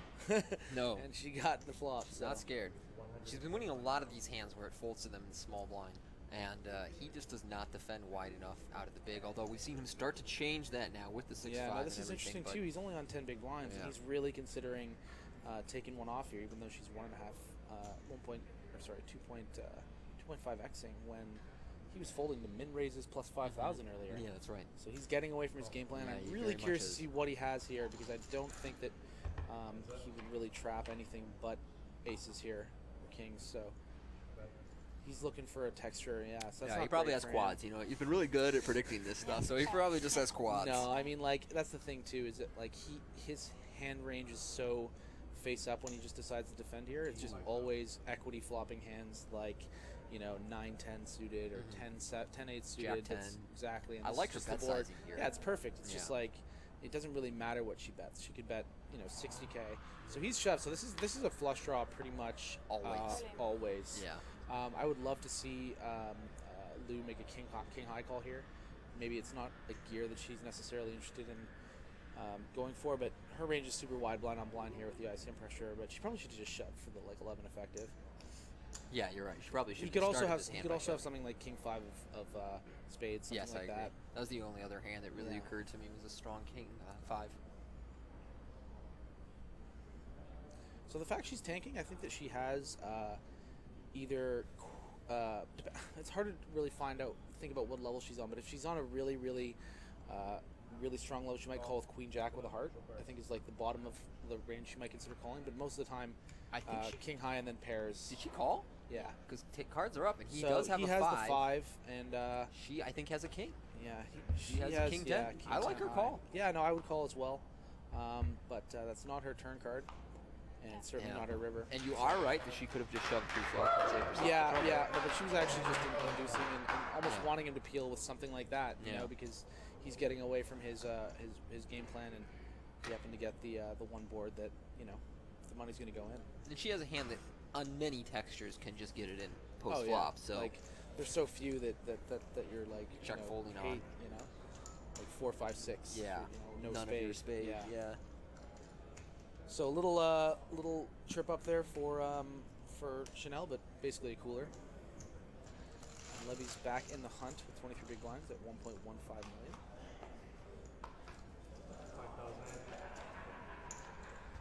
Now, we dropped 2 players lightning fast, one of which was our chip leader coming into this final table, and then since then, the short stack has always survived. Yep. Maybe it's going to be a long final table. The way these guys have put their chips in the middle, I don't anticipate that too much. At first, I was concerned. I thought, oh, you know, it's not the most professional final table. Perhaps everyone's going to be kind of risk-averse. But from what we've seen so far, there's so much willingness to commit themselves after the flop that I don't anticipate this taking that long. Yeah, I mean the lack of hesitation with the King Jack in that spot from Shiraz is very telling. You know, these people are like I talked about earlier on the broadcast. You know, they're so grateful to be here, and this is already their biggest score that they're just going to kind of go with these situations. So we have an open here.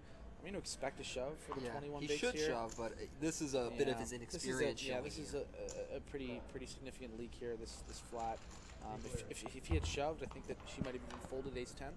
Or sorry, pardon me, Gary would have folded ace 10 instead. And Chanel flops a king high straight here on the monotone queen high board. Yeah, she actually flops the unbeatable nuts here because neither of her opponents actually have a club. Right. So it's pretty.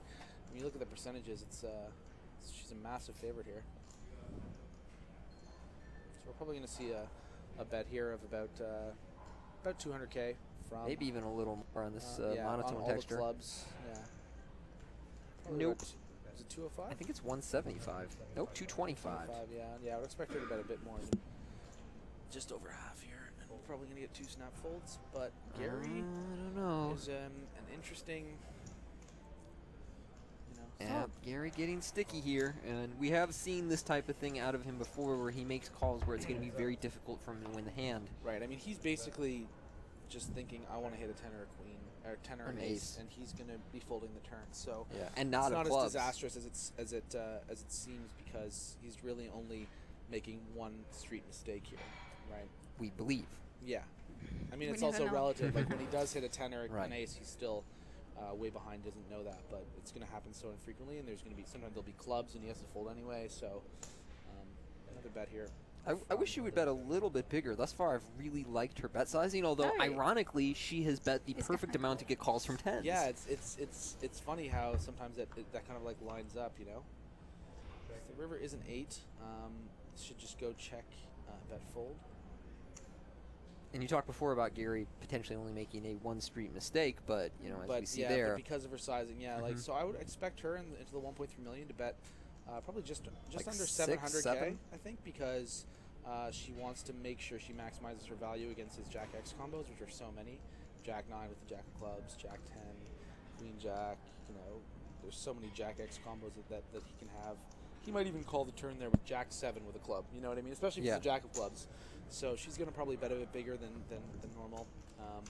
Gary quickly folds there. Yeah, which is to be expected. Yeah. Wondering her sizing. Yeah, it was 800K. So. About what we expected. And a fold that came 1 street too late. Until now, Chanel is like running the table. Yeah. She has thus far too. Actually, most of the action she's set the tone for, but every now and then she just kind of takes a bad beat or runs into somebody with a hand. Yeah. That's why you didn't want to do. Nice shot of the trophy beside one of the beautiful Royal Flush Girls. Is our WPT Champions Cup. And as we mentioned before, we are coming to you from Playground Poker Club at Kanawaki, outside of Montreal for the Party Poker WPT Canadian Spring Championship. Excuse me, we called it the Spring Poker Open Gail before. mentions her kind of running things over. She has one of the best hands you can have, four-handed here. Levy out, Gary out. Interesting that Gary snap folds that, considering how Very surprising. Yeah. Shiraz not going anywhere with pocket sixes. So I think he's actually decided to raise here, and this is the principle of kind of like seeing where you're at thing. Like he just thinks he has the best hand, and that she's raising too much, and he just wants to take the lead. He's not thinking about the implications of if he were to be 4-bet in this spot. So she's definitely going to be calling this, and we're going to be seeing a flop. I really don't expect her to ever 4-bet. I just want you to get it wrong, just once. I think she's going to call too, but I just want to see you get it wrong once. I mean, I did say she was going to bet around 700 last night. She bet 800. So. Well, around. Around gives you the leniency. It's quite hard to 4-bet here, no? It's what's yeah, that? it's just unnecessary. Like you're essentially you're either cooling yourself against better hands, or you're just trapping when you just call. So it just makes it so. You know what I mean? Like if he was doing it with any ace or any king because he was sick of her constantly opening. This is the kind of texture that as long as he bets, I expect her to fold because she should think that he is still pretty strong here, and I don't think she's going to get too stubborn on this texture. But we'll have to see. I think he's the type that'll always just bet here. Even though if he gets resistance, he would obviously feel comfortable. So probably around 300. I think he likes to bet a little smaller. It's 375 from Shiraz.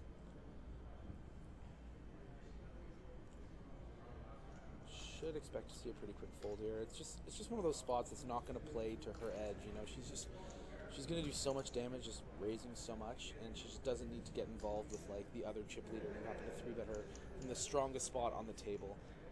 But she's probably, there we go. I am wrong. See, so she has decided to float. Just she once. Thinks her ace queen high is too strong because she estimates that he was ready to take a spot, and that was the spot he chose.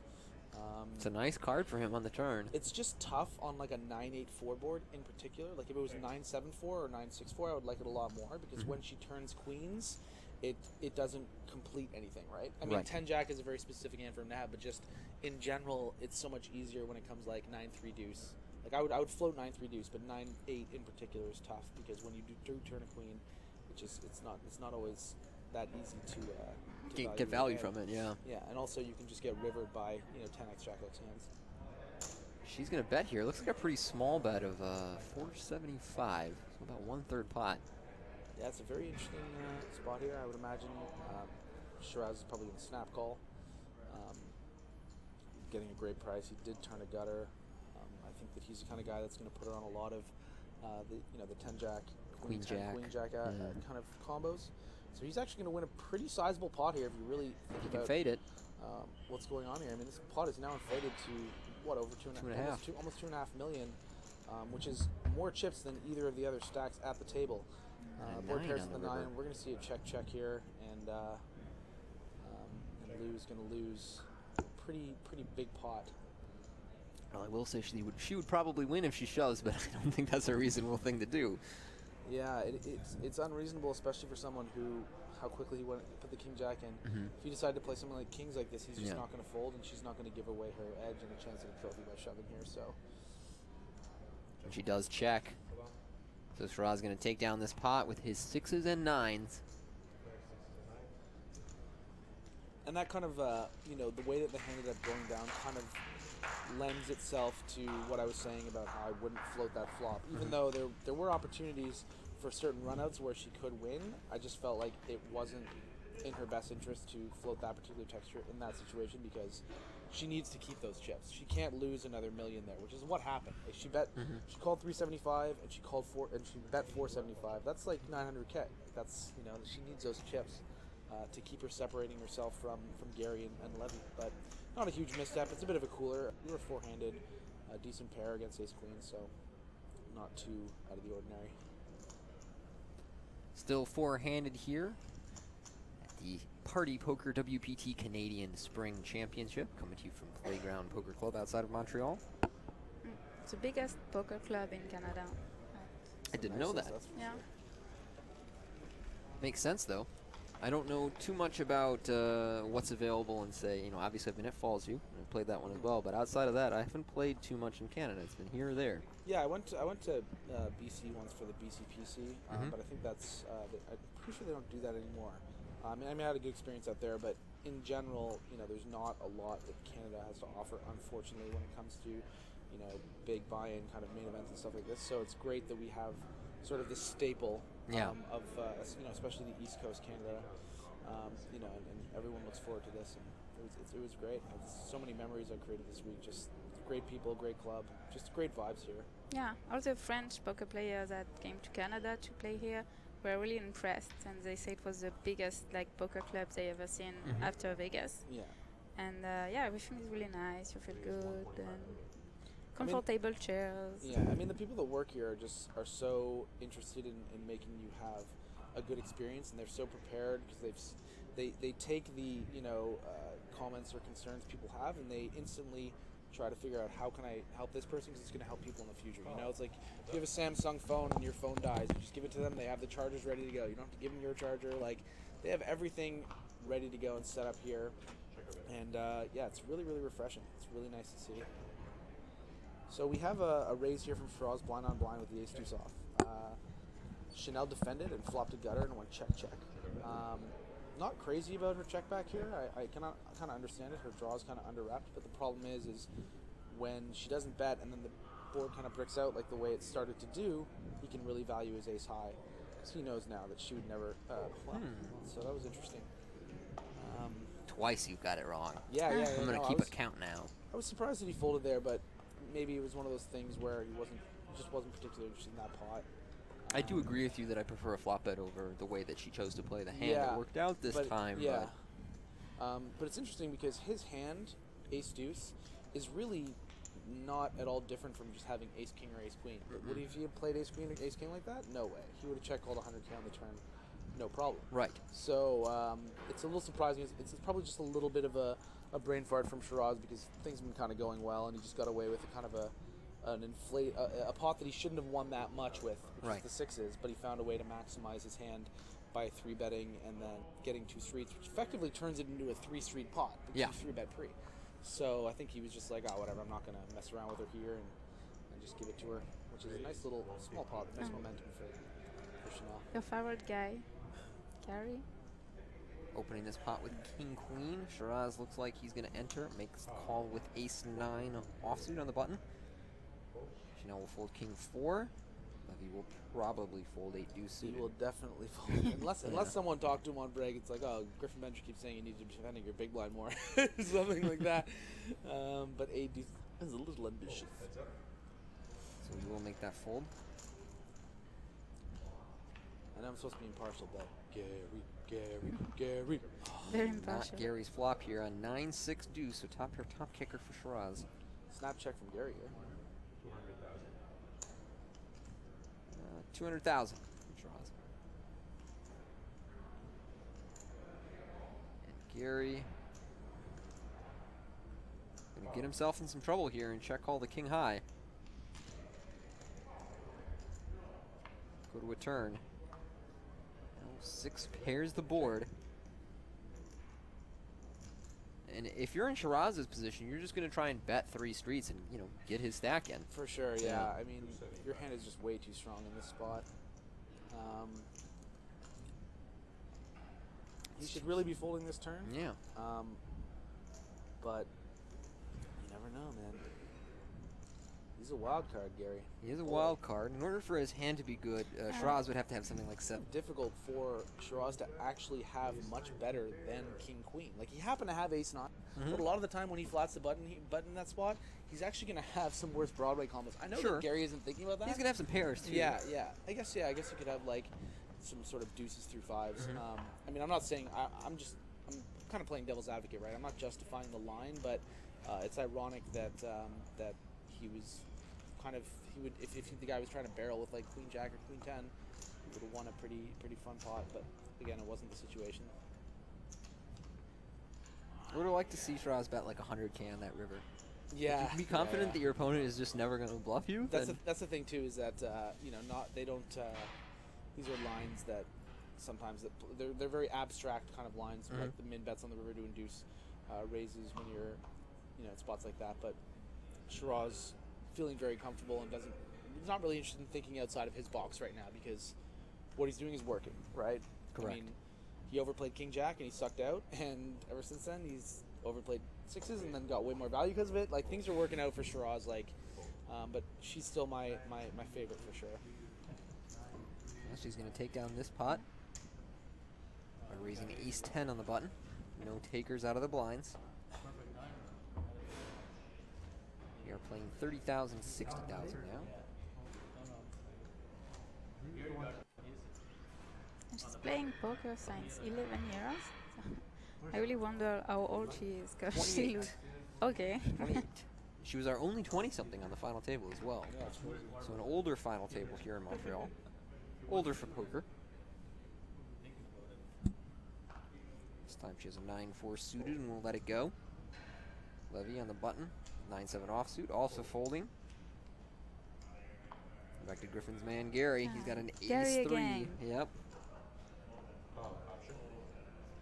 Interesting limp there with the ace 3. Excuse me, we're not playing 30-60. I'm just making things up. Playing I would love to 25-50. see. I would love to see Shiraz do what I think I would do with a no equity hand here, which is just make it like 175 plus. And I would love to see Gary just snap limp shove, which is what he did. Wow. And it's gonna Gary work. just immediately limp. It happened so fast, like what a Shiraz was boss. mucking as he was putting chips in the pot. I'll give Gary credit. He did That he's on not that show gear, up that's- scared today. No, that's and that wasn't even the way that he snapped it too. Is that you have to kind of pat him on the back and give him credit for the fact like that was his game plan. Like, I'm gonna limp in, like I'm weak, and I mean he's not thinking in his head with like maybe the terminology we are. It's like he looks down at a no equity hand. He's gonna raise it about 3.5. No, but he says if this guy fucking raises me, I'm gonna go all in. You know what I mean? And pardon the F-bomb, but that's what happened. Swear away, Griffin. It's not a family show. Oh, thank God. Pocket jacks. Oh, I love fucking jacks. So Gary actually just over 20 big blinds. A really great spot for him here. Shiraz mucking the 5 deuce suited, and she's defending. Ooh, so this should be an all-in and a snap call. Yep. And this is a big swing pot for Our Lady in Gray. When she does announce all in, I imagine Gary will call. A little bit of a net roll here, but he knows he has Yep. to do it. So we will have a flip for Gary's tournament life. If Gary wins, I'm ordering another drink.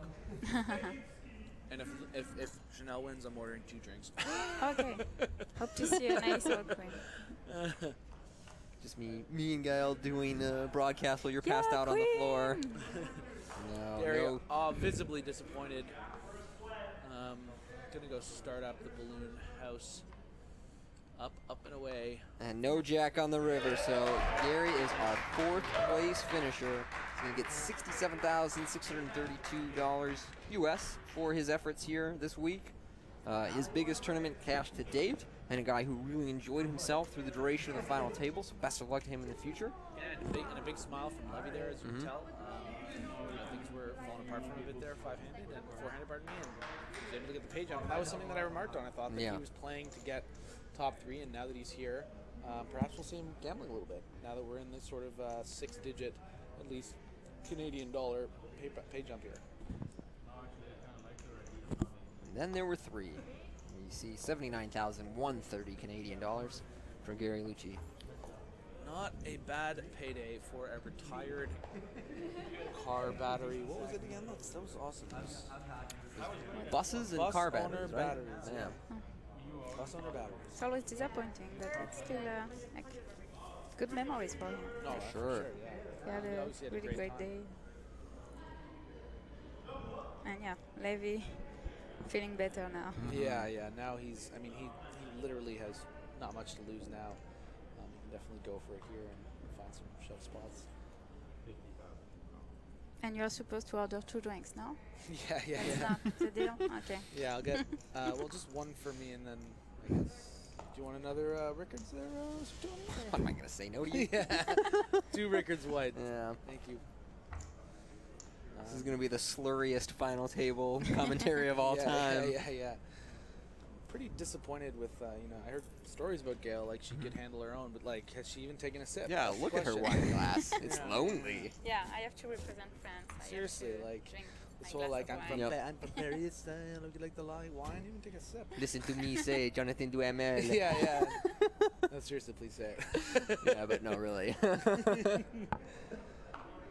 Lou with the jack 8 off. I'd love to see her raise here, but she has decided to fold. Ace 3 suited for Levy. I wouldn't be surprised if he just stuffs in the 20 blinds, but I think that he might think those are too many chips. Shiraz here could also just rip. He could go to a flop. He could rip. His options are available. Flop, I think. Yep. So it's going to be an interesting spot here. Whatever happens. Be interesting to see if Levy decides to barrel on the textures that he shouldn't, like that one, because we saw him do it earlier. Not a good one to barrel. And this is pretty much one of the best boards you can just check fold with his hand. And I think he learned his lesson from the King 8 Jack 3 hand. Yeah. Shiraz is just going to bet. Levy will snap. Stop it. There you go. We'll pause fold. Yeah. So a lot of things going right there for Shiraz. He ends up showing the queen, or at least a jack. I'm not sure, but probably the pair. Yeah.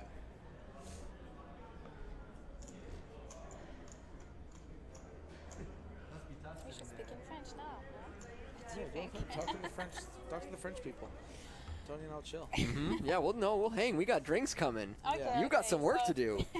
Gonna speak in French. Donc, nous sommes à 3 left maintenant du WPT avec une femme qui est chip leader du main event. On va espérer enfin voir que ce soit une femme qui gagne. Ce serait bien pour le poker en général et bien pour le WPT aussi. Donc maintenant on va voir si le petit Lévy, à qui il reste à peu près 20 blindes, va quitter prochainement, va vite nous quitter. On va voir ça. En tout cas, il vient de sauter déjà un gap dans le payout, donc il doit se sentir pas mal mieux. Donc voilà, c'était le petit résumé en français. That was the French. Fantastic. That was beautiful. I understood every word. I know. You seem so fluent in Yes. French. Oui. Meet WPT Royal Flush Girls. Does that mean, like, are they asking me if I want to meet them? I wanna Not meet you. Not not you. me in You have a particular? girlfriend. You're not allowed. Queen 3 off here. The flamboyant waiter on the button.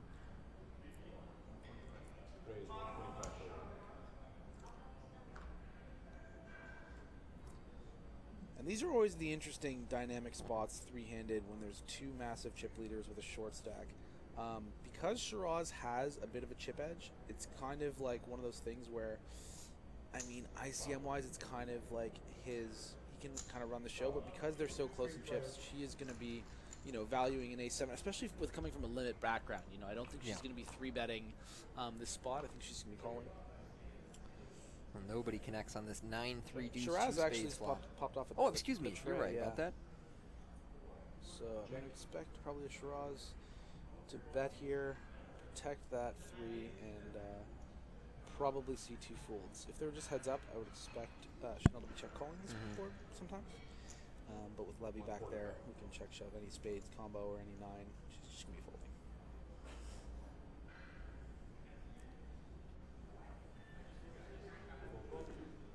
And it is 2 quick folds for Shiraz, whose middle pair takes it down with a bet.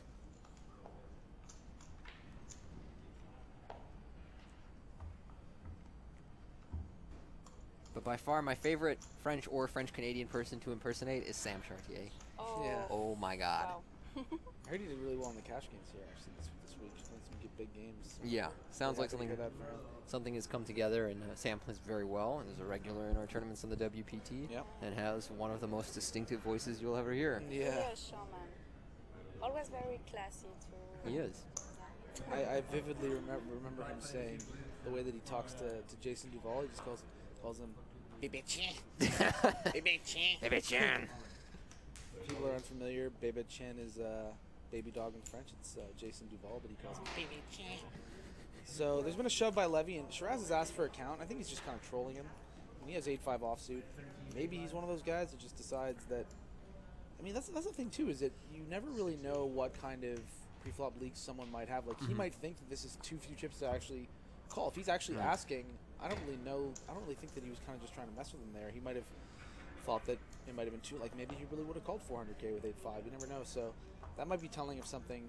He might be willing to go for it with kind of any hand if he gets short enough to clearly with the 11 big blinds. He would never really call there. So that guaranteed payout, the most likely payout that Levy will get, but done a pretty good job of staying out of trouble after winning that big flip, which was really the big swing pot for him at this final table. Yeah. To knock out Dylan like that. Certainly a tough spot for Wilkerson.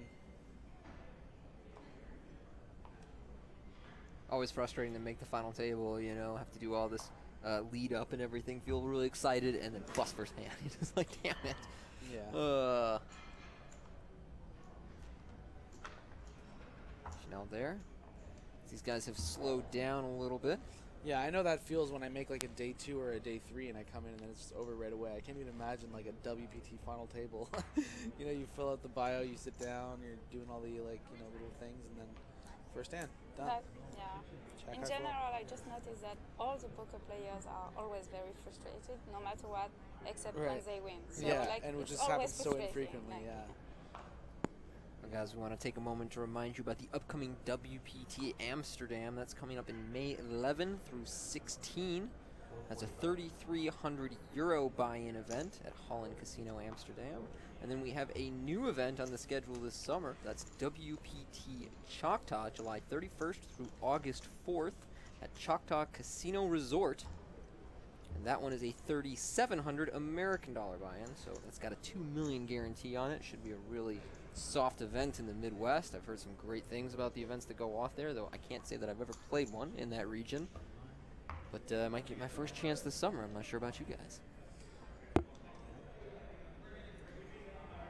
That message brought to you by the Raw Deal Star, Yes. Tony Dunst, Bond 18. Oh, you do it very well. Gal, are you going to the World Series as well this summer? Yeah. Whole time? Almost full time, yeah. Okay. 5 weeks. So So we have a shove here, and we're definitely going to see a call from Shiraz here, even though he has one of those hands that he doesn't really, I mean, he's flipping against an entire range, but the fact that he was even half thinking about 8-5, he's going to snap off deuces and you're go right. for the flip. But if Levy shoves blind on blind there for more than what he shoved for, I would probably fold deuces. Yeah, it's right around the Not- cutoff. Yeah, like if he shoves more than 14 big blinds, it's not a flip I need to take. And as you can see, that's gonna swing in Levy's favor so far until the duck. Only a deuce on the river will send Levy to the rail. That's a 5, so he's safe. And he will double up. Now, Gail, do you go out there to mostly play poker, to do media responsibilities? in Vegas? Sure, to party? Mostly like to go to pool party. Okay, yeah, yep. It's a nice life. What a life. But no, I'm gonna work too for Club Poker, and I'm gonna write article, and I'm gonna write for a new business of personal assistant for poker player. Okay. Because everybody knows they are really lazy. We are. In general, so they need sometimes an assistant to help them in like daily life, and that's what I'm gonna do in Vegas too. Okay, cool. Yeah, I remember for a while, I mean, a lot of people in poker needed some like kind of personal assistant, or had someone that was taking care of all the real life things they didn't want to deal with, which are so unpopular amongst poker players. They're all really lazy, so that's why like, it's always nice to have a company like that to help them, especially in Vegas with tournaments every day. It's really busy. So I'm gonna work like the name. The company of the name is Allin, OLLEN.com. So if you're interested, you can go on the website and check. Voila. And you guys basically offer personal assistant service through the course of the summer in Las Vegas? Sorry? You offer personal assistance services through the course of the summer in Las Vegas? Yeah. Okay. Levy here opening a queen 5 of spades on the button. Shiraz making the call out of the small blind with 6-4 suited. Chanel will fold one big. Yeah, and this is something that's reflective of him just losing it all in Yep. and really like trying to chase that momentum back. I would have much preferred to see a 3-bet here. Yeah, a 3-bet would have been very reasonable with this. This is going to be really interesting. He has flopped an open-ended straight draw.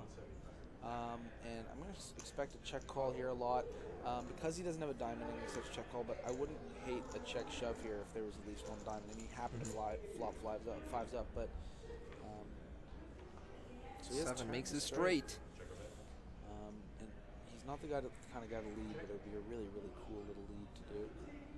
Let's see if Levy does check back.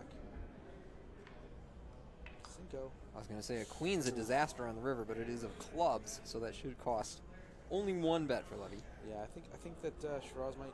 Oh, ooh, wow! Wow, that's greedy. I love it. He's betting. Oh, I hate that call. Wow, he just called. Yeah, you're not going to win with your that's queens and 5s. That's just a range thing that that's just an experience thing. Like he needs to know that he has to better check raise there. And it's an opportunity to make a lot of chips that he missed out on. But again, these things happen. You know, like he's someone that's doing a lot of other things really right that have got him to this point. Yeah, kind of a loose pre-flop call there ends up working out for Shiraz, but he does miss some value after the flop. All the same, Levy just won that all-in against him, and it seemed as though Shiraz was looking for any excuse to try and take some of those chips back. Yeah, and making a straight 3-handed was a pretty good excuse, but he kind of leveled himself into thinking that was the best course of action, and it certainly wasn't. 50,000 a call.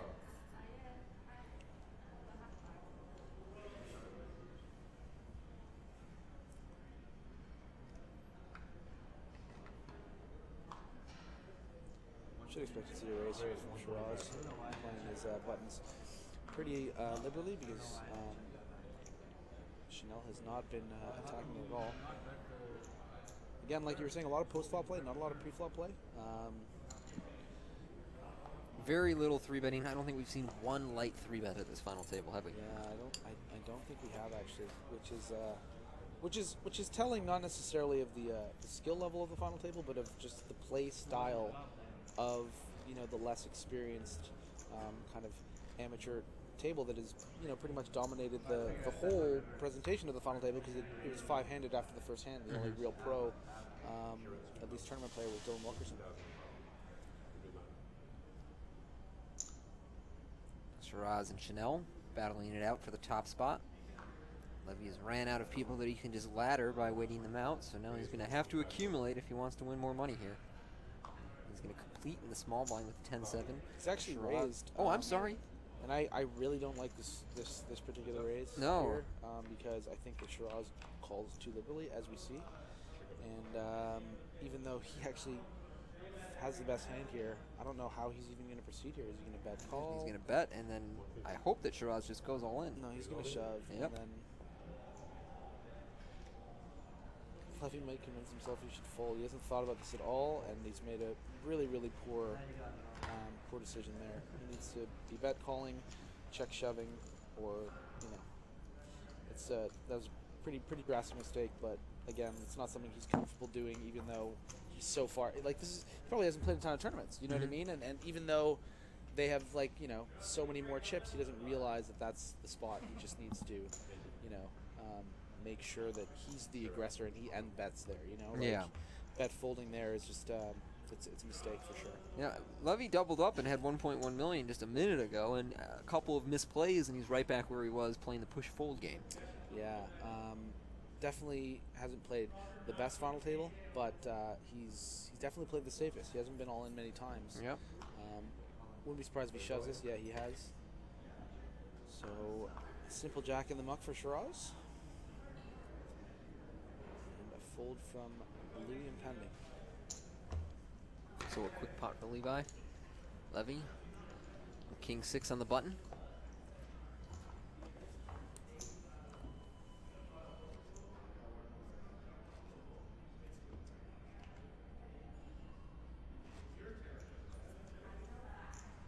Gal, will you be playing many events when you go to Vegas this summer as well, or predominantly working is what it sounds like? Most working, but I'm gonna play all the ladies events. Okay. I'm a ladies event player. Yeah.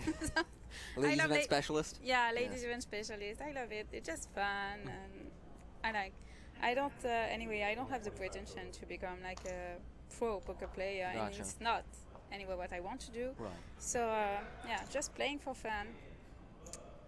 One moment here. I think we're going to see Levy all in with his ace-jack. Shiraz is going to ask for a count. It's going to be kind of close. He said count, and I wonder if he exposed his hand because there was a discrepancy there. No, he did expose his hand. Wow. Oh, okay. Well, pretty easy spot for Shiraz to do the math if he happens to know it offhand. Yeah. Both his cards are live. It's another 500,000 to call. He is getting about 1.6 to 1. This is I've never seen this one before. Have you? It's like, oh, what I'm gonna do. We need Poker Stove right now to just give us the math. I'm pretty sure it's probably a call, but this is an unusual one. Like Levy has like what, 12, 13? 12 and a half, yeah. And Shiraz does make the fold, I believe. Yeah, I fold. That's got to be close. I don't know if that's right or not. I somehow doubt it. I think he's probably only about 60-40 there. Yeah, it's not a big gamble. Yeah. Like, I think like making the call is not a bad decision. Mhm. Like both are good, I think. But Of course, if you have a guy on the table who's just going to expose his hands, maybe you want to Yeah. keep him around. Well, small missed up from Levi there, although it's possible that exposing his hand got him the fold Yeah. when Shiraz saw how far behind that he was. His King 7 suited is often going to end up justifying a call there on the button for about 12 blinds.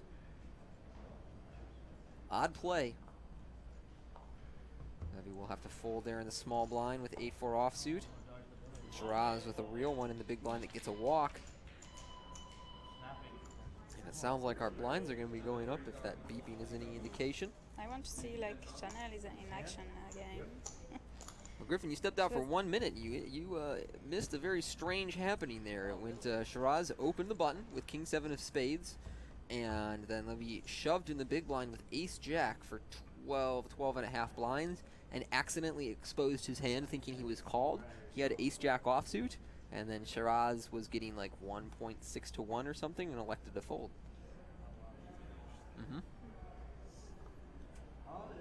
And he's going for it again. He's got an ace-queen. Our blinds are up. We're playing 30-60.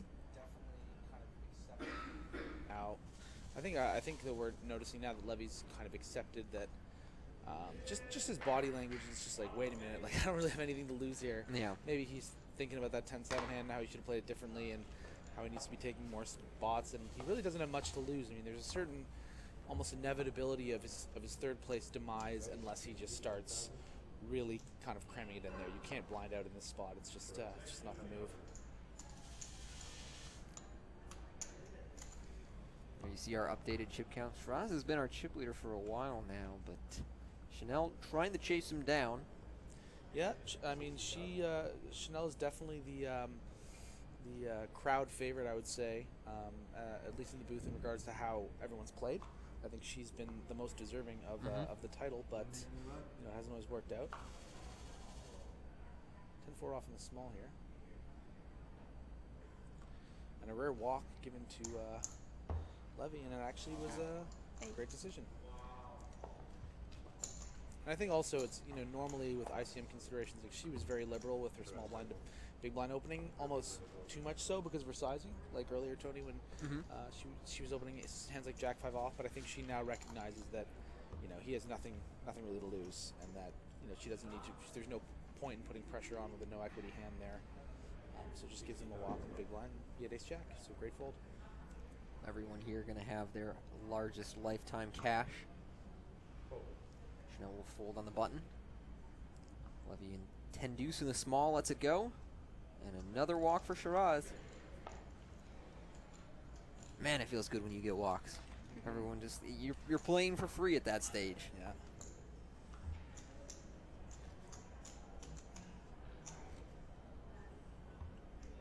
All right, so we didn't get into it before, but how do you feel about the new Star Wars movies coming out this summer with your man J.J. Abrams as director? You a fan? I'm like crazy excited about it. Yeah. I mean, he's someone who, if anything, he's going to go for broke. I mean, he did it with Lost. I was a huge Alias fan back in the day, and he managed to really capture the nostalgia of the Star Trek thing. So if you can do it for Star Trek, you can certainly do it for Star Wars, and the way that Disney's involved and everything, and the whole cast is back. I think it's going to be a home run, or at least a ground rule double. Gail, are you a Star Wars fan at all? You dig it? Not really. Like, I like Star Wars, but I didn't even know like a new Star Wars was coming. They are, yeah. No, I like J.J. Abrams a lot. I thought he was the right guy to trust with that franchise, and he's got some experience with the whole monster movie thing. Yeah. He did Super 8. He did Cloverfield. Right? Exactly. And I don't know. I'm curious to see what he comes up with, and if they were going to hand it off to one young filmmaker that's hot right now, I think he's the right guy. Meanwhile, we have a board getting checked down with 2 pair on it between Shiraz and Chanel. Shiraz is going to win with his king high. Chewy, we're home. I was hoping you would just take the spot right away and be Chewy, but you missed it. I did miss it. I'm sorry. I'll know for next time. Next time you're in the booth and you make a Han Solo reference. Yeah. You could just bust out a never tell me the odds, right? That seems appropriate. Or I could tell you, I love you. Okay, that's just creepy. No, but Save it for Gel. Oh my God, you don't know the reference. See, this is what I mean. Come on. It's like the best Star Wars moment ever when he's about to be... Yeah, I know, and he says, I know. So why didn't you say, I know? I was talking to Gail. I don't even know what you are speaking about. She's like, what are you nerds talking about? Hey, listen, we've had a couple drinks. They froze Han Solo. Yeah, it was a big moment. They froze him. I didn't even know what love was until that moment. Yeah. That's right. You're going to open his king-queen suited on the button, but nothing but rags in the blinds. No takers. Rags for days. Days and days. I'm just happy that Harrison Ford is coming back as Han Solo. That seemed important As here, right? opposed to like a Wolf. Really? Well, he never really, for a long time, he kind of hated being known as Han Solo because it sort of dominated his career, and then he has to deal with all these really intense fans who just gush, and I guess he really got away from it for a while. So I was surprised that he was willing to come back. Yeah, I mean, you know what you have to appreciate about him in particular is that like it's not just about the Star Wars junkies. It's about the it's twice as bad for him because he's also Indiana fucking Jones. Yeah, like, exactly. It's not like it's just like strictly like people are just like constantly coming up to him at these nerd fests about that. There's also the fact that he's like the most famous film archaeologist slash Tomb Raider. Sexy archaeologist. Yeah, very sexy. Yeah. Now Levy here going all in with Ace King. Oh my God, they both want to play these hands so bad, but they just can't do it. Chanel and again, kind of an interesting price here. Yeah, and you know what? This is a result of a sizing leak here, which I was talking about when she has, and it's still staying true. When she has pretty suited hands, she raises more pre-flop. I don't know what it is, but she hasn't been really making it more than like 105 to 115, and she just randomly made it 135 here, and it's actually creating a bit of a spot for her because now she's half contemplating maybe going for it because she's put so much more in, but she'll know that it's still a fold, and we'll move on to the next hand. But I can understand her pause.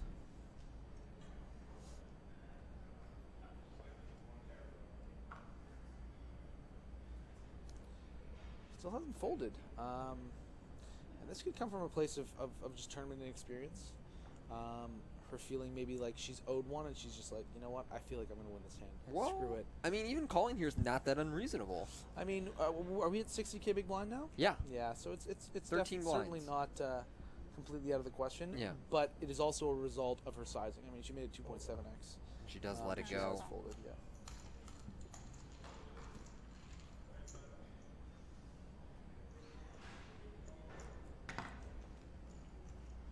You're going to be in Vegas too? The whole time. I'm getting there May 26th. I'll stick around until mid-July. I lived there up until about a year ago and finally moved out. Very happily about that. But I do look forward to going back And my favorite part of the World Series is not necessarily all the action or even all the going out, but it's the camaraderie of seeing all the other pros, all my friends in the poker world, getting a house and living with those people and, coming home to them every day. That's the part that I really anticipate every single summer, is the sort of summer camp element to it. Yeah, it's definitely a reunion. So a shove here for just under 20 big blinds from Levy, pretty standard. Best way to play threes in this spot. Action is on our girl Chanel, and she's free. Yeah, that's what is funny with Vegas, is that you're always really happy to come here and always really happy when you leave. I mean, It's an okay, exhausting let me just, I'm going to stop you right there. That might be the perspective from someone going to pool parties every day. Yeah. That is not the perspective of your average poker player. If you're sitting there being like, oh, I should be going to Vegas for the entire summer, you will lose your soul and most of your money most of the time. However, like they said, the summer camp element and everything, and being around good people. If you're surrounded by the right people, you don't burn the candle too hard on both ends. I mean, have a couple deep runs, you can survive, but place can eat you alive. 140. It is 140 from Shiraz on the button with a 7-6. Chanel here with ace-5 suited in the small. Thus far, we've seen her lean towards calling in these situations. Yeah, I think this is definitely going to be a call. Yep. Here with a Jack-9, letting it go. Definitely a spot I would be super inclined to peel. Plays pretty well post flop. Yeah. And it is Queen 4-3 on the flop. Which is actually an interesting flop. It's a flop that neither are gonna. I don't know why Shiraz is checking back here. He only has 7 high, and it's a fairly uncoordinated board that Chanel will check fold pretty regularly. When she calls from the small, I don't know if it's super regularly queen high. Queen high is a specific texture, but when she does have hands like, 10-9 suited, and, and those are the kind of hands that she'd definitely be folding. But a lot of the time, I mean, not necessarily in this case, but from someone who has more tournament experience in these kind of like three-way spots or these 100 big blinds deep, the queen high textures are not ones that you're going to get a ton of folds from the small blind call, because I mean she could even have as strong as like ace jack there. Yeah. I mean she's not necessarily just like 3-betting him. But she does take it down with a bet there. Shiraz gives that one up with his gut shot straight draw.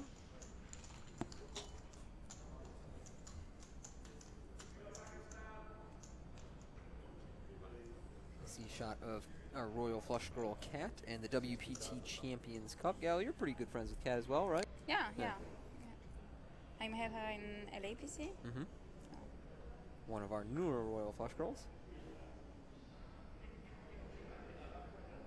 Action Excellent with Chanel. selection. What's that? Excellent selection. Thank you. I had everything to do with it. It's like, how do you be respectful as possible? Yes.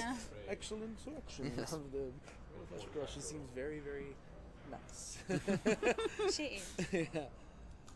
We have a raise on the button here from Chanel. And no 2 takers. folds.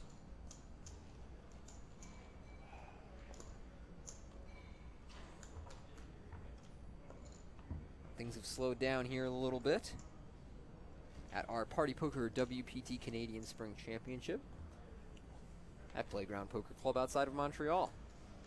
As you see there, Shiraz still well out in front, nearly 100 big blinds. Chanel trying to chase him down, and Levy still our short stack, has been for some time.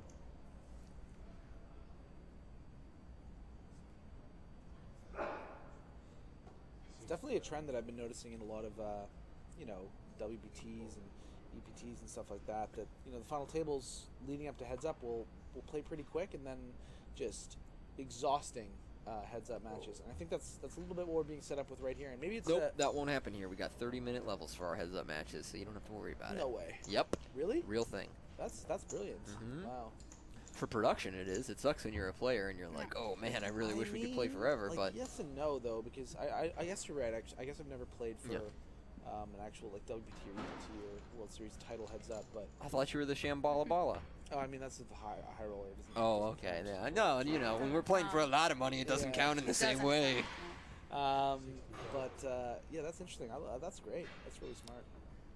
Even for the World Championship and stuff? Yes, I do think it's a good change because otherwise you get final tables that can last 12 plus hours, and that's it's just not good for the sport of poker. I mean, when I used to be a professional Counter-Strike player, the Europeans started exploiting this trend where basically there was a strategy where you camped out entire rounds over a course of a 12-round match. You would camp out about 2 of the rounds, and people were commentating, and they were just waiting 3 to 4 minutes of them not doing anything. Yep. And then I wrote a long article about what they needed to change, and then involve the creators of Half-Life and Counter-Strike. Okay.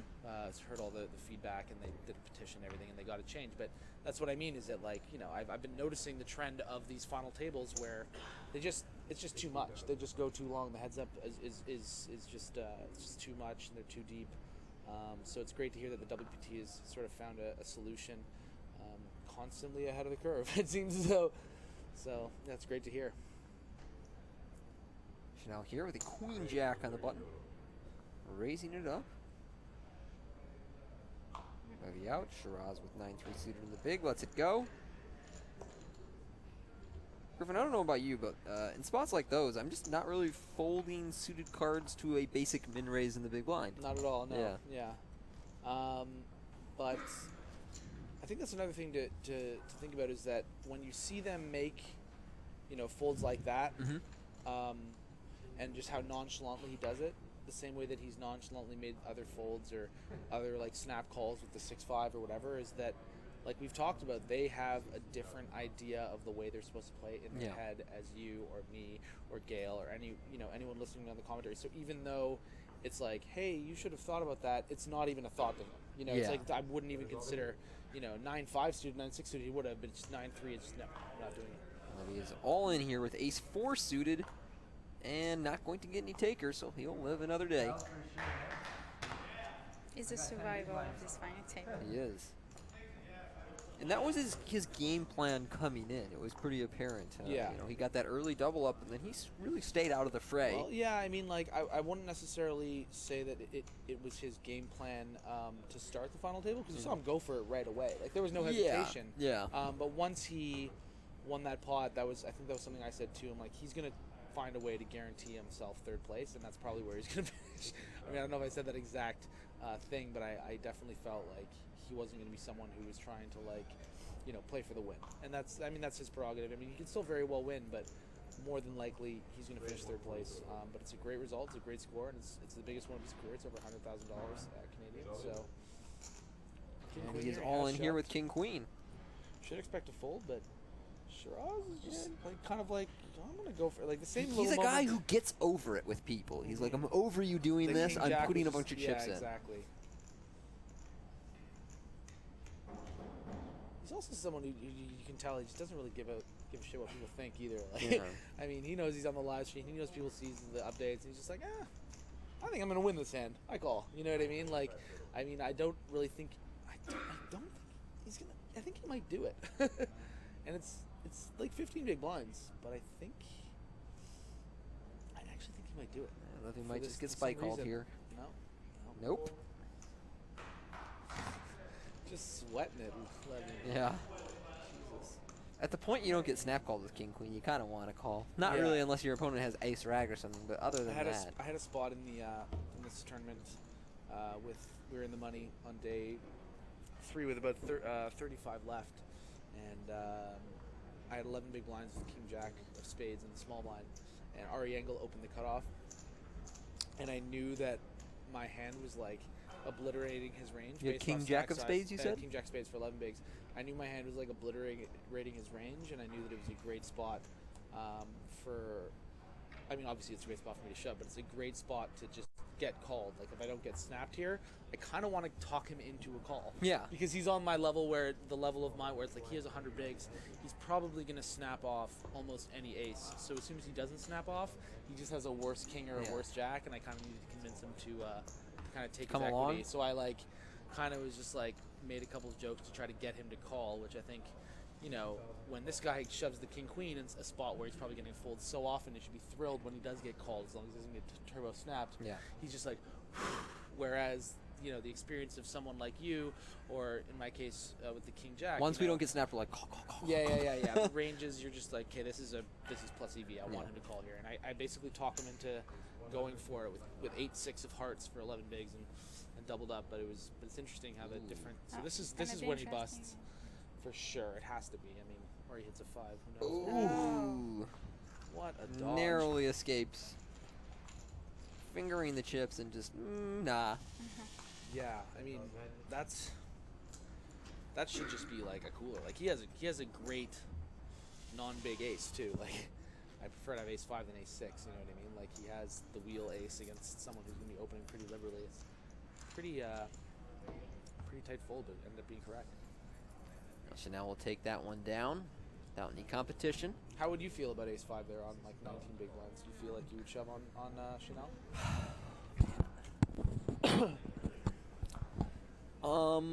I would lean towards it. It's just like 19 blinds is like right around that range where I start tightening up my reshoving range. Yeah, I don't think that I would by any means do it as a default, but with the stack sizes the way they are, I don't even really think it's close. I think you kind of have to shove on her button range. Yeah, she's not passing up many buttons at all. So no, and you have so much to gain. She's gonna fold like so often. I mean, the ironic thing about her actually ending up having it, like you're still 30% against that hand, especially with the wheel ace 5. But both of them here have straight draws. Shiraz is the better one, and it is completed on the turn with the 9. So what do you think, river club, and he just check calls again? We'll see what Chanel decides to do here.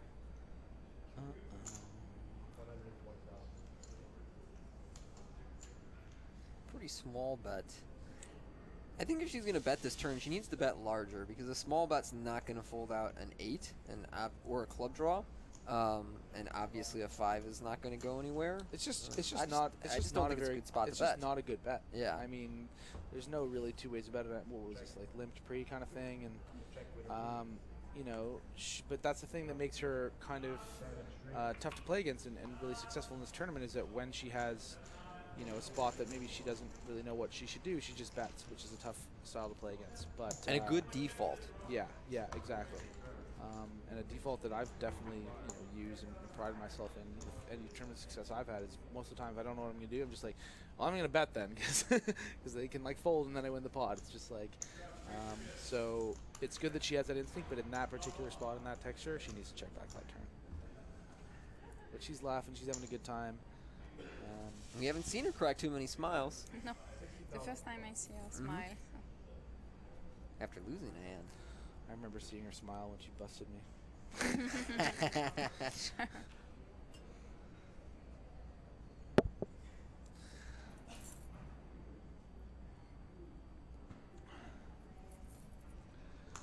Did it before, he'll do it again. The queen 3 off on the button. Very liberal with his button opens, which I obviously love from Shiraz, but particularly going after Levi. Yeah, but not as wide as Gary.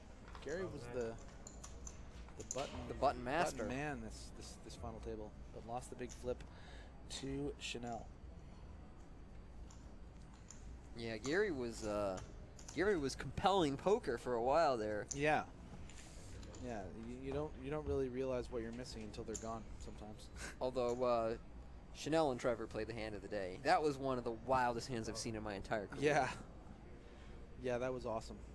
That was and the fact that you predicted that it would happen. Oh man. You're some kind of witch doctor. It's creepy. So yeah, and this is another thing that's interesting about tournament poker and watching tournament poker and commentating on it is just hand distribution. Like sometimes there's just a lull in the action because the cards people are getting dealt are just shitty. Yeah. That's just the nature of the game, and that's why it's important to have such enigmatic figures like Tony to just entertain the viewers between these blips in the action. And Gail, you're not bad. You're not drinking. I'm drinking. Yeah, no, I'm drinking, but very slowly. At least we'll have a head start for tonight, though. Yeah, well, I'm supposed to fly home. Supposed to. Yeah, not if you're too drunk to get on the plane. Oh, man. Get the producer on the line. Get me to change flight. Yep. So it looks like a walk for losing. Sounds like Liu Kang. Mortal Kombat. Finish him. Get over here. Some solid video game references today from an ex-professional. I'm curious about that. How long did you play Counter-Strike for a living? I guess I played from the ages of like 17 until I was like 23. Okay. So like 6 years.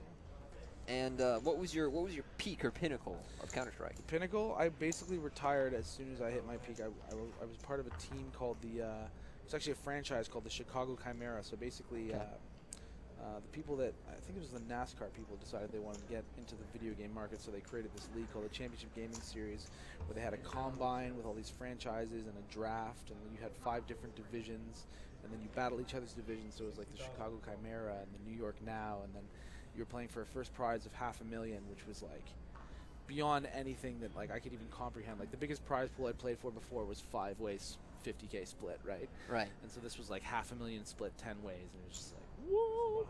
And yeah, we ended up winning the first season of this, league that they were trying to blow up and putting on DirecTV, and then one sec there, because yeah. this is developing, and this could really get Levy in some trouble. He calls Queen 8 suited to a raise in the small blind, and not really on the stack size where you can justify these type of plays. This is a really, he's better ambitious off play. Shoving. And this is actually, I mean, he's probably just going to be check folding here, but this is another thing that I was talking about where you kind of pick up these sizing tells, subtle sizing tells like her. Like she 2.5x there with the Jack 10 suited, and like I said, with the suited connectors. And this is just, this is a bet where he's repping nothing, zeros. Yeah, any ace he bets in his hand here. When she checks behind, she almost always has showdown value. This is just a kind of like, I think that Levy, unfortunately, he has accepted 3rd place. I think he's probably gonna shove on this river and obviously get called, or at least get whatever he bets he's gonna get called or shoved on. Yeah, and it's getting shoved on.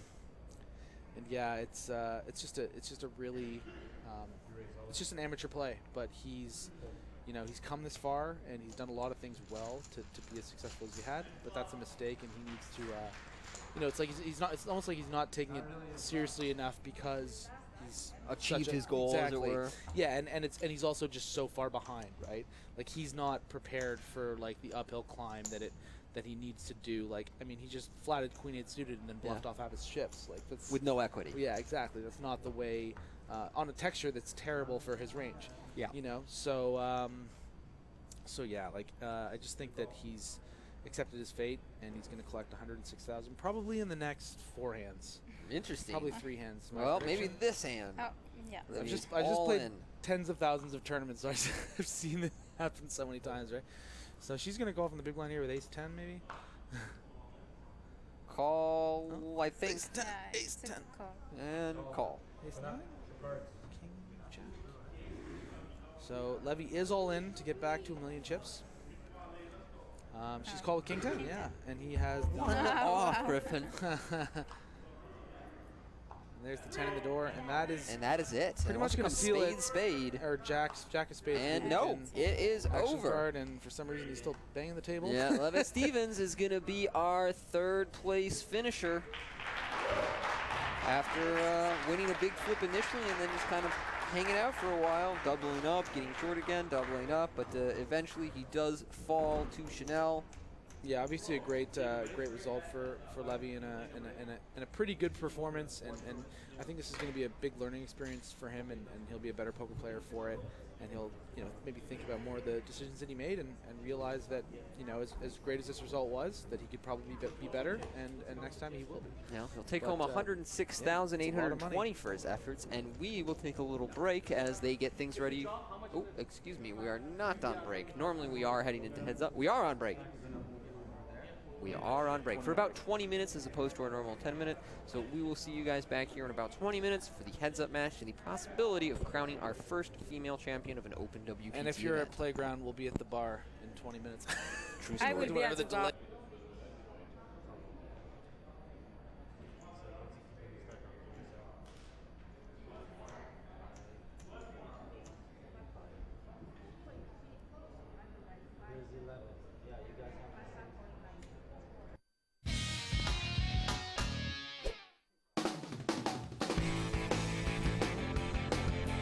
World Poker Tour is in Montreal. Let's hit the streets and see what this city has to offer.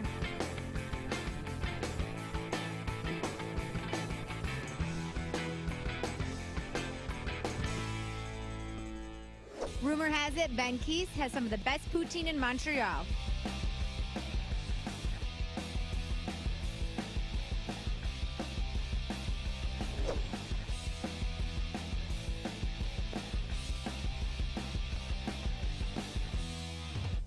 I'm here with Vince Moreno, owner of St-Viateur Bagels. Now, Vince, everybody tells me Montreal bagel, I have to have it. What makes them so special?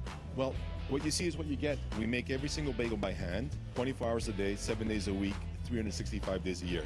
We never close. Actually, we lost the key about 25 years ago. They're boiled in honeyed water, which lets the bagel rise and gives it a little bit of a sweet coating, and then we bake them all in wood-burning ovens. So basically, we don't need technology. Everything's done by hand. Can't wait to try one. Thank you so much, Vince. Meet you.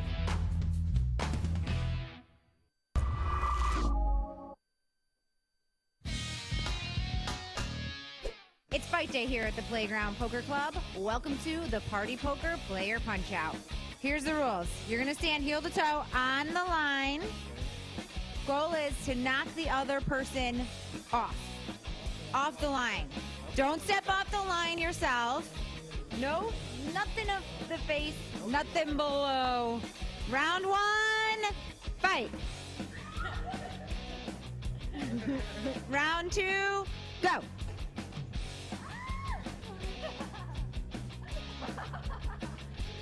All right. Gary's hands are going to pop the gloves. All right. I want a clean, good fight. Go. Fight. Ready, fight.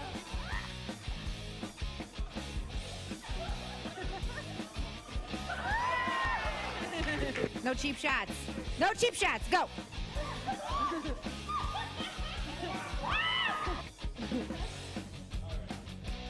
Aww, hug it out. Our two champions right here. This is for the belts. Ready? Clean fight? Bump, bump, gloves. All right. Fight.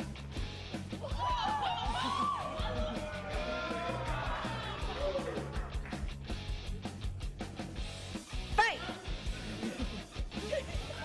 Woo! Round three. It all comes down to this. Fight.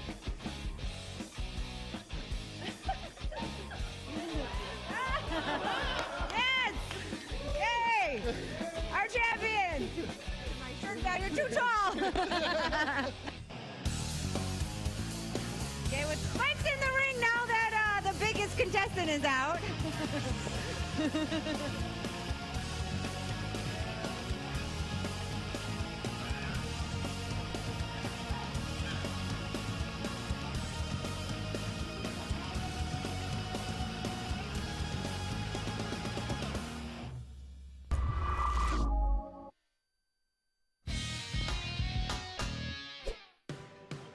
Hey guys, I'm here outside Poutineville where a few of the players from the tournament are here to have a heart attack. Literally, we're here to take on the 15-pound heart attack challenge. Let's see if these guys can take down 15 pounds of poutine.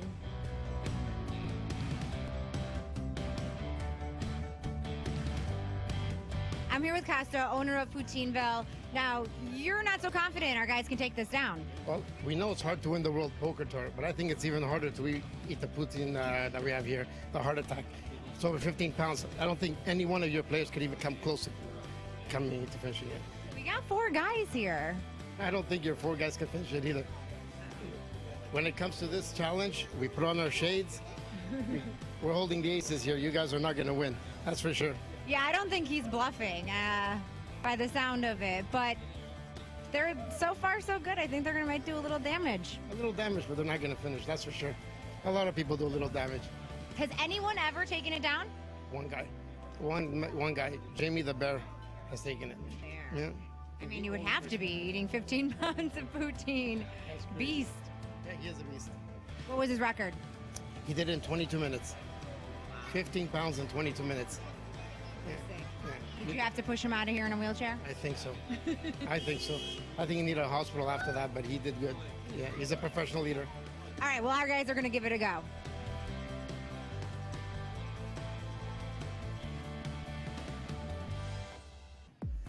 How you enjoying the poutine?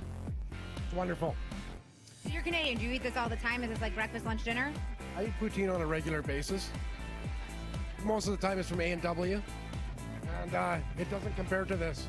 Feeling like I need a defibrillator. It's the heart attack. It's how it got its name. That's right. All right, keep it up.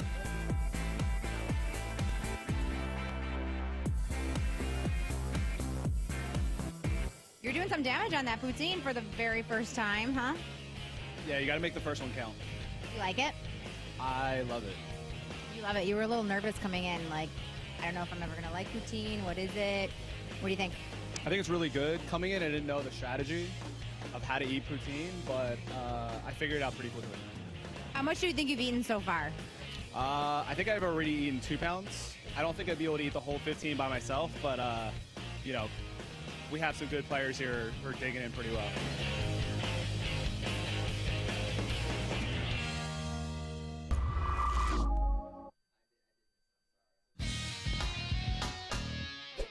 Season 14 of the World Poker Tour is adding a new stop, Choctaw Casino and Resort in Durant, Oklahoma.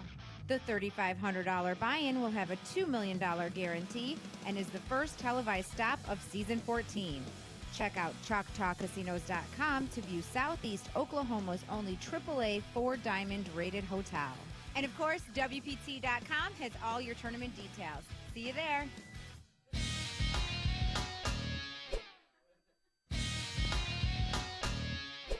The final table is set here at the Canadian Spring Championship.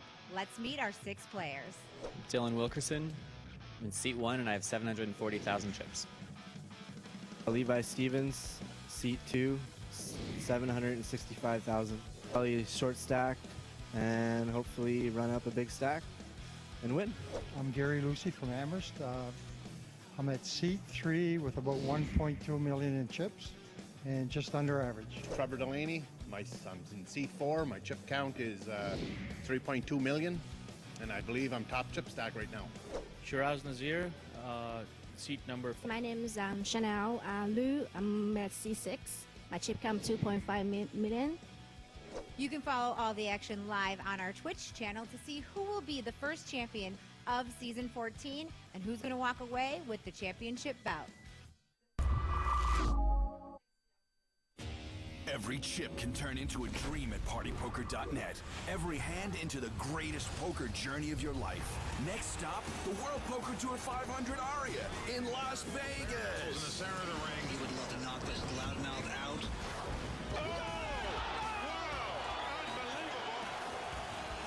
Have a dream. Take a seat. Win your exclusive World Poker Tour package now at PartyPoker.net. Official sponsor of the World.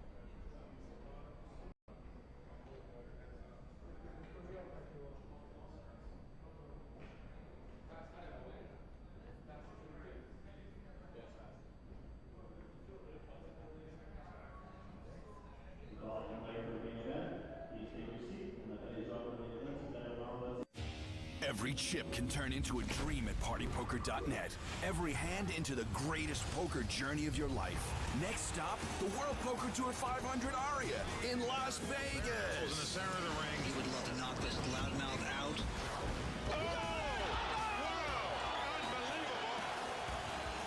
Have a dream. Take a seat. Win your exclusive World Poker Tour package now at partypoker.net.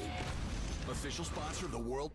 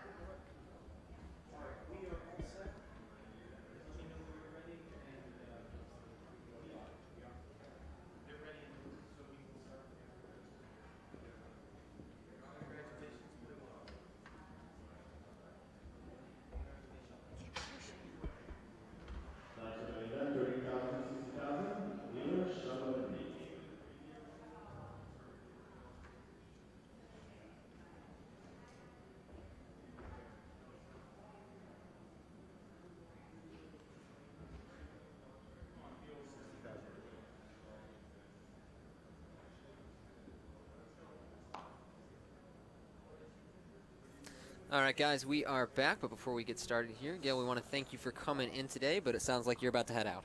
Yeah, thank you for inviting me. It was really fun. It's quite complicated for me because, you know, I'm French and all the French people speak really bad in English.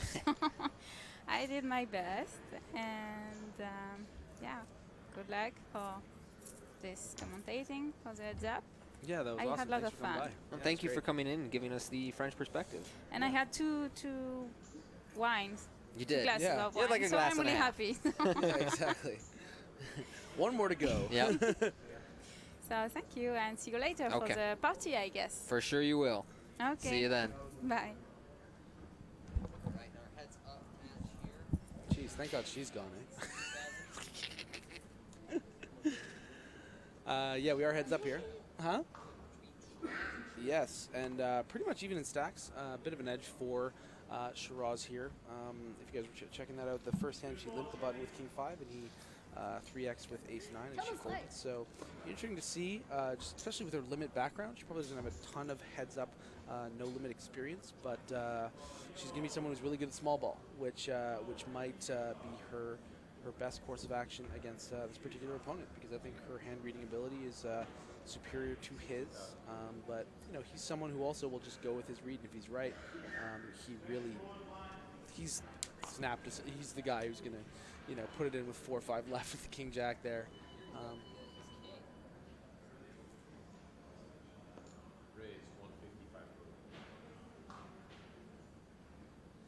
So she has made it just over 2.5x.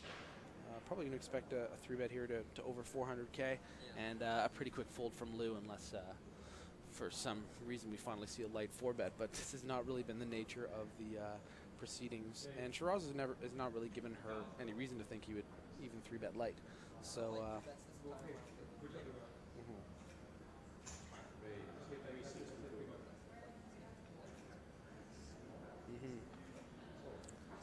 360, yeah. So pretty small sizing. Yeah, I would call that sizing in particular. But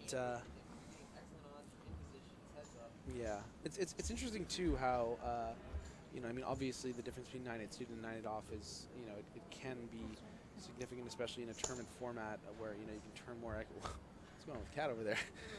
Can we get a mic there and discuss what's going on? Yeah. Oh no, yours are better. No, yours are great. Okay. I'm just kidding. Okay, so yes. So if she had 9-8 suited, she probably would have called up to 450K. But you know, he makes it 360. She has 9-8 off, and she doesn't even think about it. And again, that's just her. That's normality for her, right? Like that's how she perceives that certain spot that she's not supposed to call, and that's why she snap folds. But you know, that's what makes a really good tournament player, is to kind of think abstractly and realize, like, this is probably a spot where I'm getting the price to try to flop something. But she opted to fold, and it's now a 6 million to 5 million gap here, 1 million gap for Shiraz.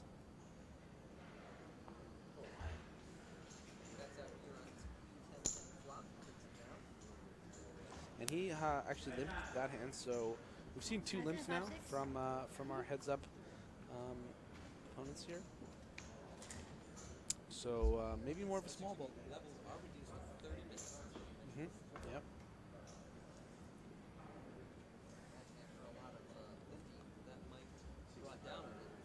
Yeah.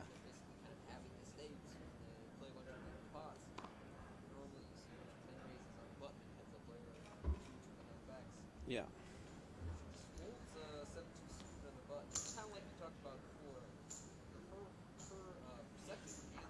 Mm-hmm.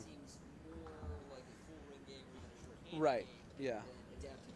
Yeah. I mean, it's easy to kind of have that, like, say it in that, like, simple way. I think that 7-deuce suited in particular, this deep, you can justify just giving a walk, especially if they're defending super wide. Like 7-deuce as a hand, you know, like if she had 7-4 suited, I would start, you know, being like, wait a minute. But I think 7-2 is it's okay to just fold. But again, you know, when you have pretty much any 2 suited cards, there should be some consideration in your brain, especially playing this deep, to continue in the hand, but she opts not to.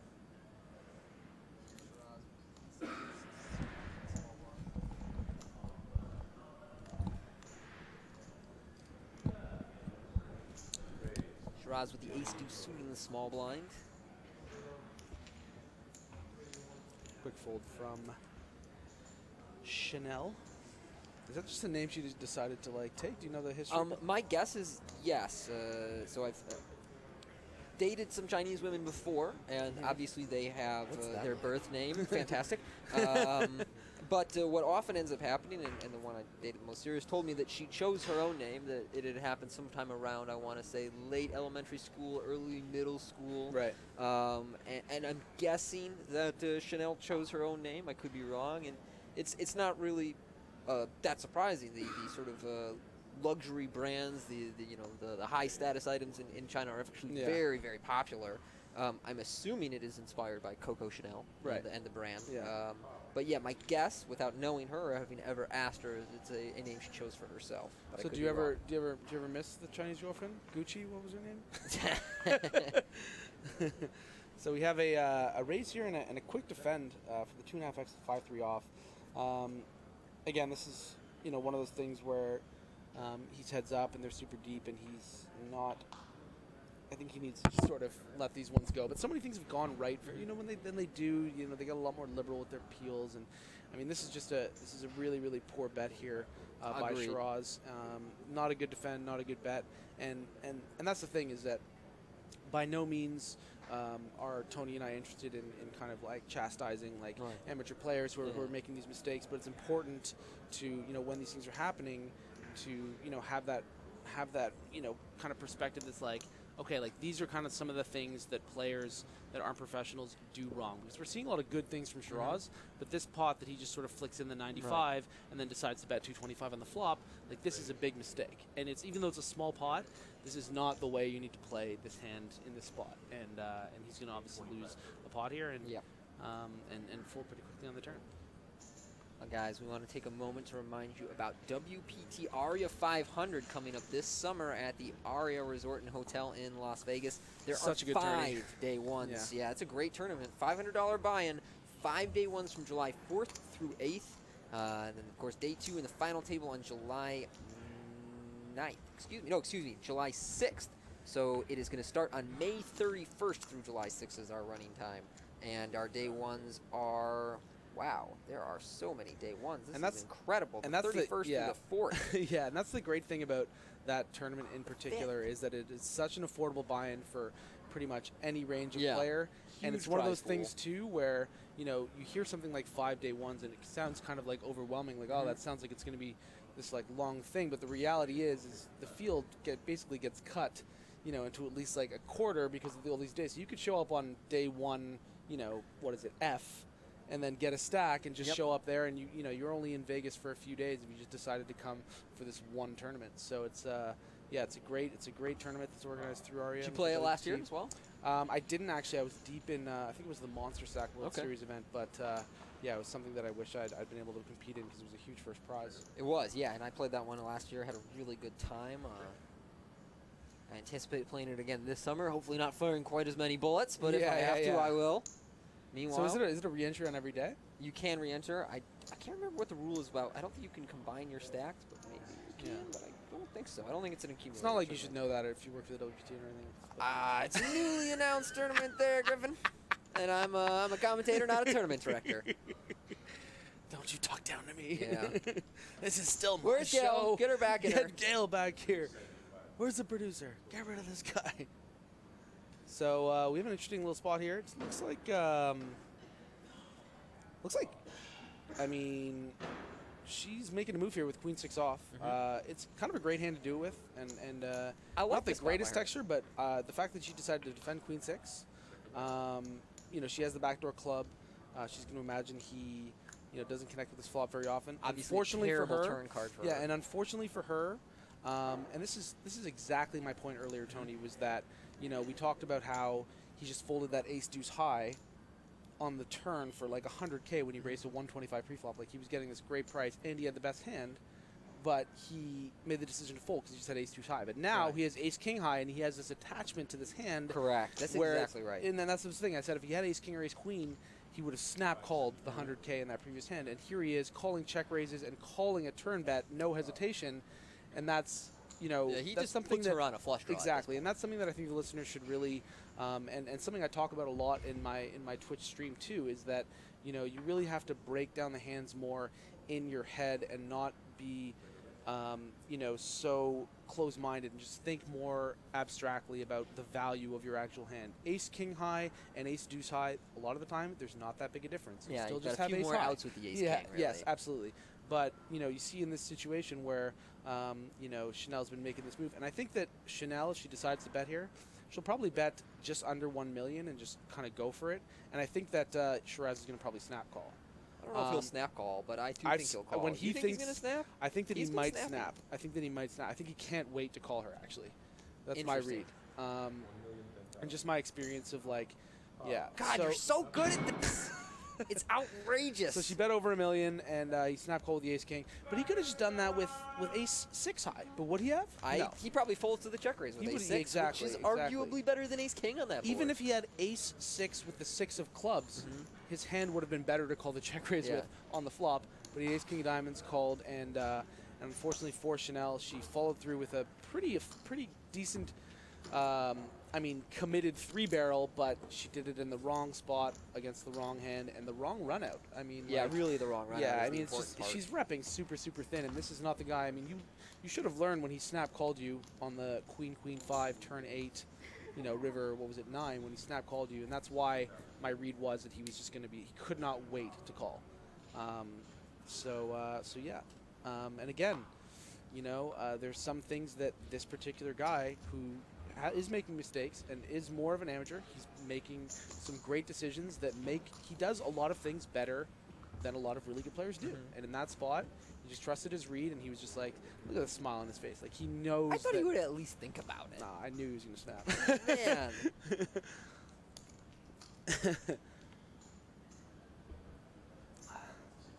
It was just like a body language thing too. It wasn't like necessarily sort of like that sick. anticipation, Yeah, like, like I I was just just like, can't he wait was to just get like, the oh chips my in the god, middle. like river 9, like you have a 9. I can't wait. Like, you know, I can't never wait to believe snap you. you off. Yeah. I mean, the other thing about the river 9 is when there's 2 pair on the board, like if she's repping, you know, one of the sets or something, then whatever it was 9-5 deuce, I want to say, Yeah, she's yeah, repping 5s, which is really all she can rep at that No, point. no, I know. It was. You it know, was, that wouldn't even bet the river. I think that she probably knows better, but she, like I said, when she's not sure what to do and she feels like she's getting caught, she follows defaults to a through, bet. and you know, she should have at least gotten a tank there, but I knew she wasn't going to get it. Like, you know what I mean? Like, it was still a relatively believable line because it looks so bluffy.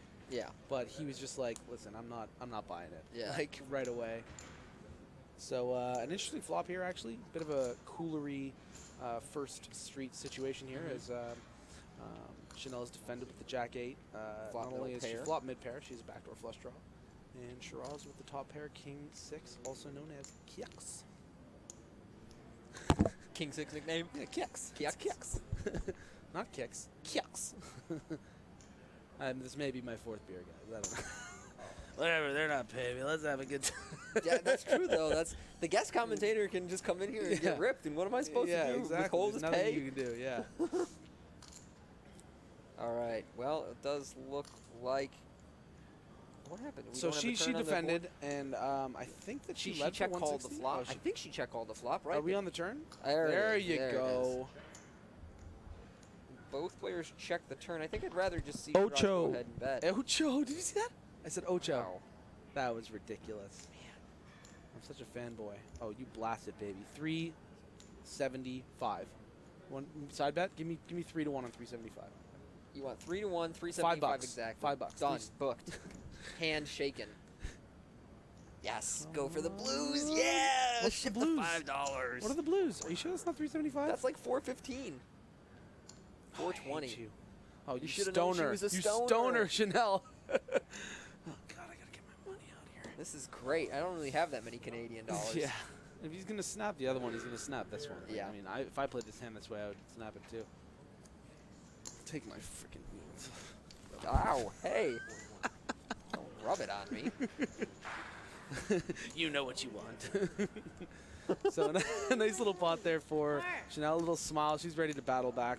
I think she knows she's made a mistake. But the thing that I've loved about her composure on this final table is the fact that that she's someone who's just just doesn't get really affected by like things not going her way. A bluff doesn't work, or she's supposed to win that aces hand and pretty much have this tournament locked up. But she's someone who's just like kind of goes with the flow, is really grateful for being there, but still has that killer instinct. And she just bluffed off basically a 4-street pot by check raising the flop, betting the turn, and betting the river, and giving Shazar a pretty big heads up advantage. But as soon as she wins a 2-street pot, she's fist pumping. She's pointing to her audience, and that's really why it would be great to see her to come back. I mean, no disservice to Shiraz. He's done a lot of things well, and if he wins, I would be obviously I'd be happy for him as well. But it's a great storyline with her, how she sort of battled back from. She's played the best on this final table, and she would be the first woman to win an open event. And yeah, this is. I mean, it's pretty compelling stuff. We could be seeing WPT history in the making. And for a final table where we came in and we only really had one pro and a lot of amateurs, it wasn't really set up to be as an especially compelling final table. But it's been really action-packed, a lot of interesting hands, and yeah, it's been a real pleasure being involved in this whole thing here at Playground. Again, if you guys are just tuning in, this is the Party Poker WPT Canadian Spring Championship. They run this about 2 times a year, once in November, well not spring, but once in November for the winter of sorts, and then the Spring Championship in May. And yeah, Playground Poker Club, I couldn't say better things about it. It's unbelievable here, and I'm really grateful to be invited on the show here, and to be doing this with you, Tony.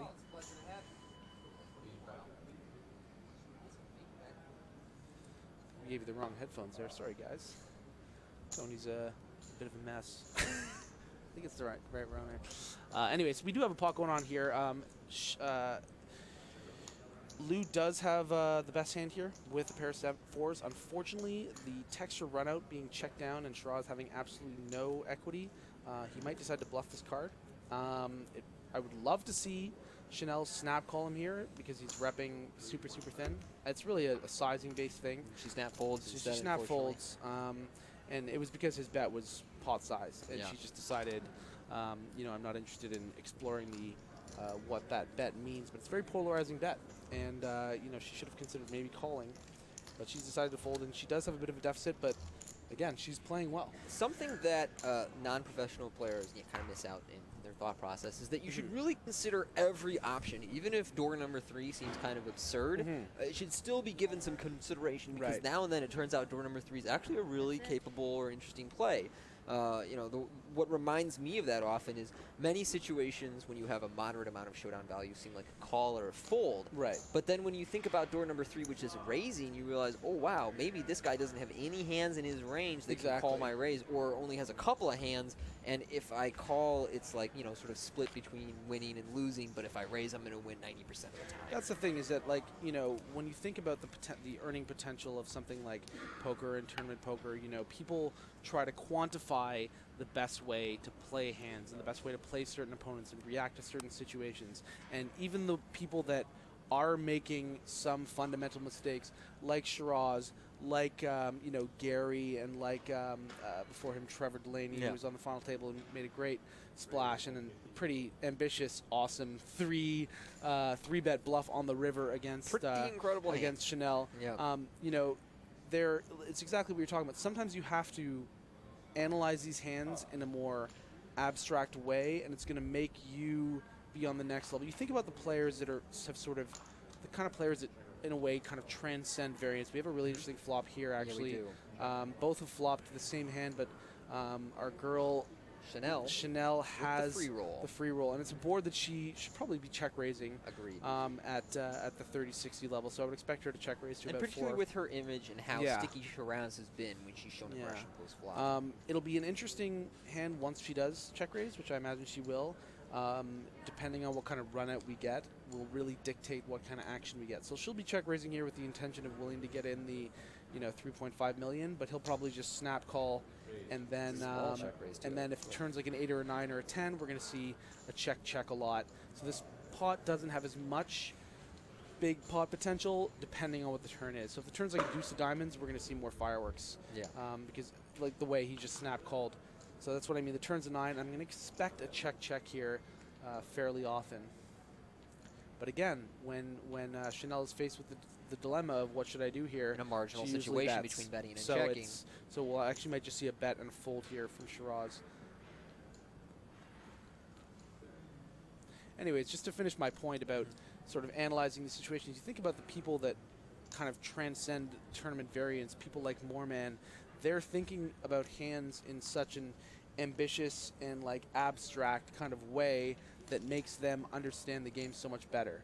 And you know, just talking to someone like Chris about hands, you know, it really opens up your mind and realize that you can be doing a lot of things differently. You're right that Chanel would lean bet there in a situation where she's it's not sure. Probably plays better as a check, but she's still got a lot of equity in the hand. And it's just difficult to make many better hands fold or to get a call from horse. And I mean, he happened to have, you know, a king 7, which is going to fold there pretty much every single time.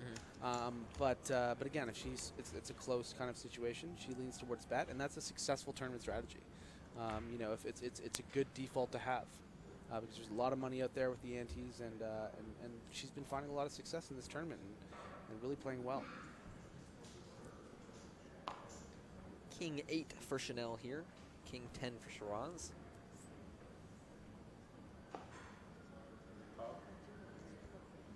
And these aren't the type of hands that I would be limping on the button. It's just too good. No, yeah, I want agree. more money in the pot. Yeah, for sure. And I wouldn't be checking King 10 in the big blind against No, them. no. It's very surprising. I mean, I think it's pretty indicative of the kind of heads-up battle we should expect. Yeah. These Small aren't ball people pre-flop. exactly. Yeah.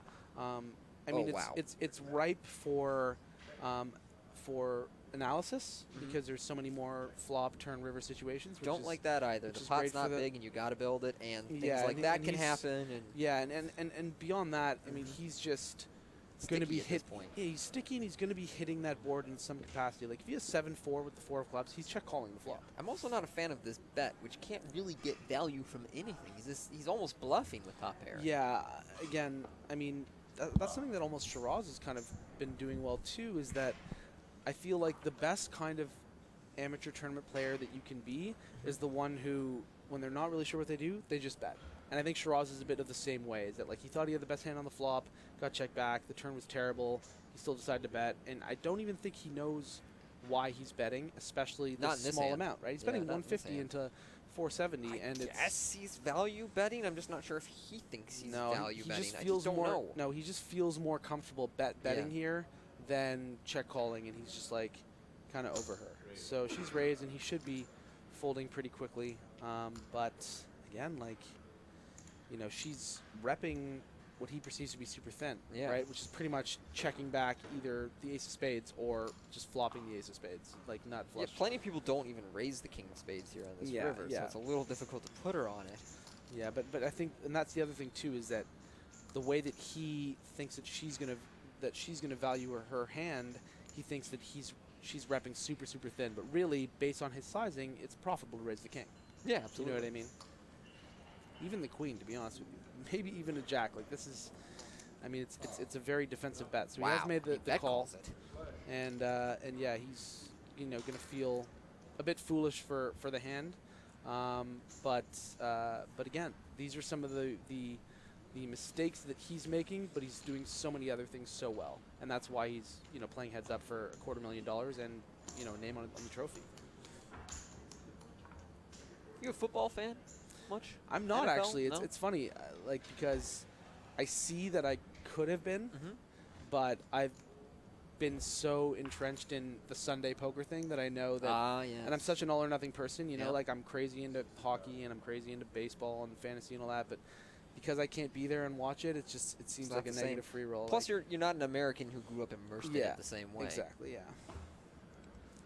No, I ask because the story came out this afternoon about Tom Brady having knowledge of the balls being deflated and having colluded with 2 members of the staff at the Patriots to try and prevent the media from finding out about it. Oh, wow. And that's it all no good. came out this afternoon, so it'll be interesting to see what happens with that. Yes. Yeah, I mean, I'm very familiar with Deflategate. Balgazi. Yeah. Yes. My favorite part, though, was reading through the text messages. This is my favorite part, by the way. Well, obviously. I mean, the trophy is wonderful. Oh, what were you talking about? I'm talking about Balgazi. Good save. Good save. Seriously, though, which one? No. Okay. You see this correspondence between the two guys who work on the personnel in the stadium. Okay, so how do we see this? Is there was like a huge emails investigation, or- and they seized all the phones and they published all of it. And then it turns out that Brady was very aware of the deflated balls and colluding with these guys to make the deflated So that balls must be happen. everywhere then, because that was going on for a while. For on a while, Facebook and then it Twitter. kind of went away, and then today Yeah. it roared back in the media. Oh man. I'm sure there won't be any actual punishment for Brady, but it's one of those things that hurts his legacy. Yeah, absolutely, and it's funny too because in absolutely no capacity do I think less of Tom Brady for when hearing this story. The reality is he's someone who's just like, it's similar to the sort of cowboy nature of like poker since the unfortunate Black Friday thing. Like, there's a very big like gray area with a lot of these things that are happening because of, the reality is the football is a game of inches, and he's one of the best, and he's someone who, people didn't think he was going to be the best, and then not at all. He was not like at all. Sixth round draft Exactly. pick.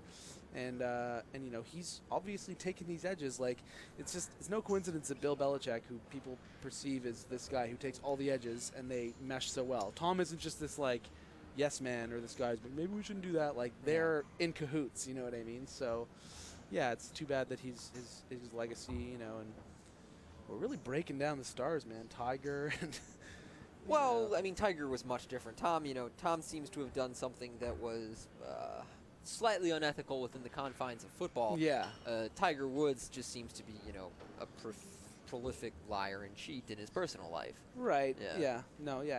I can for sure. And also isn't a particularly good golfer anymore. Although he did have kind of a comeback at the Masters, so who knows? Oh, I know, Tiger's because I don't bet sports, and then one of my best friends who's from Ireland, who knows so much about golf, and he actually grew up playing with Rory McIlroy. Is like, okay, you got to bet Garcia against Woods for this. Like, it's like basically even money, and like Woods is done and all this stuff.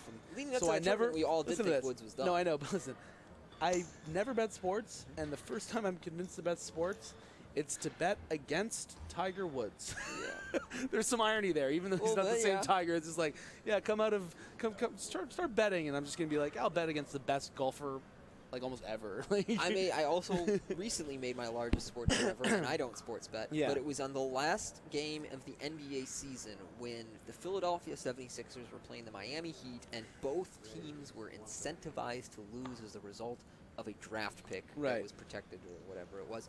And me and my friends bet on the 76ers because we believe that they are the best losers in the NBA, that they are the most practiced at it. They'd been tanking for a long time. Miami was competing for the playoffs like 2 games beforehand, and we were just confident that the 76ers were going to find a way to lose that game. Yeah. Which they did. Yeah, there you go. And the funny thing is, too, is the world that, we live in, and just traveling around and being exposed to, with being in casinos and stuff, and sometimes you see some things with sports betting, but nothing will compare to my exposure to Phil Ivey's gambling. That's on right. sports. You were telling me some of your Phil Ivey stories at break, and you were a Ivy League, right? Yeah, so Ivy I was League no, pro? I was an Ivy poker Ivy pro poker. or what have you, and unfortunately it was a bit of a failed experiment. But my interactions with Phil and going down to Mexico and filming videos and stuff was some of the most memorable times of my life. And I could tell you some of the best stories there, but in regards to tell at least sports a best story ever. I'll tell you a don't sports get to betting just- story. Yeah, you don't so get to just basically tease at it. The whole the mood of the villa, which by the way is just like this like $15 million like villa that he's just like chilling on. Yeah, just chill. It's just like his spot. What is It's nice. going on in this hand, by the way? Is somebody gonna bet? I mean, there's only this is some small ball stuff. Let's just talk here. Okay, tell me about Phil Ivey. Did you check back? Okay. Everybody checked every street until we've now reached the river, and I think. Does he have his Chanel snap? was- What do you think? Does he have his snap call face on? Nah, he's not gonna make the king round. Oh, he does. No, he has a He's got 5, dude. face. Oh, Not never king mind. high. He has Sorry, a I've 5. That's been why I'm drinking. saying, why isn't anybody betting in He this keeps hand? feeding me drinks. You feed you drinks. So actually, a nice little. She's chipping away here, and again, kind of a card distribution thing. It's like she's fortunately had a lot of different hand situations that have played well to Shiraz's weaknesses. Yeah. And that's why she's able to kind of like even it up a bit. And yeah, it's a great little redemption story if she's able to come back and win this, given the context of how Shiraz survived with 4 people left. But back to Ivy. Yes, sorry, back to Ivy. So the whole mood of the house in the evening because there was partying pretty much every night. But the whole mood of the house was kind of dictated by how Phil did betting the basketball games, because he would bet amounts that you wouldn't even believe on like pretty much every single game, and all the different little props.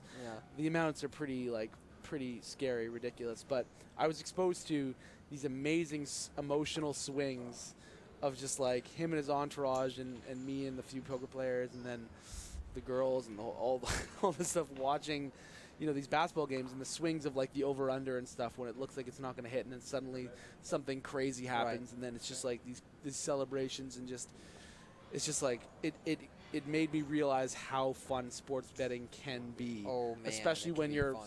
super like proficient at it. You know, I mean, he's someone who finds edges in the most ridiculous. That was the one thing too I took from Phil, was that I've never seen someone hustle so much. He hustled me for $300 in this one bet that I was literally drawing stone dead in, and he pushed for like the line that he wanted until finally I was like, fine, I'll give it to you. Like, do you find that admirable? Huh? Do you find Oh that no, admirable? these are not admirable. Oh, okay, no, good. no, no, The way you no. were talking about, like, I've never seen anybody hustle like that. I'm like, no. It's not about whether or not it's admirable. It's about how he's learned to make the life that he has. Right. And the reality is that when it comes to betting, he's super cutthroat. Yeah. And like, you know, he got this line from me where he's like, okay, so how much you want to bet? Like 10K? And I was like, 300? Like, you know? And then there's actually a clip of it online if anyone's curious to see it. It's the, just search Ivy Life Soccer, and basically he got me to lay $300 that I would save 9 of 10 penalty shots, again, as a soccer goalie, drunk on a dozen margaritas. He's probably over against, after, what, 4? No. Against a semi-professional Romanian soccer player that he was So it buddy was that he over flew after down. 2? No, he actually missed the first one and then scored the next 3. Okay. And you'll see Ivy kind of like come by the camera like really drunk and start high-fiving his buddy, like so pumped that he just like fully ripped me off. Yeah. Yeah. Well, it does look like we are on a break here, so we'll get Yeah. a few more of those Ivy stories when we come back.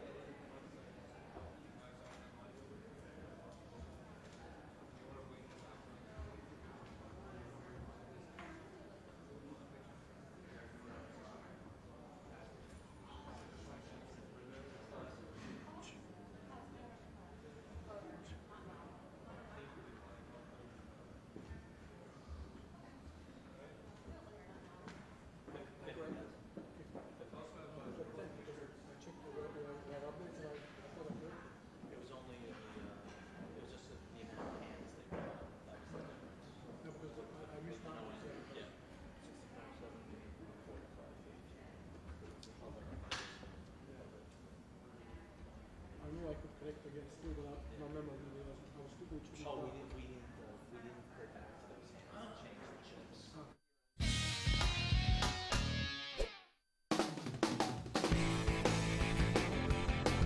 The World Poker Tour is in Montreal. Let's hit the streets and see what this city has to offer.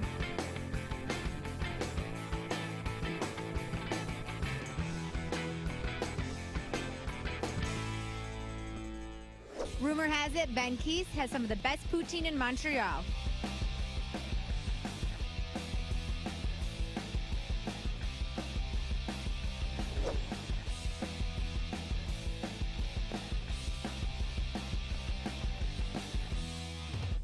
I'm here with Vince Moreno, owner of St-Viateur Bagels. Now, Vince, everybody tells me Montreal bagel, I have to have it. What makes them so special?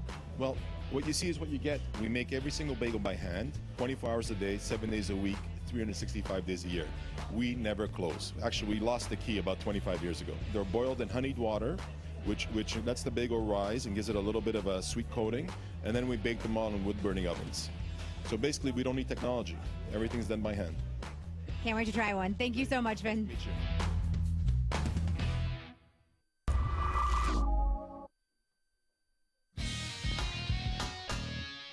It's It's fight day here at the Playground Poker Club. Welcome to the Party Poker Player Punch-Out. Here's the rules. You're going to stand heel to toe on the line. Goal is to knock the other person off the line. Don't step off the line yourself. No, nothing of the face, nothing below. Round one, fight. Round two, go.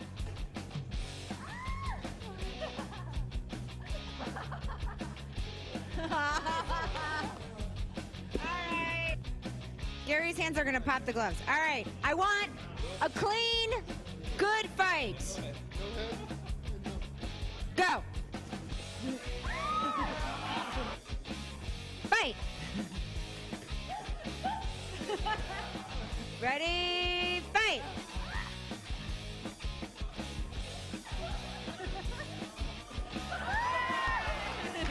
No cheap shots. No cheap shots. Go.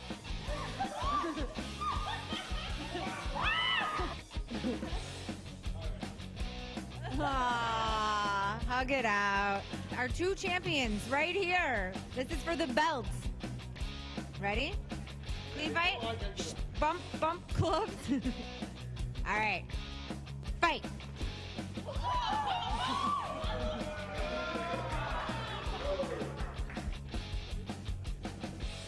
Fight. Woo! Round three. It all comes down to this. Fight.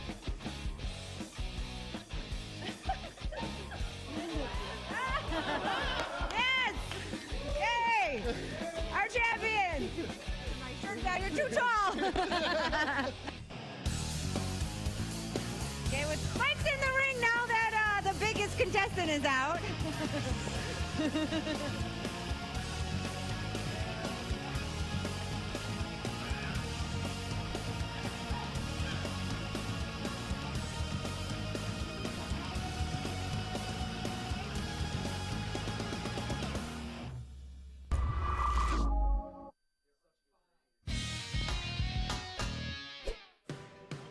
Hey guys, I'm here outside Poutineville where a few of the players from the tournament are here to have a heart attack. Literally, we're here to take on the 15-pound heart attack challenge. Let's see if these guys can take down 15 pounds of poutine.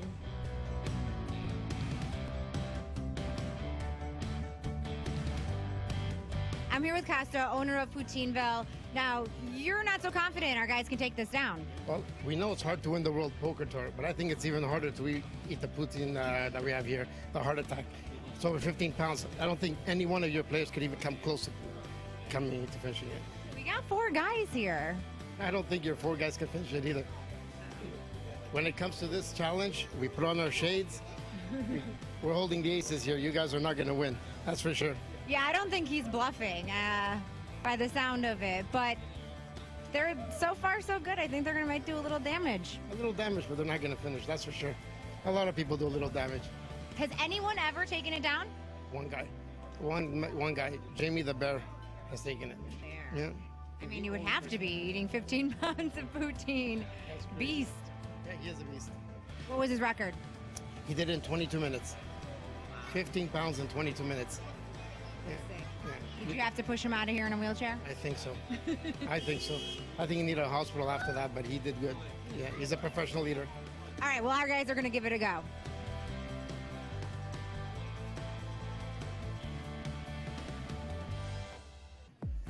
How are you enjoying the poutine? It's wonderful. So you're Canadian. Do you eat this all the time? Is this like breakfast, lunch, dinner? I eat poutine on a regular basis. Most of the time it's from A&W. And it doesn't compare to this. Feeling like I need a defibrillator. It's the heart attack. That's how it got its name. That's right. All right, keep it up.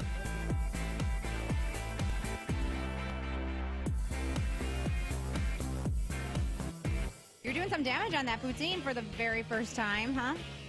Yeah, you got to make the first one count. You like it? I love it. You love it. You were a little nervous coming in, like, I don't know if I'm ever going to like poutine. What is it? What do you think? I think it's really good. Coming in, I didn't know the strategy of how to eat poutine, but I figured it out pretty quickly. How much do you think you've eaten so far? I think I've already eaten 2 pounds. I don't think I'd be able to eat the whole 15 by myself, but you know, we have some good players here who are digging in pretty well.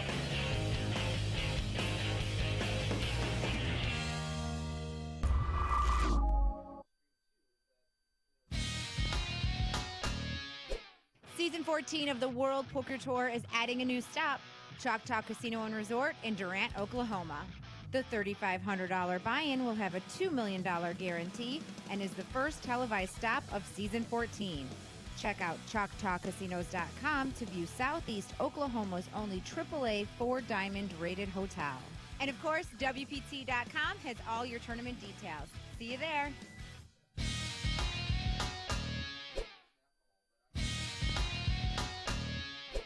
The final table is set here at the Canadian Spring Championship. Let's meet our 6 players. Dylan Wilkerson. I'm in seat 1 and I have 740,000 chips. Levi Stevens, seat 2, 765,000. Probably short stack and hopefully run up a big stack and win. I'm Gary Lucy from Amherst. I'm at seat 3 with about 1.2 million in chips and just under average. Trevor Delaney, I'm in seat 4. My chip count is 3.2 million, and I believe I'm top chip stack right now. Shiraz Nazir, seat number 5. Chip count is about 2.7 million, and I'm sitting in a comfortable spot right now. I mean, can't be happier. I hope I can win this one. Hey, my name is Chanel Lu. I'm at C6. My chip count 2.5 million. You can follow all the action live on our Twitch channel to see who will be the first champion of Season 14 and who's going to walk away with the championship belt.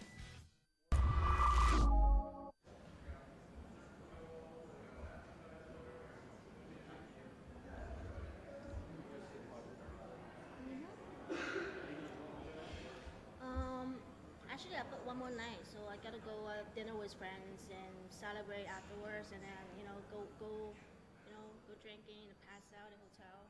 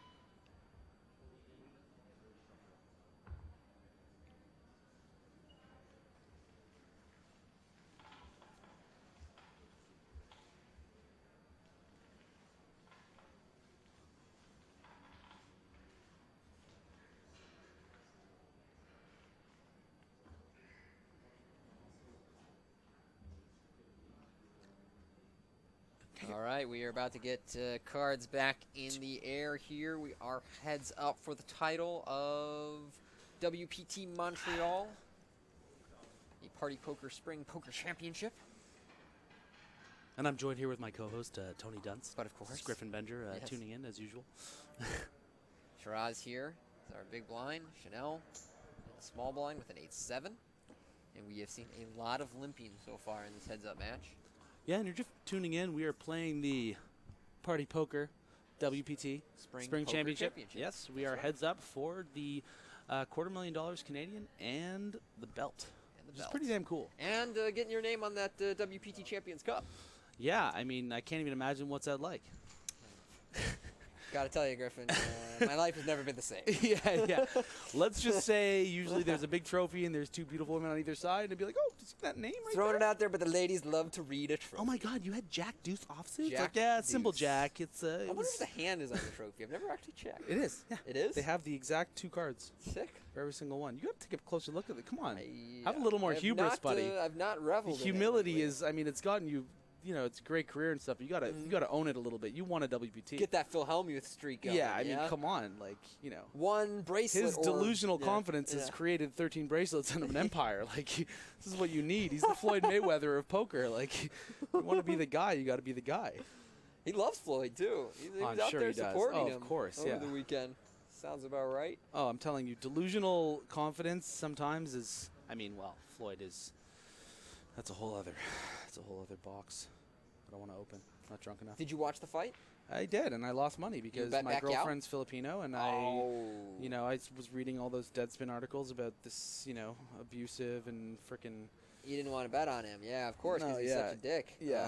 No, Yeah. I'm Like I very said, I'm not a upset with sports bettor. myself. Yeah, I was Yeah. going to bet Mayweather because I think he's a coward and he was never going to actually fight. Yep. And what I really wanted to bet and what kills me that I didn't get Was money on it was going to the decision. was with him that winning. and going the over under on the amount of rounds was 7.5. Oh wow. That seems like free money. That Mayweather is- was that's never going to throw literally a free punch money. in the What's first the, 8 what's rounds. the line for that though? What? It was an even money line, 7.5. I guess so. I don't know. I just saw that you- as the over/under for rounds, and I Jesus, was if I knew just that. livid that I didn't get any money down on it. But I was that was the day of the wedding that I wasn't able to come up here and play the Yeah, tournament. yeah. And I was out in the middle of nowhere. I mean, in this Michigan, is and I this just is didn't the have time to get money on it. this is the burden of likability, man. Like if you hadn't have connected with those people that wanted you at this wedding, you would have had a whole different experience. You Well, would have they been were here. my family, You might have been so- it. Yeah, well, you know, If I had sometimes you got to make ostracized choices. myself somehow. Who's Yeah. the wedding? Was your brother or sister? It was a cousin that I grew up with. And okay. you Oh, know, grew up with. That's grew fair. Up with. That's fair. Yeah, That's very fair. much Yeah, so. yeah. Known him I'm like 2 years older than him. So. And we all really liked the young The lady. little that brother he that I married, never too. had. Yeah, But, exactly. you know. Well, I did have a little brother, but Yeah, but still, didn't you like get him the much, idea. so. Yeah, no, I know. Didn't care for him. Screw that guy. Yeah. Nah, he's a good kid. Who is this poor man's version of me? Yeah. You know what though? The guy's a few years younger than us. Really, how old are you, Griffin? I 30. just turned You 30. We I discussed did, this yeah. before, I'm sorry. The guy's a few years younger than us. Really got screwed in terms of timing because they went to college and then came out of schools just as the recession hit and there was no jobs for any of them. So they Right. accumulated all this debt in college, and these guys who were a few years younger than us got out. They couldn't get a job. They have no way to pay off this debt, and that's where a lot of my cousins, my little brother, Right, all of them right, are right, in right. that quandary. And meanwhile, you and I at 30 just escaped that a little bit, and we're able to sort of Not a take little advantage bit, a of it. lot of it. Well, yeah, I mean, a lot we of travel it, the yeah. world playing essentially a I mean, video we game. escaped it narrowly in terms of time frame. Right. Yeah. Yeah. Well, I mean, in a lot of ways, right now, this is kind of the poker recession in Yeah. itself. But even in its, most recessive form, it's still, something that is so fun and so engaging and can be very profitable if you find the right situations. Mhm. And here we are with two people that haven't had a score over 5K for Chanel and Shiraz. I think it was nothing more than like 10K or something like that. Shiraz will grab that for you. Yeah, and here they are playing for people's salaries Shiraz was over many 33K. years. He got 10th in the WPT that we yeah. had here back in November. So, kind of familiar Oh, with so that's the real storyline, the redemptive Yes. story of Shiraz. Nah, not as compelling. Unfortunately for him, he's facing off with someone who has a real chance at history Yeah. here to become the first female Exactly. champion of a WPT Yeah. Open event. And representing the dealer community. And representing the cute Asian community. Yeah, listen, that is poker is a real big place. deal That's in a China yeah. right now. Oh, I know. The game's going to explode over there. Of course, regulation is a problem, but I've been told by many people that if you want to play cash and you have just a slight amount of connections, just go to China. Yeah. Because the games are great. There's obviously not a bunch of people like you and I grinding in them. Yeah. And it's a country that's still learning and familiarizing itself with the game, but has a lot of enthusiasm for it and for gambling, and has a very superstitious approach to gambling, which is great for us scientific types. Yeah, absolutely. And I mean, to be honest with you, I mean, it's kind of in our best interest in a situation like this to be, impartial commentators and observers. But, I'm a big fan of, I mean, like, I'm coming from a place of someone who played with, Chanel for 2 days, and she busted me, and I was really, exposed to how she was playing. And there's something that's not really talked about a lot is just, gender roles in poker and tournament poker. It's tough to be a girl. You know what? I wish we had asked Elle a little bit about this while she was that would here. have been better timing for sure. But you're right that being a woman in poker is a tall order, a difficult ask, and they take a lot of crap at the tables. It's a kind of small community, so a lot of rumors will get started around them. Right. What they do in their personal life gets opened up to a lot and you of, know what? You know what it is too is there's different levels to it too. I mean, you look at someone like Chanel, who's obviously like she's an attractive, like young, like female poker player, but it's also extremely tough for like the older female community that wants to play poker, because there's so much judgment at a poker table. A lot of people I've been introduced over the last few years to some sort of middle-aged poker player women who, when I talk to them and I say, and I realize that they're actually pretty good, I'm like, oh, but isn't that a good thing that you're being underestimated at the table and they just think you suck and all this stuff?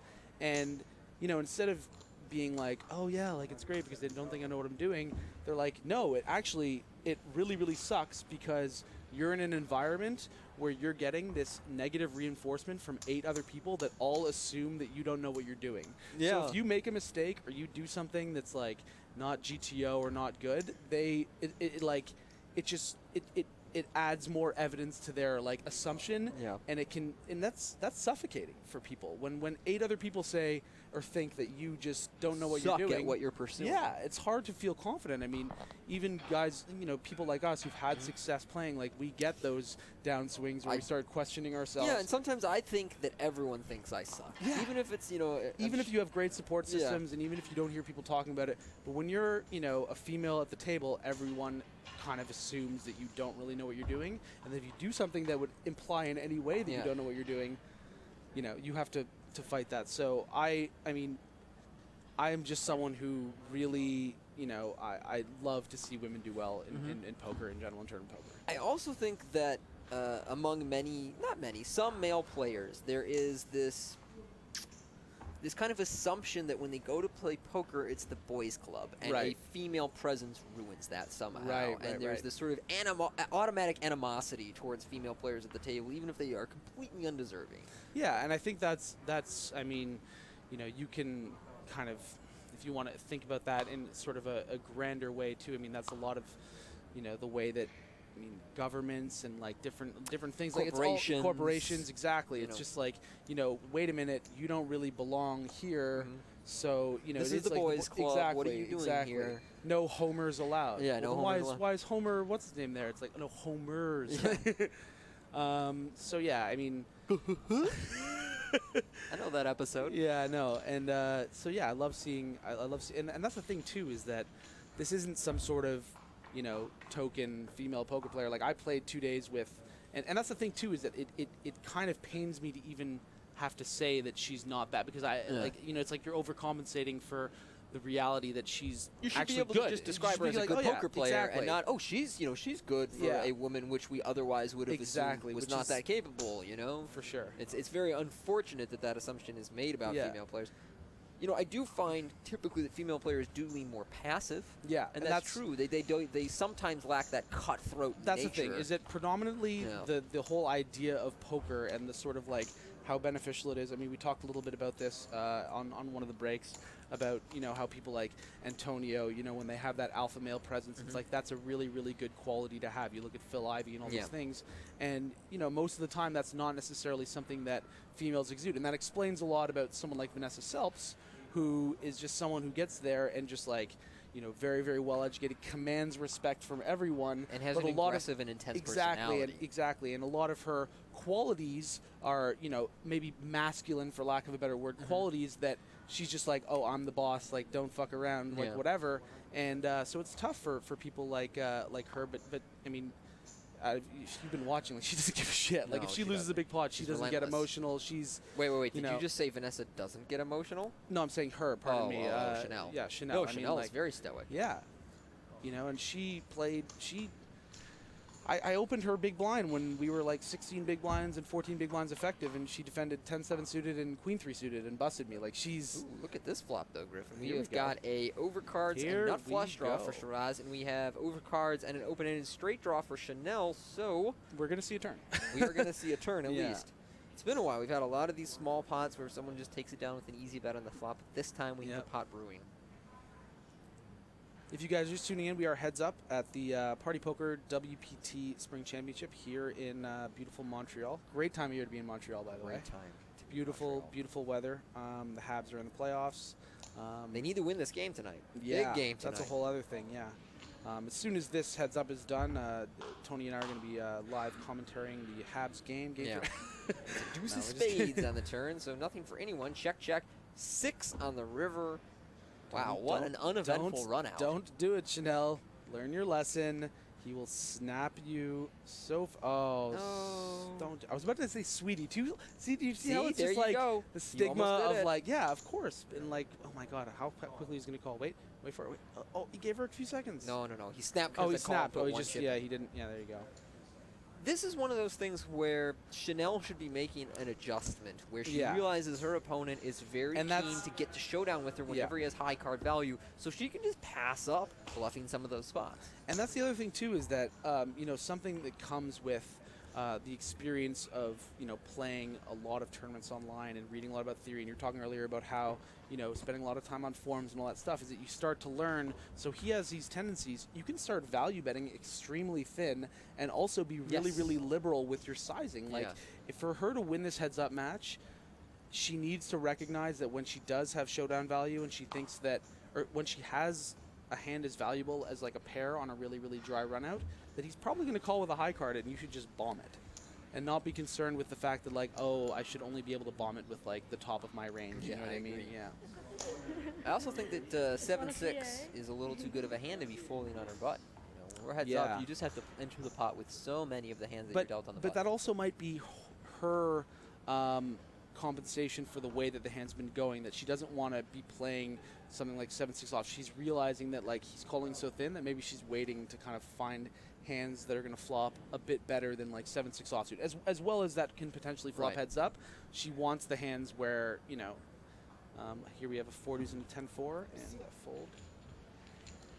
So a bit of a chip edge here for Shiraz, but yeah, this is exciting to see how this actually pans out. It's amazing how kind of connected you can get to a result, sort of viewing this, and it's been a really exciting final table. I've had a lot of fun today. It has been an exciting final table, and particularly at the start when the chips were really firing in there. Of course, Trevor made such an impression. I mean, him and Gary are still my guys from SFD. Like they put on such a great show. So she has pocket nines here. I expect a call pretty quickly from Shiraz. It's also a result of him kind of having the momentum. Yeah, I mean, he's making ace high calls. He feels comfortable. We get the Jack 8. I assume that this is mostly going to check down. I mean, I could be wrong. No, but again, we've talked about this. Her instinct is to be betting a lot when she's not sure what to do. And also, as much as I agree where it's just like, oh, you should kind of protect your showdown value with nines, at the same time, you don't want to be too cautious and give your opponent a 5-card run out, because when he has King 5 suited with a backdoor flush draw, he's going to fold the flop and you win the pot. Or you give him a free card that turns like the Queen of Hearts or something, and then like that's his pot, or like turns a king or whatever, and you gotta be careful. So Griffin, you were telling us before about your timing with Ivy when you were working T might be right. Yes. And yes. You were telling us about some of the crazy betting that went on down there. How long did you spend in Mexico living on this? About 2 weeks. So basically, the story goes that I was in PCA, and it to go sort of full, to go all the way back to the beginning of the story, was I was at PCA, and it was my only day off at the PCA. It was a Sunday. And my girlfriend, Jennifer, was saying, hey, like, I have this great day plan. We're going to go do this and this and that. And, like, everyone's coming and everyone's taking the day off. And I was just like, baby, I love you, but it's Sunday online. Like, so I just, like, ended up, so I ended up, like, staying in my room by myself, grinding online while she was sending me pictures of having fun, all this stuff. So I just started busting every single tournament.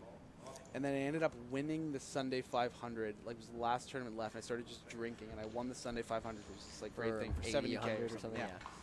And then I was about to go to bed and wind down as everyone was like came to my room and was like partying. And then I got this email from the Ivy Poker people being like, "Oh, kind of last minute, but can you just fly to Mexico in the morning to like stay at Phil Ivy's villa?" I'm assuming you'd already been signed up with them and everything. Yeah, completely out of the blue. So I went to Mexico, and yeah, like it was. I mean, it was unreal. I told a couple of stories before, and I mean, quite frankly, the WPT isn't paying me enough or getting me drunk enough to tell all the most amazing stories. There's another drink right there. I tell you what, hold on. Let me move your Get Sam empty-ish cup out. Here's a Tell foolish Sam I want a one. shot.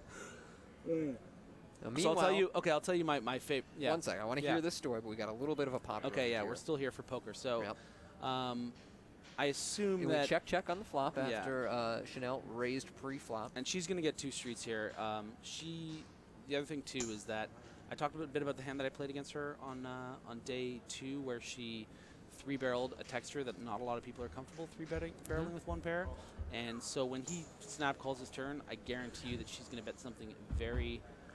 Maybe not very, very big, but if it's a brick, that's not really the card. But I think she's still. She should still bet considering the calls that she's getting. Yeah, I think she's going to bet about 280, and I think that he might decide to make a hero call. But that's the sizing that I.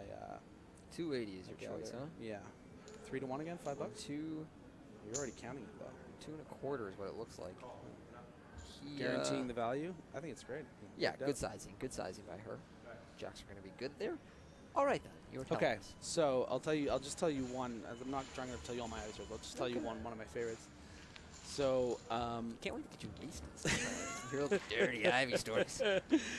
So one night we were. So most nights we were partying, but there was one night that was just like the chill night, and he had this like L-shaped couch, and so there's him in one side of the L-shaped couch and me on the other, and it's just me and him, and then 7 of these like girls.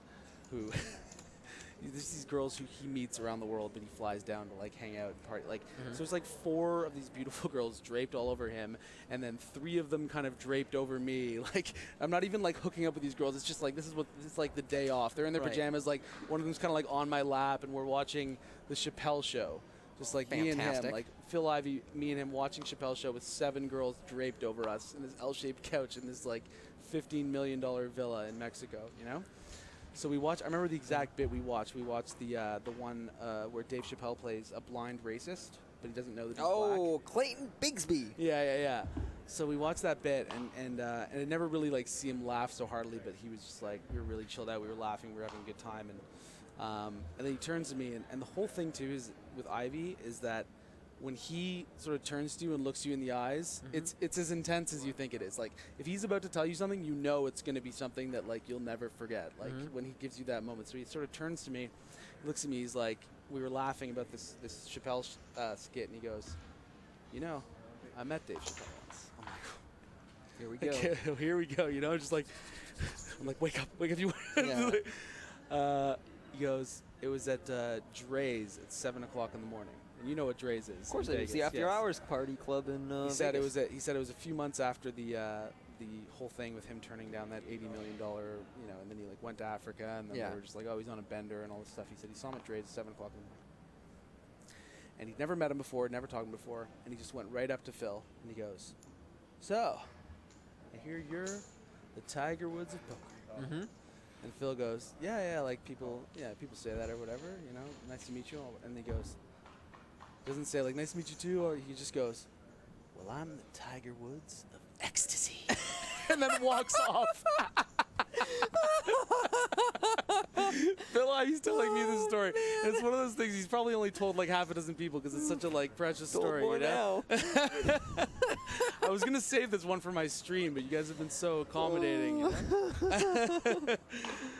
Oh man! Do you see Chappelle got in a little trouble? Yeah. lately. He blew a show, right? He blew a show. Yeah. He just showed up drunk and just kind of sat up there and mumbled at his audience and didn't tell any jokes. And then he said, and they said, "Tell us some jokes. Tell us some of the bit." And he said, "Oh, it's too late for that. It's 2 a.m." And they shouted at him, "It's 1 a.m." Like, and he just was, he refused to do it. Yeah. Okay, I'll tell one more. All right. Just one more. All right. Okay, so basically that first night that I got there, I get picked up at the airport, and the crazy thing about it too was on the flight there was this like super hot girl on the flight that was like all over the guy that I was traveling with, which is Mike Leah. And then I was trying to get some sleep because I'd been up all night. And every once in a while she'd like come over to my seat and just sort of like nibble on my earlobe while I was sleeping. Like, who is this girl? You know what I mean? Like, what's going on? So we like land and like we're in the line and she's just like, yeah. Like I'm like, Mike, who is this girl? He's like, I have no idea, but she's just like been all over. Like, who is this girl? Right? What the hell? And so then we like go outside and she's like still with us with our bags and we're like, what's going on? And then she's like, oh, like Pedro's gonna be here in a second. I'm just like, what are you talking? She's like, oh, like I'm friends with Ivy. Like she was just a girl that was flying down and happened to be on the same flight with us, and she knew that we were there because we were wearing the Ivy stuff. So we go to this Mexican restaurant. He's like, oh yeah, he's waiting for you there. It's like 10 p.m. We get to the restaurant. I'm not going to tell the whole restaurant stuff because it's so good, but I'll tell my situation with him like later. I can't give it all away. This is ridiculous. So we eventually go to this club, right? And he's made me feel super, super comfortable. Like when I first met him, I was like, he's gonna have no idea who I am, you know? Right. And then I'm like, hey, he's like, Griffin! Like he was like super drunk. He was like, hey, nice to meet you, all this stuff. I was like, wow, you know? Made me feel super welcome. We go to this club and it's like 3 o'clock in the morning and everyone's really, really drunk. And he was really, you know, feeling it. And then I see him walk by with a bottle of water, okay? And I'm just like, oh yeah, like I'm drunk. Like, so I'm just like, oh, Phil, like, calling it early, eh? You got a nice bottle of water there, huh? You're hydrating. And then he just looked me dead in the eyes and he's like, wait here. So he leaves. I'm just like, I'm not moving. Like, well, he just told me to wait here. Comes back with a tray of 10 shots of tequila. Looks me dead in the eyes with the Phil Ivey stare.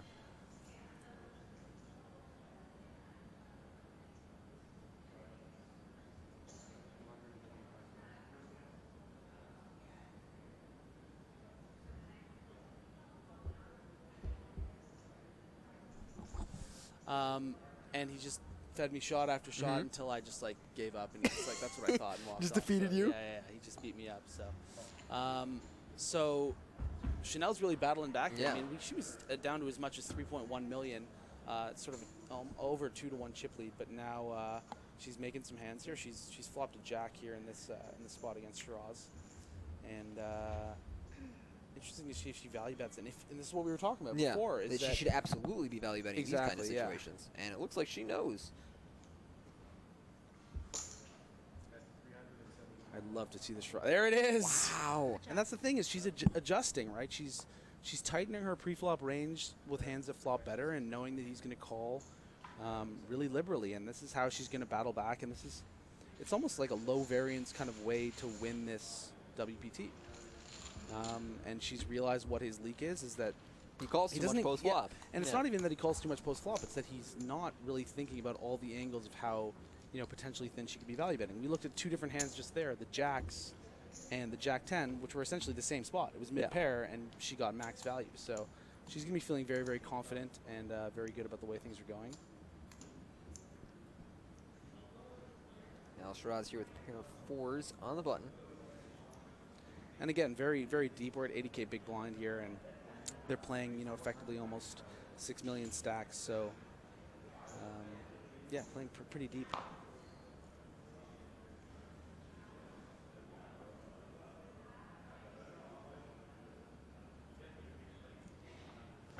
She'll let that one go. Let's go 6-5 offsuit in the big blind facing a raise. Yeah, pretty tight pre-flop so far. I don't think we've seen a single 3-bet, have we? Yeah, I mean, the only reason. 3-bet we saw was a kind of a ambitiously sized ace king 100 big blind 3-bet from Shiraz, but that's nothing light. No equity kind of 3-bets heads up, and it's going to create a very long heads up kind of battle. Yeah. But they're gonna do their thing, and they've been playing each other for many days, and it's a good battle here. She'll just fold the 7-5 offsuit on the button there, which again sort of lends more evidence to the fact that she's really going to be selective of the hands she plays. Yeah, she's definitely taking an approach where she just yeah. wants quality hands, or at least semi-quality hands to get involved with. I do think it's smart of her to tighten up her opening range when he's not just going to fold to the big blind, and he's not going to fold post-flop at all. Right. So she wants to have at least a moderate amount of showdown value when she gets post-flop.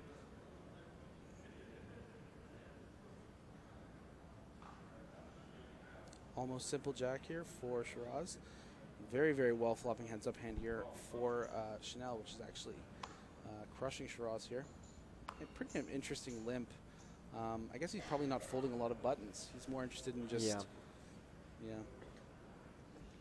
I mean, Jack-8 suit is a pretty good hand heads up. I wouldn't mind her putting more money into the pot here. Yeah, I mean, I don't think that he necessarily has a limp raise range here, so I kind of like the idea of beefing up the pot.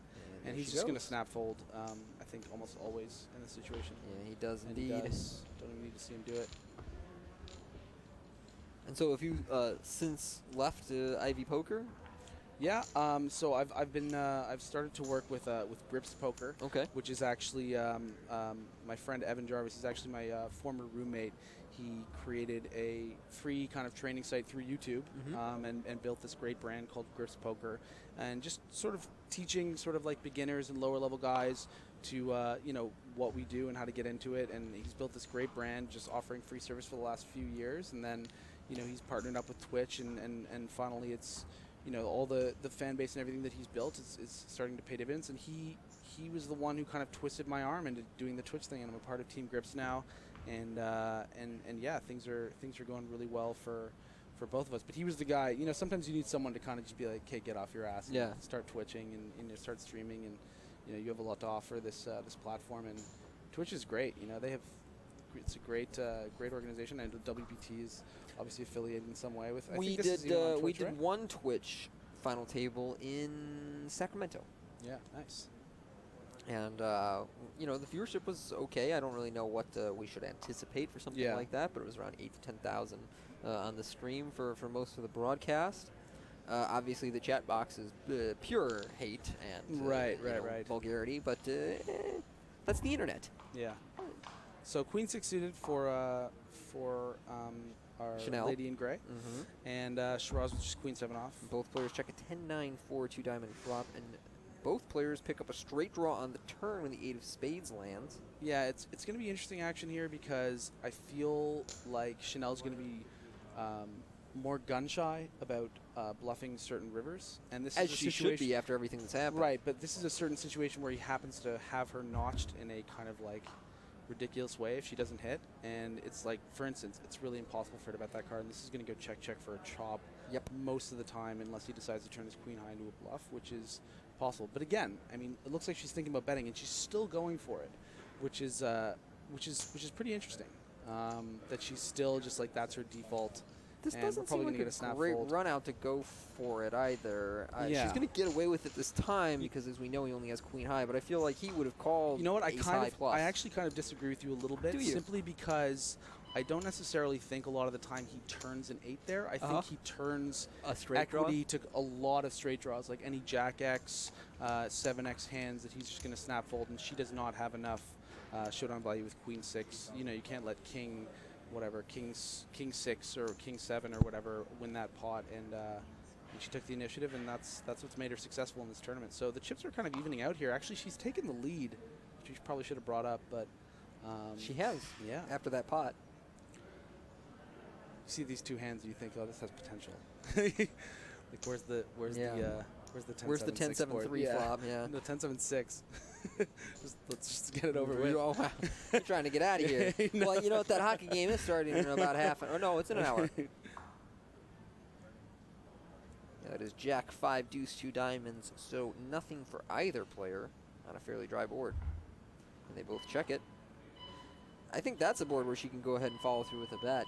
She just doesn't have a lot there. 9 high, not likely to be good. Yeah, that's it's hard for definitely him a to spot connect. she needs to bet. I was super surprised, and now She she's does have faced some with a backward situation draws. now that she has equity, she's Yeah. betting into a brick wall who's never folding, and she's going to have to not only river him, but get the appropriate river where she would get paid, which is only a 7. Yeah. So it's it's a spot where Jack deuce 5, 2 diamonds. It's pretty dry.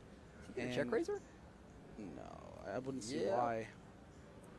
Maybe he's just done with calling, and he's doing that sort of like see where he's at situation. I mean, this is a classic see where you're at sizing. He's basically checked min raised. She can't fold, of course.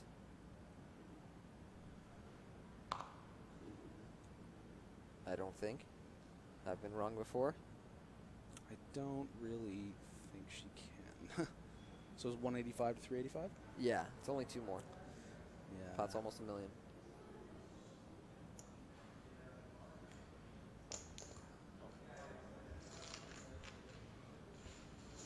So we do go to a river. And the 5 of clubs, no help to anyone. And this is, and if Shiraz, which he's not, again, we've talked about how sometimes he does kind of what she does, which is just not really knowing how to react on a river and betting. And he that's did exactly a block what he betty did there, thing another there, block bet. but she has taken every opportunity to bluff, even in spots where she should have learned her lesson by now. So it would have been interesting for him to check raise there because he thought he had the best hand, and then instead of sending out that block bet, just checking and calling any bet. I agree. Because she's taken so many of the spots, but I mean, I feel like she may have just checked back.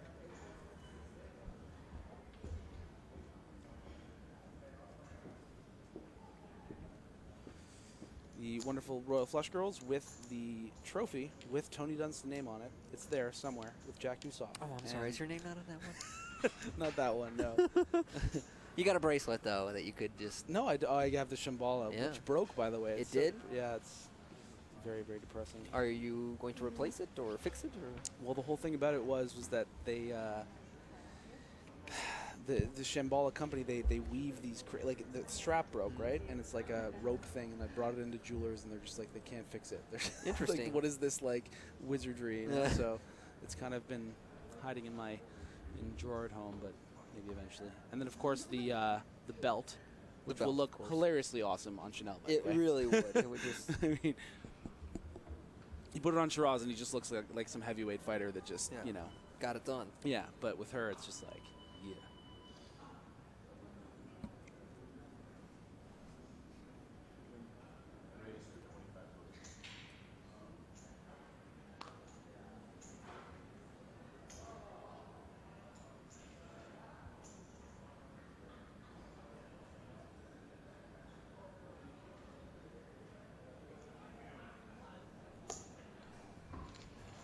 We have a raise and a call here, both of them with Queen Rag. Shiraz is suited in diamonds.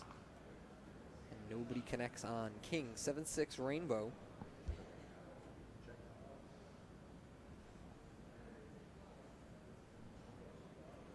Both players check. He doesn't change very much on the turn.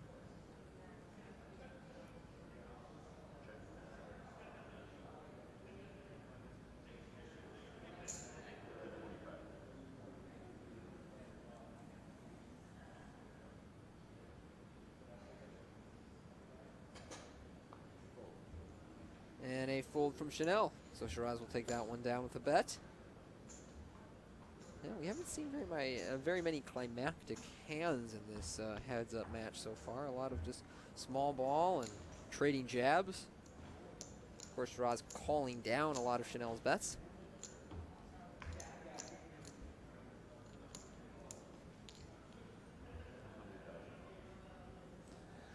So Shiraz is retaking the chip lead here. The stacks, as we talked about, they're getting a little more shallow now with the 30-minute levels, as Tony told you guys on the right before the last break, which is, again, something I think is great for just the state of the game with these sort of heads-up battles. I mean, you see it all the time on the European Poker Tour, just exhausting. Yeah, how long did some of those last? I've never played them. Oh, man. So my girlfriend Jennifer, when she was working for Poker News in Monte Carlo, they were playing heads up for, I think it was the longest heads up match ever in EBT history or something. And she was waiting until like 5 or 6 a.m. and everyone was like clearing out, and she was one of the last people there, finally ready to get the interview with the guy who won. And then when the guy won, he didn't even speak English. Really?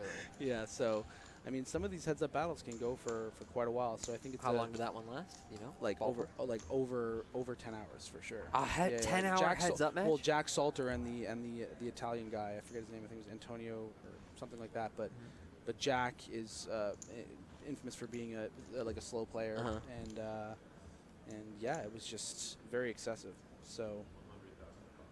That must have been so boring. Yeah, 10 hours I felt of heads-up poker. Because she couldn't even do the interview afterwards because he didn't speak any English. 10 hours. Oh man, that's way longer than most of our final tables. Yeah, exactly. It was really excessive. Would you like to hear about my shortest final table ever? Sure. Well, I went and did the.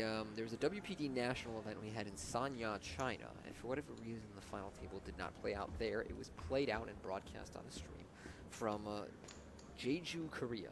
Okay. I went and played our WPT event there, and then did the stream for the final table of that event that was initially held in China. And they didn't have a lot of chips coming into the final table. Maybe it was like a 20 to 30 blind average. And, nobody had more than 40. It was over in under an hour. It was incredible. I mean, everyone just hurricaned their chips into the middle, and then the person who was behind lost every time. Oh, or the wow. person who was shorter lost every time, and it was just over in like 54 minutes or something. It was stunning. Wow. So an interesting, sorry to cut you off, but an interesting defend here from Shiraz, the queen 6 off. Yep. Again, I mean, we've talked about it before, but kind of just goes with the flow, and Chanel actually has a great flopping hand. This is it's actually kind of an interesting board because again, when she's not sure what to do, she'll just bet, and I expect him to be check calling with the queen eye flush draw and the bottom gutter. But yeah, some liberal sort of snap defense. Looks like he's gonna check raise. This is not a bad card, not a bad hand to check raise here. Not at all. I like it, especially because I think he's aware of how liberally she's been betting boards, and she has no defense against this with this hand, even with a gutter and 2 overs, because she could simply be drawing dead. So I expect to see a fold from Chanel here. Yeah. But the stacks again pretty evened out.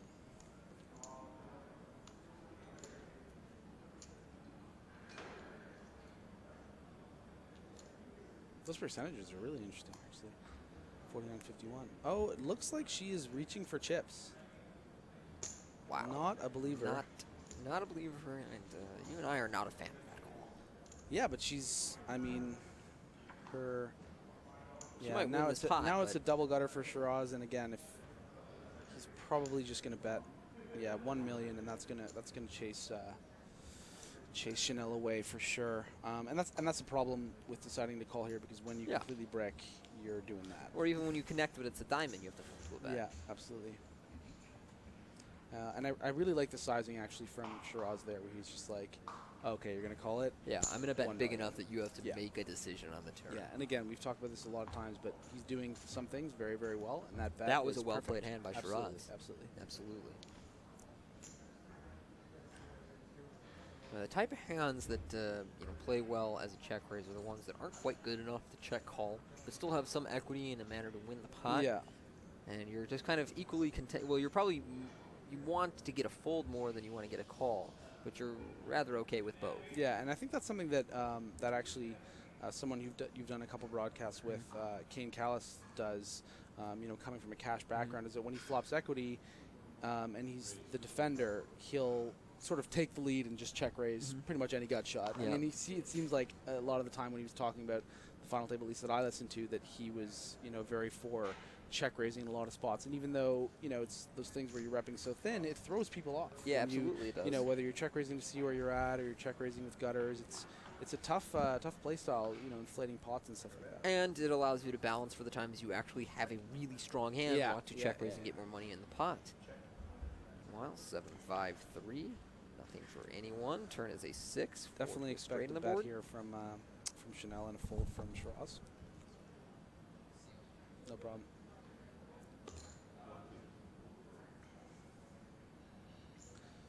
Wow, a bet and a snap call with Jack 10 high here from Shiraz. His intentions must be purely to just bluff any card that she decides to check, but I really don't like it simply because she's someone who follows through and almost always bets again. So she has rivered the straight, so of course she's going to bet. There's 750 out there. I expect her to bet about 375 to 420, and Shiraz to either snap fold or try to do something creative and raise, but it would kind of be slipping away from his game plan that's been working so well, and you can see he snap folds. And his intention was certainly to float and then bet had she checked, but again, this is something she's been doing all tournament long, is pretty much always following through and betting again. There's another great look at the payouts, and of course the trophy and the belt, and Kat, a beautiful royal flush girl. Excited to see who's going to be our next WPT champion. Is it going to be Chanel or Shiraz? We've been heads up now for probably about a level and a half. Again, we've talked about how the levels for the WPT, very intelligent strategy by the World Poker Tour to make it 30-minute levels, so these don't take all night long, but still deep enough that there's a lot of play, and the best person might win. Ace-4 against Ace-5 here. It's just going to be a 2.25x and a call here from Shiraz. Queen 6-3 rainbow. A lot of the time this is going to just go check, bet, fold, unless Shiraz decides to do something tricky, but I'll probably expect him to just fold the Ace-4 high in this spot. And again, he usually knows kind of what he's going to do, but he has decided, it looks like he has decided to check call, which is really not surprising after seeing the Jack-10 call on the turn there. Like, if he believes he has the best hand, he's just calling. Like, he trusts his instinct.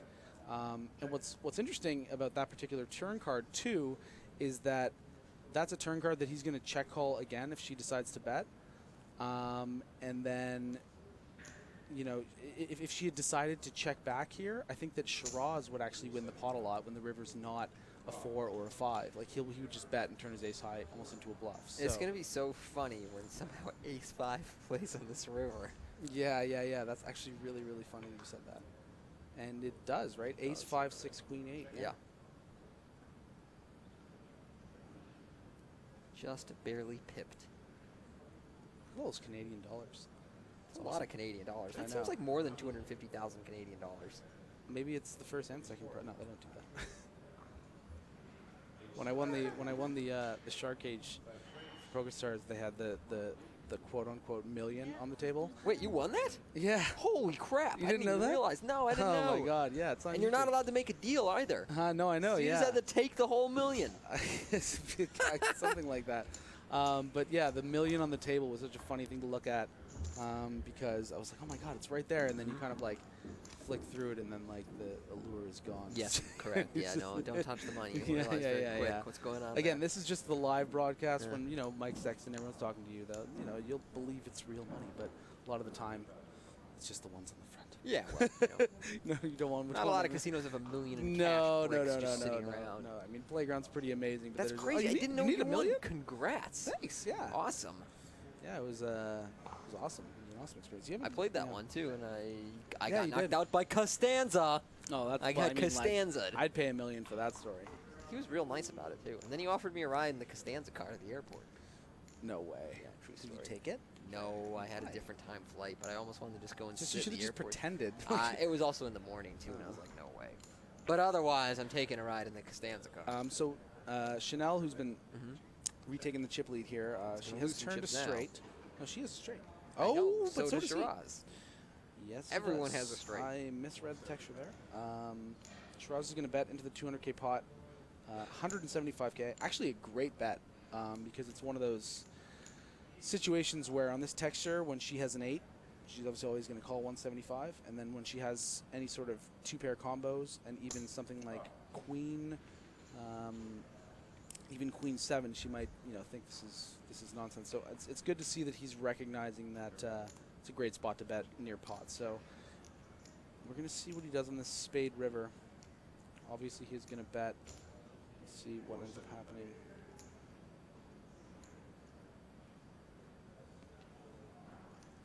$475, which is essentially a pot-sized bet, and I think this is actually going to be a pretty big turning point for the momentum of the heads-up match. If she's able to make this fold, I think that it's going to be really huge game flow-wise because this is not something he ordinarily does, Tony. Like, we don't see a lot of just like random sort of turn river pot-sized bets. calls, But too. again, she's heads up with a straight. You can't really blame her, and she gets the bad news.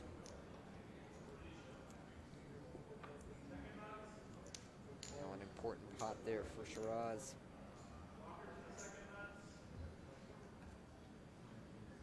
As his king high straight bests the queen high straight of Chanel. He reestablishes his chip lead. There you have it, 6.18 for Shiraz, 4.9 for Chanel. And just looking at the eliminated players, we had Dylan Wilkerson, the only sort of prolific WPT success story on the table. Four right away. final tables. Yep, right away lost a big flip against third place finisher Levi. Trevor Delaney, great story. Really showed up to play, made a really, really awesome, ambitious Heroic bet play. bluff on the river against Chanel that did not go through, but made a real impression on the stream here, coming in as a chip leader and making that big move. So he was our 5th place finisher. In 4th was Gary, who gave us a great show with a couple of the lines that he took, and then Levy in 3rd place. So we are heads up though with the 2 people that really established themselves as having the rivalry on the table. Yeah. Yeah, they've played several hands against each other, climactic hands against each other during the final table, of course, most notably the King Jack versus Aces, Yeah. where Shiraz was supposed to be eliminated, but got a miraculous river to save him. So, otherwise, it's just been the Chanel show at this final table, but Shiraz has kind of had her number, and he knows to call against her. Mm-hmm.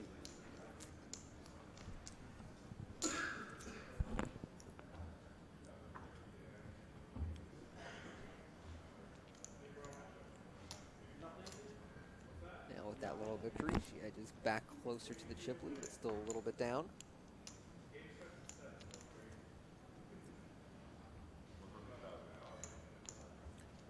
How long have you been playing? 8 years? 9 years? Yeah, around that. I've been at it about 12, 13. She's at an 11. Shiraz here with Queen 9 suited. And Gary's been at it for 3,500 times. 3,500 times too. That's just what I was thinking of. A little throwback for the viewers that have been here the whole time. You get the inside joke. New ones, you don't get nothing. Queen 9 suited, open, and a fold pretty quickly from Chanel.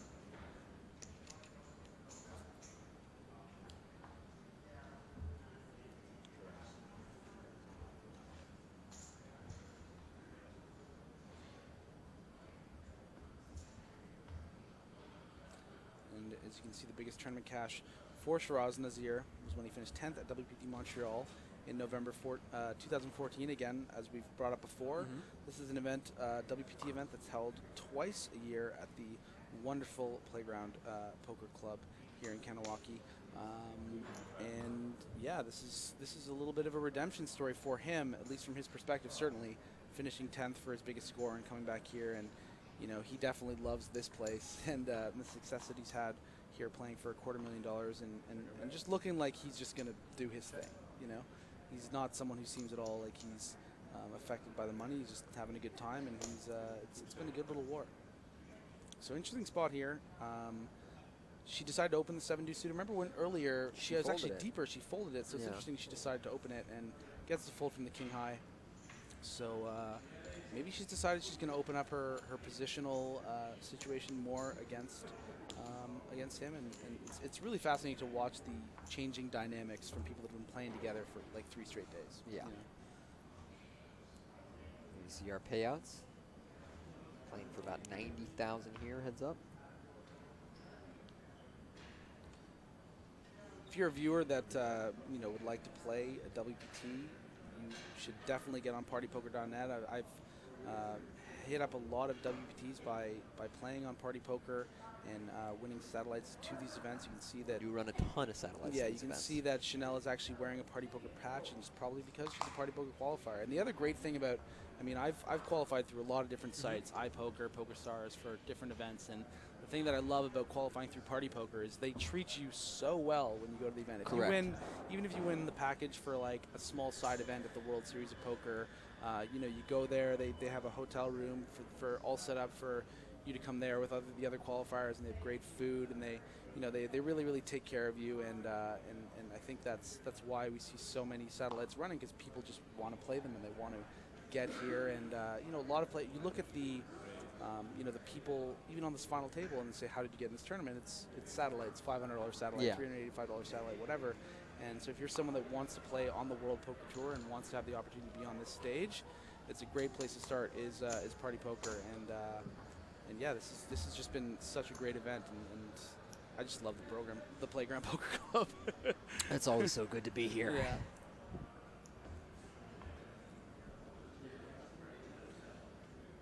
And it's going to fill up tonight when that game goes off in about 35 minutes. No.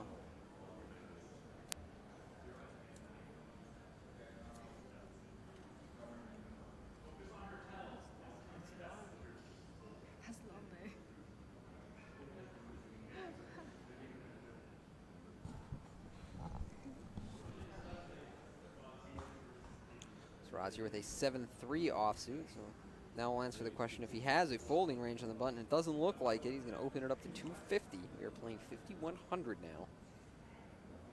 Chanel with the king deuce of spades going to make the call.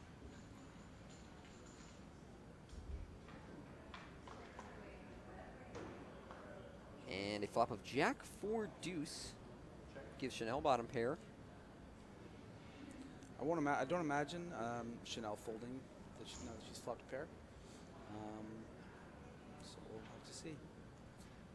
And exactly even in chips, based off what we're seeing here, the chips in the middle here. Yep. So a very even heads-up match, and a good storyline with all the different things that have happened with the two of them. I mean, you know, Shiraz was out the door there in fourth, but got that river, and she's just doing everything she can to kind of take back what's hers. Number 4. Here's the middle card on the turn. Really interesting to decide to two-barrel this particular card. Yeah, not a good card to barrel. He has no equity. It might work because she has a deuce, but I'm not sure. She's been stubborn. Look at her. She's cold-blooded. Yeah. There's no way she's folding. Ooh, crack in the little demeanor. hesitation. She may actually fold now that I've seen that body language, but at first I was like, okay. It's the cold-blooded killer, Chanel, but I think that she might be, yeah. And you can't really blame her either. I mean, no, he's repping a lot of strength by betting the 4. It's so easy to be an expert when you see the whole card, isn't it? Very much. Yeah. I will say that that's a bluff that he makes that I don't. You know, that's a pot that he wins that I don't. But that's call. pretty much been the narrative of a lot of our stream is that how, you know, it's not, you can't put people in categories as bad and good. There's something that the players that, you know, people might perceive as not that good and not that experienced. They're winning pots that you don't win. You know what I mean? And you can learn from how to sort of use some of these spots that they're doing so well, like that pot right there. King 7 suited here for Chanel. 7-6 suited for Shiraz. Definitely going to see a snap call.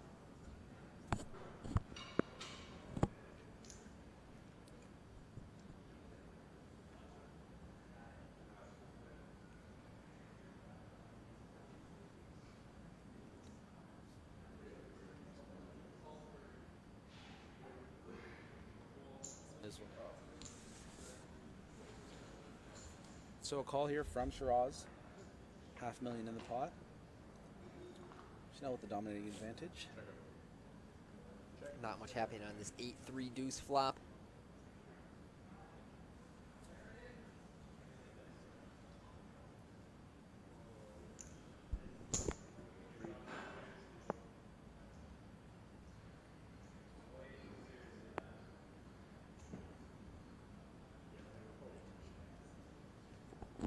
Continuation bet from Chanel. A quick fold from Shiraz. Again, there's probably about 10 or 11 million. I think there's 11 million in play. Right around. And they both about have just over 5 million. So really anyone's game. Anyone's game. Sorry to say that you're going to have to head out, Griffin. Thanks so much for coming and joining me here today. Unfortunately, I have an 8:30 flight, but yeah, this was awesome. I hope you have your stuff in your car. My Jen's going to take care of it. Okay, you're good to go? All right. Head back there. Fantastic.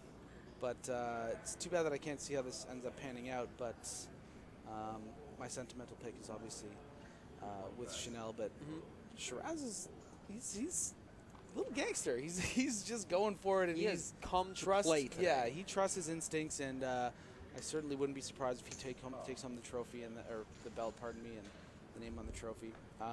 But Tony, thank you so much for having me. My pleasure. And having me on the line. It was a lot of fun.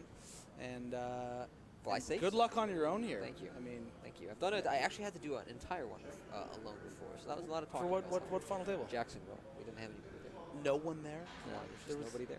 Wow. Talked to myself for like 7 hours.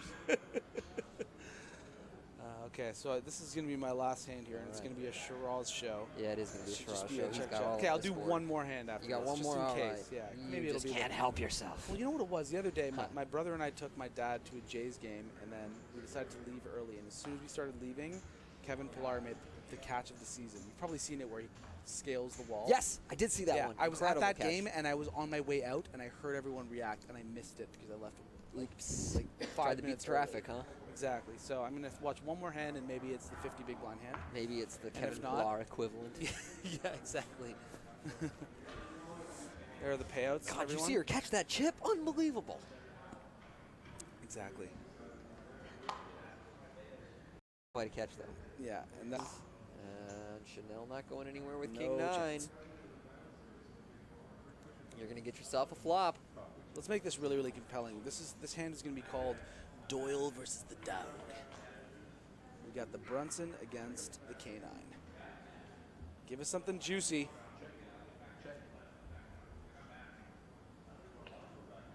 Now, 2 9s on the board for Chanel and You an open know end that straight draw Shiraz for is at Shiraz, and he least checked calling. it back. It's just stunning.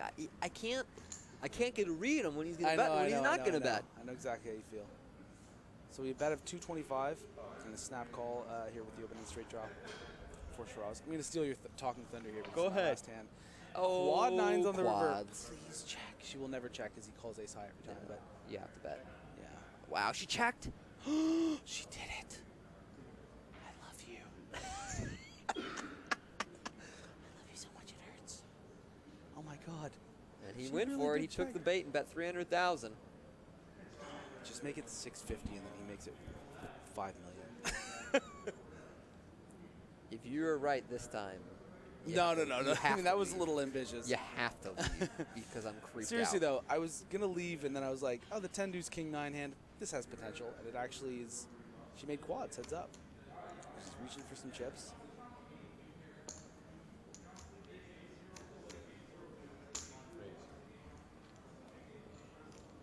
Did go small. It's about 700, I think. Yeah, and I think we're gonna see a snap fold from Shiraz. She did because- not. She went to 900. Excuse me. Faraz, a little posture here. I think it's a bit of a show. I wonder if she has 7-6. That'd be sick. That would be sick. Then again, it's happened already on this broadcast where he said it would be sick if this guy 3-bet the river here with 6s all in. Didn't happen. That whole hand was beyond absurd. It was awesome. That's why we play. Yeah. That's why we commentate. It's for those moments.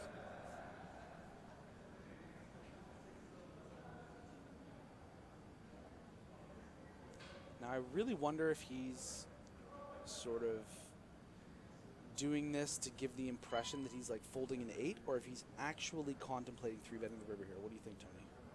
Let's do a little analysis. He is not Get off your postured phone. at Come on. all during this final table. I know, but now that he is it because he's saving face, or it's because he's No, trying I to consider? think he would happily just fold. I don't know what he's really thinking about here, whether it's a 3-bet It's like, it's one. I'm having a Truman Show moment right here, where it's like, this is my last hand, and like, finally, oh. There you go. All right. Okay, guys, thank you so much for tuning in. You're just stuck with Tony. Thankfully, he's extremely good at this, so you'll have a good time. But thanks for listening to me, and yeah. Thanks again, Griffin. for having Appreciate me. it. All right. There you go. And then there was one. Yep. And we are essentially even in this heads-up match. Only one big blind separating our two players here at the Playground Poker Club on Kanawaki, 20 minutes outside of Montreal. And I believe we hear the buzzer of the blinds going up. It's King 3 for Chanel in the small.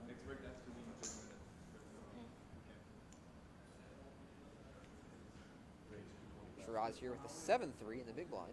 No, we're not. No, we're not, I think.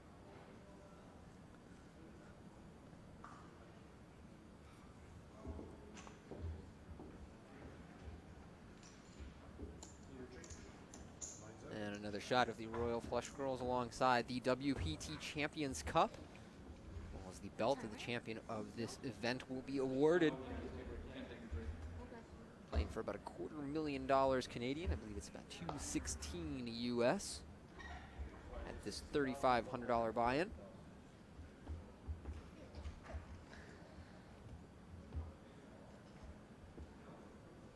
As you can see, our blinds have gone up 61-20. We are now playing under 50 big blinds effective, and only 3 big blinds separates our players, but it is the young lady, Chanel Lu Zhang, who is in the lead right now.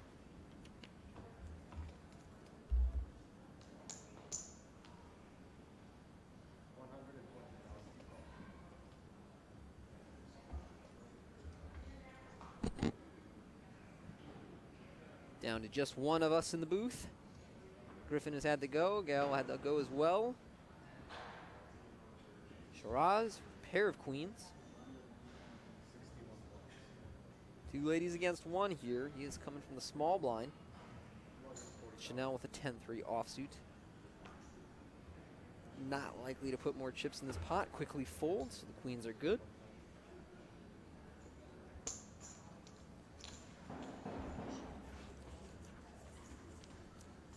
Shiraz is a 41-year-old accountant who got into the event through a $385 satellite. And as we mentioned before, his greatest previous poker accomplishment was finishing 10th in WPT Montreal in the event we had in November. Big cricket fan. Facing off against Chanel, the 28-year-old ex-poker dealer. Cash game player, aka Cool C, originally from Shanghai. And in the event she does win this tournament, she plans to play a lot more of them. Here she's raised it up with a Queen-8 suited.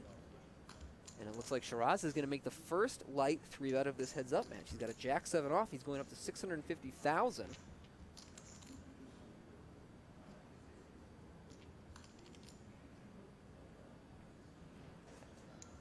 Back with Chanel. Pretty good hand for her to flat call here, although she's been kind of shy about putting a lot of money in pre-flop, so she might just let this go. She's got it loaded in her hand like she intends to fold, but I think this is really a borderline hand for her. Queen-9 suited would call, Queen-7 suited would probably fold, and Queen-8 she is going to make the call, so we'll go to a flop. Chanel in the lead here, but Shiraz, the one who took the lead pre-flop by 3-betting. And neither player connects on King 9-9, which is a nice board for Shiraz, and I have no idea why he has checked it. Chanel checks behind and then turns a flush draw. But in Shiraz's position, that's a pretty good board to go ahead and fire a bet on the flop. Although what's interesting is, if you actually did have a king, it's plausible that you would check that flop.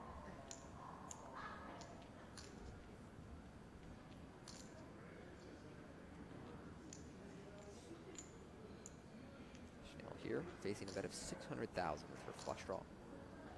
And I do think I'd rather see a raise than a call. If she calls, it's a rather difficult hand to play post-flop, even though she's technically ahead.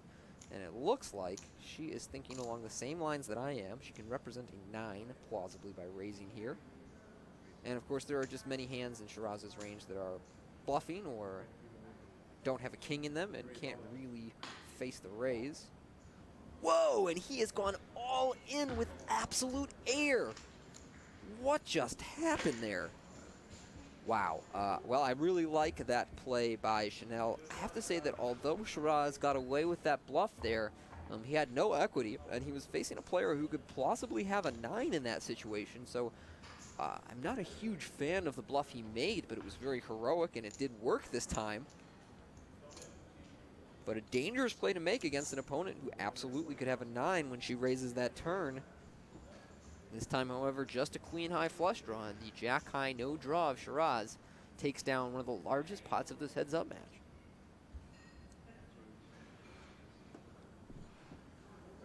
It does seem as though sometimes Shiraz gets in his head that he's not going to give up on a pot. We saw him play ace-king suited like that earlier, where he called down in a situation where it was going to be very difficult for him to win the hand.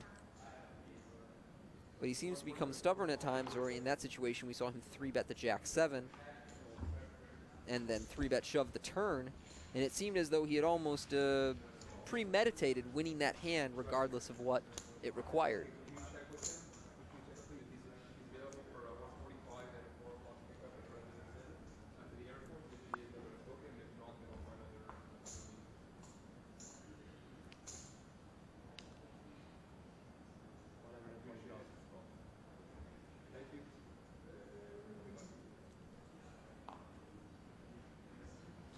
We are playing 60,000, 120,000 right now, so they're about 45 to 50 blinds effective when the stacks are even. Chanel right now kind of short though. Pair of queens is going to open it up. Shiraz with a 9-5 offsuit, not going to get involved. Lets that one go. We're down to the final two. A field that generated 340 entries and a nearly $1 million prize pool. Of course, earlier on in the broadcast, I was joined by Griffin Benger, Gal Chardon. However, both of them had to go, so we are flying solo for the remainder of the broadcast. Our heads-up levels are only 30 minutes long, which usually forces a conclusion within an hour, hour and a half for most of our heads-up matches, but thus far we've seen a lot of limping and not too much 3-betting pre-flop, so it has been a longer heads-up match thus far. Shiraz here, opening jack-5 suited. Chanel with 7-3 suited, going to a flop.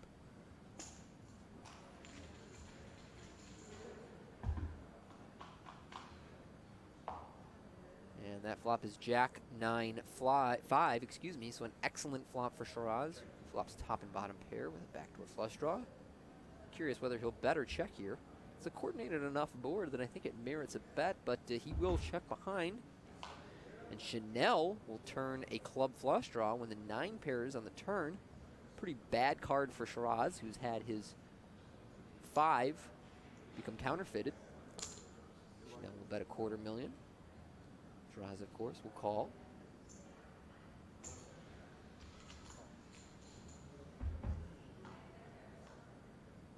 And the river is the 5 of clubs, and so Shiraz fills up while Chanel makes her flush. And this should cost her at least one more bet on the river.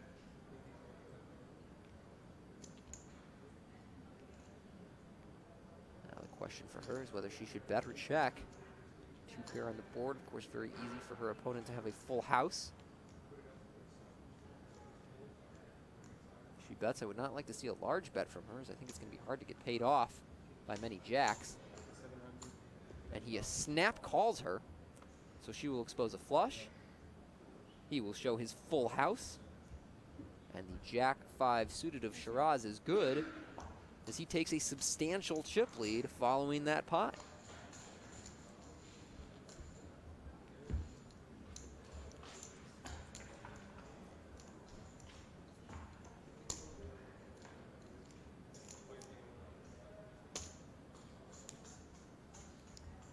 Well, a nicely played hand by Shiraz, who induced some action by checking behind on the flop, allowed his opponent to catch up a little bit.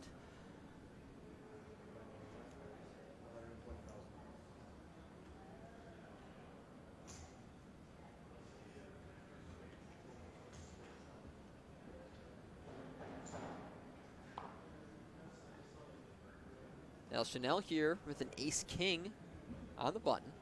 Shiraz with a king-jack in the big blind. And this is one of those situations where Shiraz might just go for it. He may just go all in on her. She is hanging right around 20 blinds. King-jack, pretty strong hands heads up. If I were in his position, I would go all in. And it looks like he is going to 3-bet to 560,000. I think I prefer a shove to a small 3-bet here, as you do not want to induce a weak ace to go all in with you, whereas some weak aces may have raised folded the button. I can't be sure that that's the case with the Chanel's playing style, but I think she would probably raise and fold ace-deuce.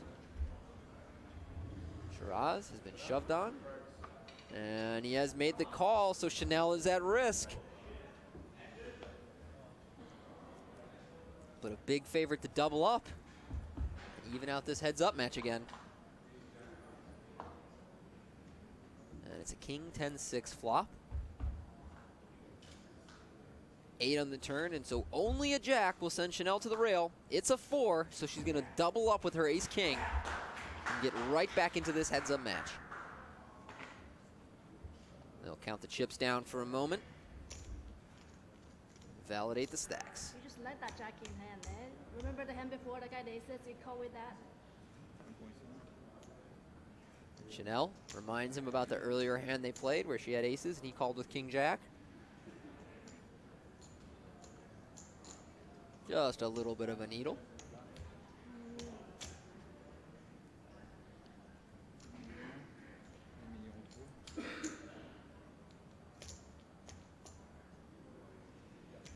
But after that pot, she's going to be back up to 4.8 million, an even 40 blinds.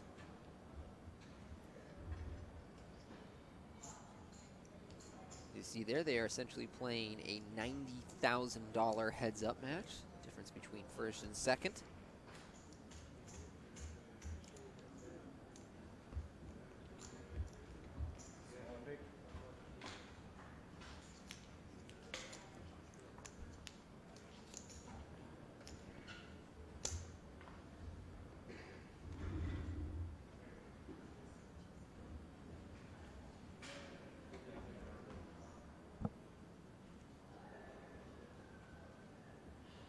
So both Chanel and Shiraz have had the opportunity to eliminate each other in this tournament, but neither of them has got it done.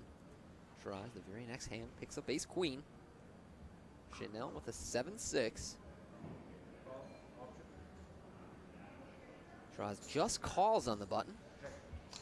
Chanel will check. Surprising that Shiraz just calls. After all the excitement of the previous hand.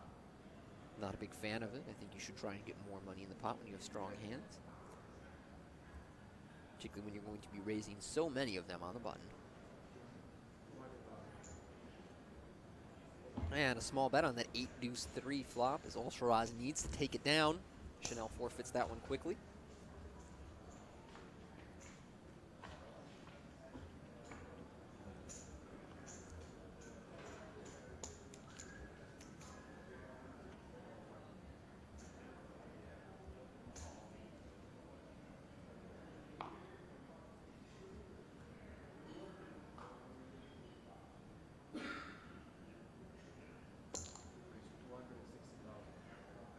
Chanel will raise king 10 on the button. Looks like Shiraz will make the call with 6-5 out of the big blind.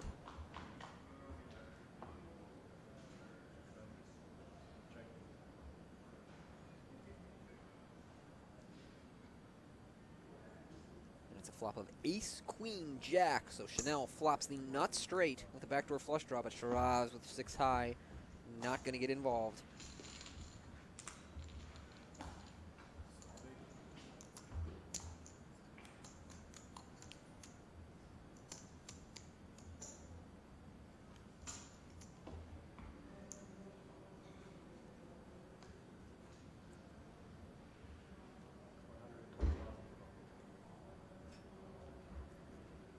Shiraz here on the button. Chanel on the big blind.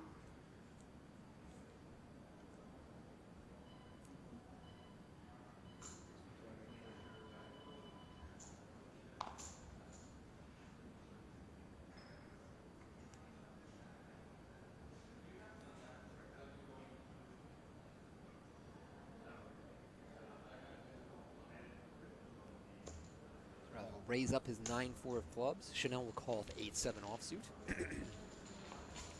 So we'll go to another flop.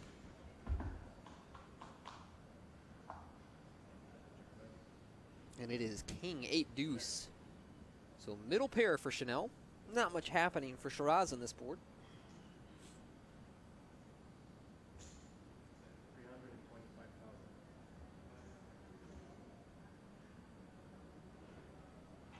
$325 for Shiraz.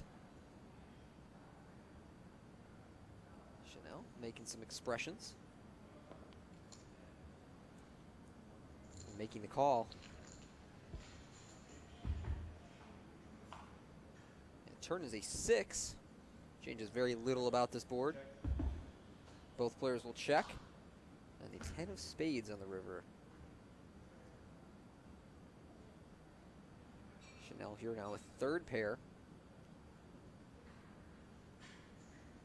It looks like she's going to bet, which is a solid play from what we've seen thus far. Shiraz has been very eager to call her down, although this is a dry texture, and it's difficult for her to be bluffing with anything. I think most of her bets are with a king, 10, or 8. I'm not quite sure what she could show up with as a bluff there.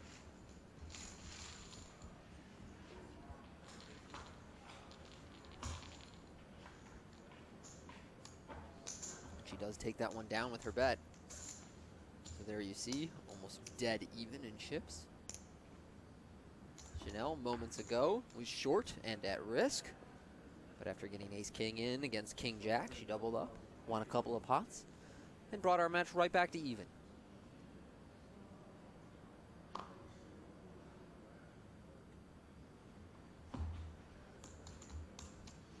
Chanel just folds 9-10 offsuit there. That seems 9-7 offsuit, excuse me. Seems like a strong hand to just give up on the button and heads up play. As it turned out, Shiraz had an ace-10 suited.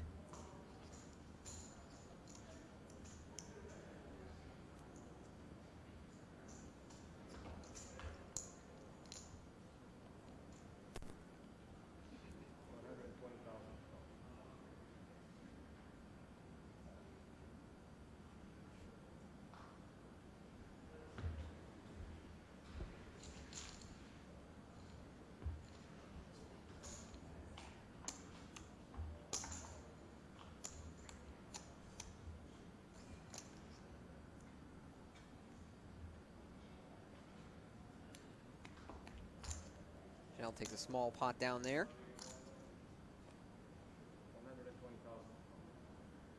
Big news in sports today with the revelation that Tom Brady was aware of the deflated balls. Tried to conceal that with the staff among the Patriots who helped him deflate the balls. Imagine there will be some fallout coming in the next few days. Then we'll be curious to see what kind of consequences he faces. Always very odd when a legend in a sport is accused of misconduct.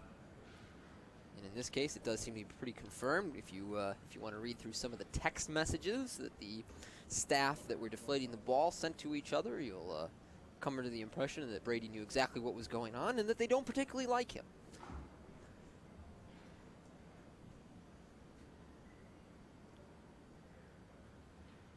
Shiraz here, the 7-6, gonna go ahead and raise it up. I believe it's 240. Although there seems to be a discrepancy with his chip placement.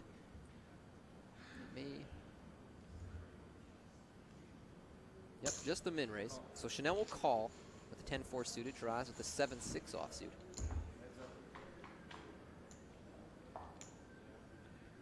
Chanel flops a flush draw on queen 8-8. Not much there for Shiraz. They do both check. 10 of hearts, excuse me, 2 of hearts on the turn. Little surprised to see Chanel check that one again. 10 high, not with much showdown value. She still has a flush draw. A little bit mystified at the way this hand is playing out. Now, if she had something like a king high flush draw or an ace high flush draw, she could check all the turn and be confident that her top card was likely good. But with 10 high, she's technically good, but I don't think she can really know that here. Jack of diamonds, no help on the river. If she can get the showdown, she will win. She very well might lead out here. She does check. Shiraz bets. This is his pot to win. But if it goes check, check. No, Shiraz going to go for it. Following through here. And does get the fold.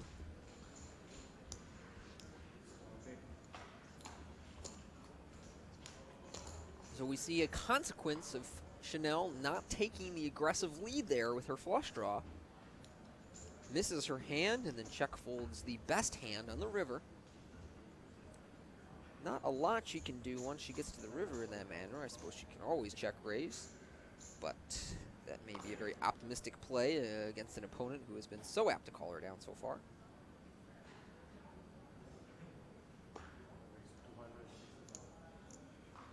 She will raise it up with a king-8 here, and Shiraz with an ace-queen in the big blind. I'll be curious to see whether he 3-bets or just calls. We've only seen one, maybe 2 3-bets out of Shiraz so far in this heads-up match. Earlier on, we saw him win a big pot by 3-betting 6s against Chanel, but here it looks like he's going to make the bet of 660. Chanel quickly folds, and Shiraz will take that one down.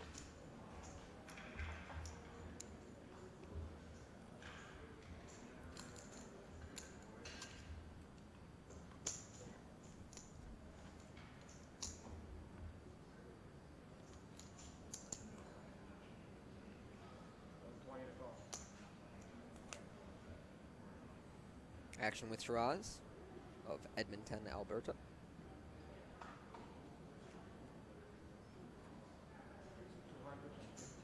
King-3 of clubs coming in for a raise. Chanel not going to be able to play with 10-4 offsuit. Lets that one go.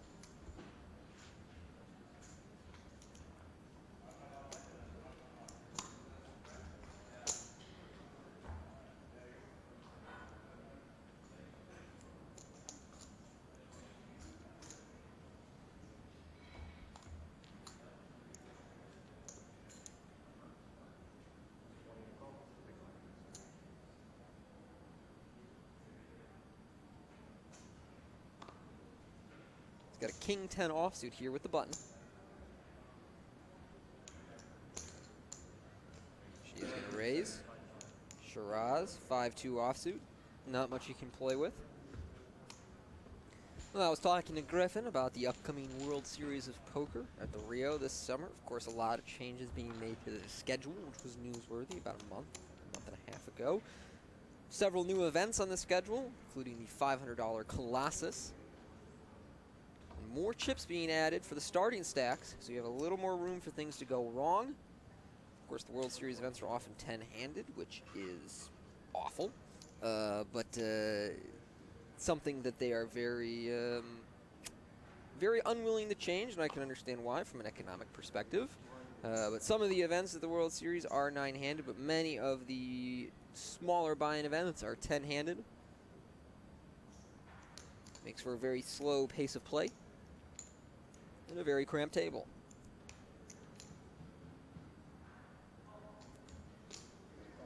Shiraz here opens up the action with his Queen-3 of spades. Chanel calls 10-9 offsuit. And we get a King-King-Jack flop that neither player really connects on. This is the type of board that Chanel could potentially check raise, and now she's made an open-ended straight draw on the turn with an 8. And we saw her check a 10-high draw only a hand or two ago. Now she's going to lead out with it. She bets pretty large. 325.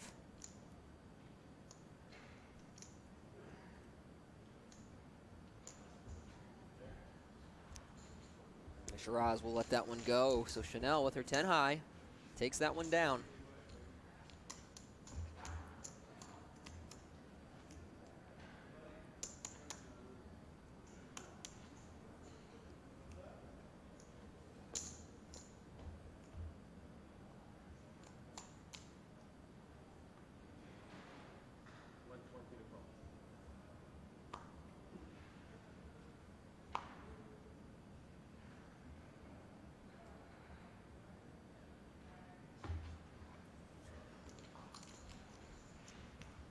Shiraz will just take that one unimpeded with a7 in the big blind.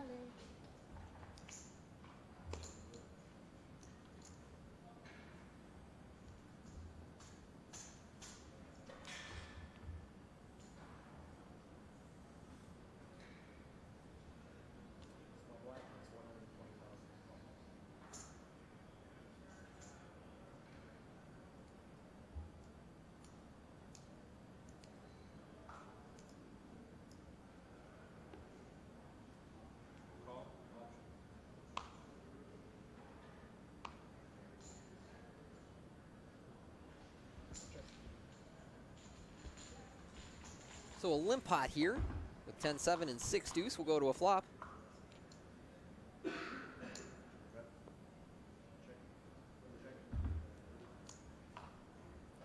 And it is 10-9-5, so Chanel, top pair.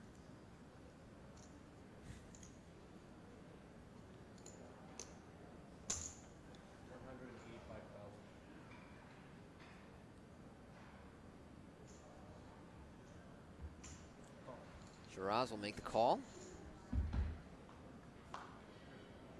Chanel with her third pair on the river. Not exactly sure why Shiraz called on that turn, as he didn't have a draw and he only had 6 high. Chanel gonna bet again.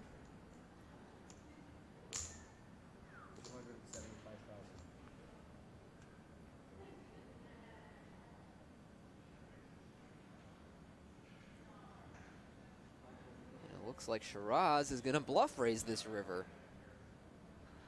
And he makes it 575,000. An interesting play.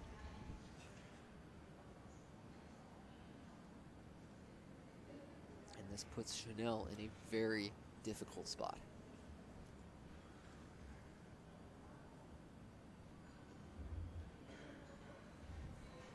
And she lets it go, so a float on the turn with no pair, no draw from Shiraz allows him to take down the pot on the river with a bluff raise. One of the most inventive plays we've seen from him thus far at this final table, and a nicely executed bluff. So he creates some separation between himself and Chanel.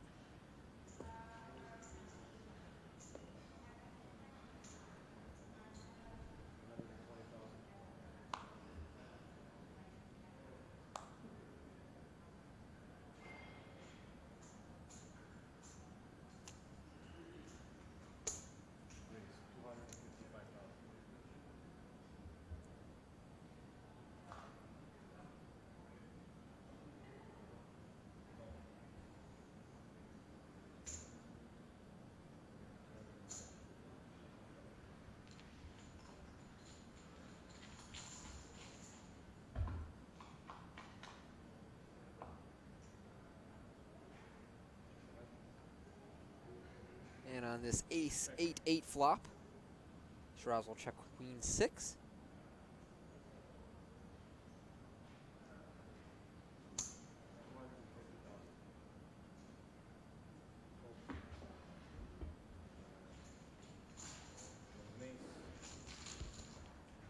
Chanel takes it down with a bet.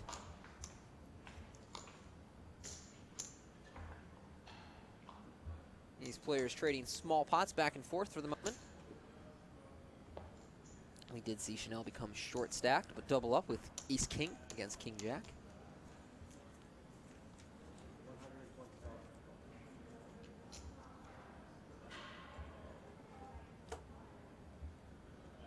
Another shot of our Royal Flush Girls, Reza and Kat, accompanied by the WPT Champions Cup and the Champions Belt that one of these two players will go home with.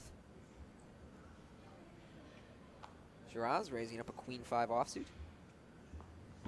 Chanel lets go of a jack 6.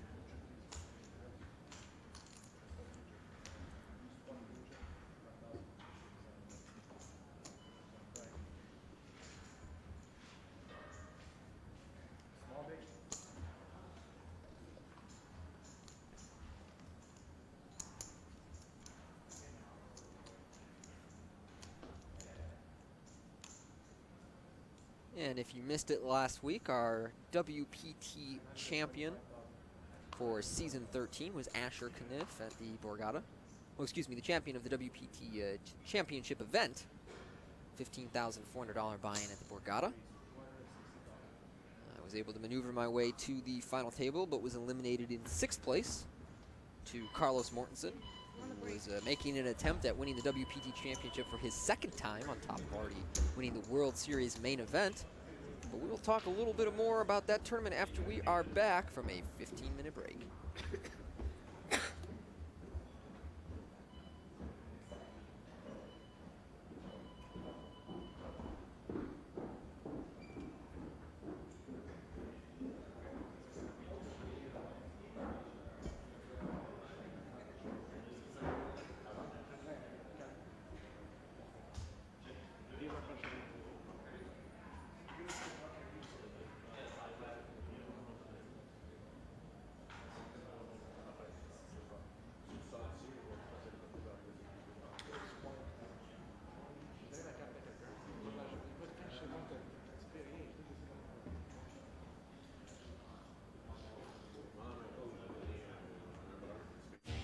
Every chip can turn into a dream at partypoker.net. Every hand into the greatest poker journey of your life. Next stop, the World Poker Tour 500 Aria in Las Vegas. In the center of the ring. He would love to knock this loudmouth out.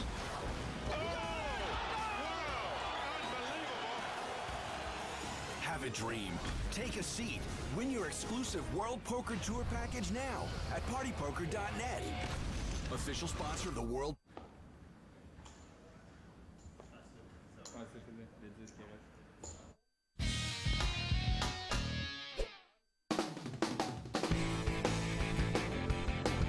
The World Poker Tour is in Montreal. Let's hit the streets and see what this city has to offer.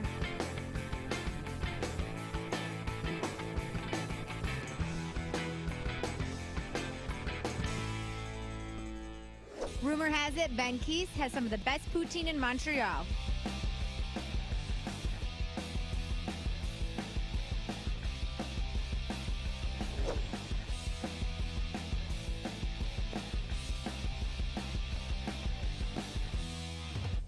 I'm here with Vince Moreno, owner of St-Viateur Bagels.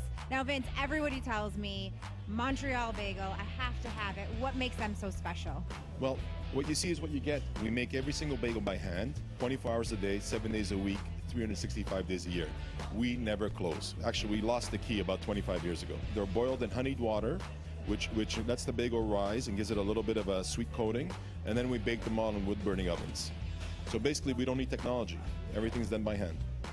Can't wait to try one. Thank you so much, Vince. Meet you.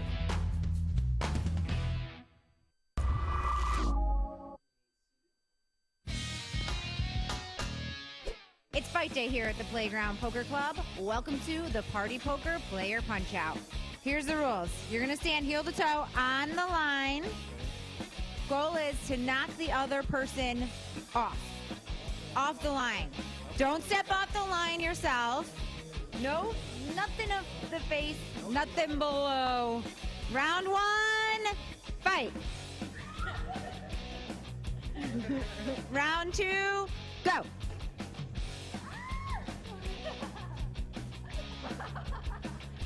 All right. Gary's hands are gonna pop the gloves. All right, I want a clean, good fight. Go. Fight.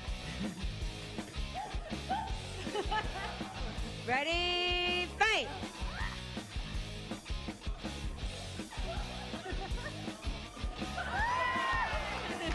No cheap shots. No cheap shots. Go.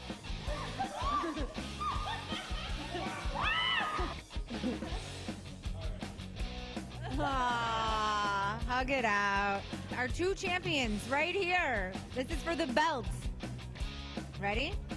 Clean fight. Bump, bump, close. All right. Fight.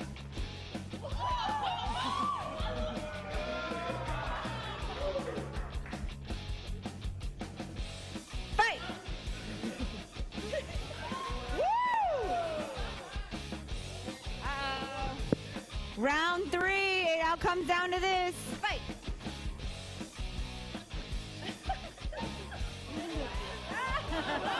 Yes! Yay! Our champion! My shirt's out, you're too tall!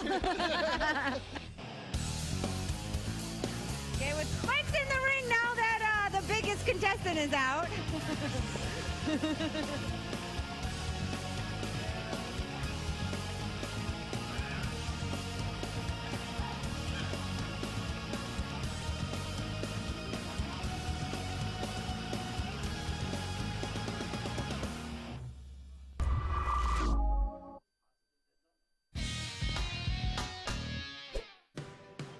Hey guys, I'm here outside Poutineville where a few of the players from the tournament are here to have a heart attack. Literally, we're here to take on the 15-pound heart attack challenge. Let's see if these guys can take down 15 pounds of poutine.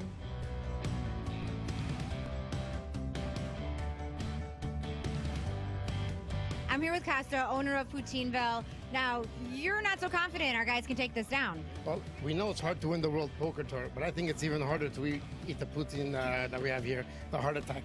It's over 15 pounds. I don't think any one of your players could even come close to coming to finishing it. We got 4 guys here. I don't think your 4 guys can finish it either. When it comes to this challenge, we put on our shades. We're holding the aces here. You guys are not going to win. That's for sure. Yeah, I don't think he's bluffing by the sound of it, but they're so far so good. I think they're going to might do a little damage. A little damage, but they're not going to finish. That's for sure. A lot of people do a little damage. Has anyone ever taken it down? One guy. One guy. Jamie the Bear has taken it. Bear. Yeah. I mean, you would have to be eating 15 pounds of poutine. Beast. Yeah, he is a beast. What was his record? He did it in 22 minutes. 15 pounds in 22 minutes. Yeah. Yeah. Did you have to push him out of here in a wheelchair? I think so. I think so. I think he needed a hospital after that, but he did good. Yeah, he's a professional leader. All right, well, our guys are going to give it a go.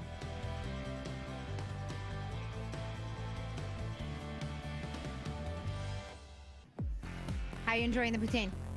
It's wonderful. So you're Canadian. Do you eat this all the time? Is this like breakfast, lunch, dinner? I eat poutine on a regular basis. Most of the time it's from A&W, and it doesn't compare to this. Feeling like I need a defibrillator. It's a heart attack. That's how it got its name. That's right. All right, keep it up.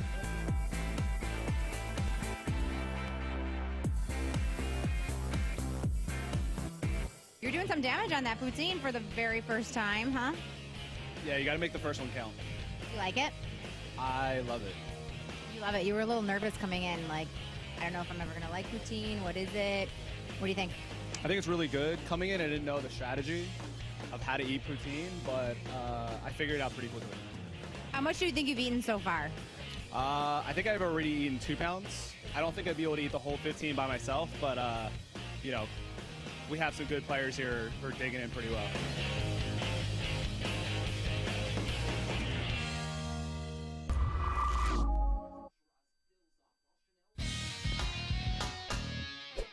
Season 14 of the World Poker Tour is adding a new stop, Choctaw Casino and Resort in Durant, Oklahoma. The $3,500 buy-in will have a $2 million guarantee and is the first televised stop of Season 14. Check out ChoctawCasinos.com to view Southeast Oklahoma's only AAA 4-diamond rated hotel. And of course, WPT.com has all your tournament details. See you there.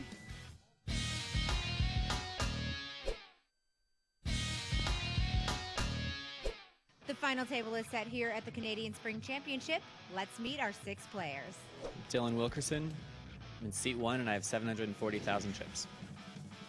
Levi Stevens, seat 2, 765,000. Probably short stack and hopefully run up a big stack and win. I'm Gary Lucy from Amherst.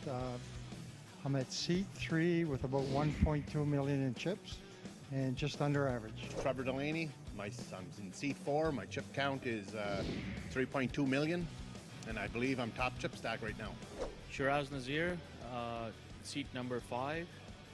Chip count is about 2.7 million, and I'm sitting in a comfortable spot right now. I mean, can't be happier. I hope you know, I can win this one. Hey, my name is Chanel Lu. I'm at C6. My chip count 2.5 million.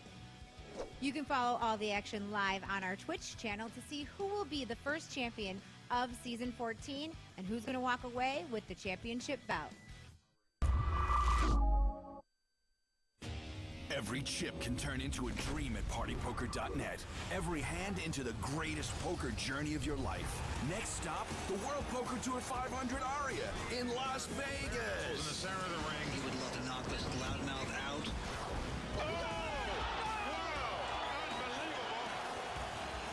Have a dream. Take a seat. Win your exclusive World Poker Tour package now at PartyPoker.net. Official sponsor of the World.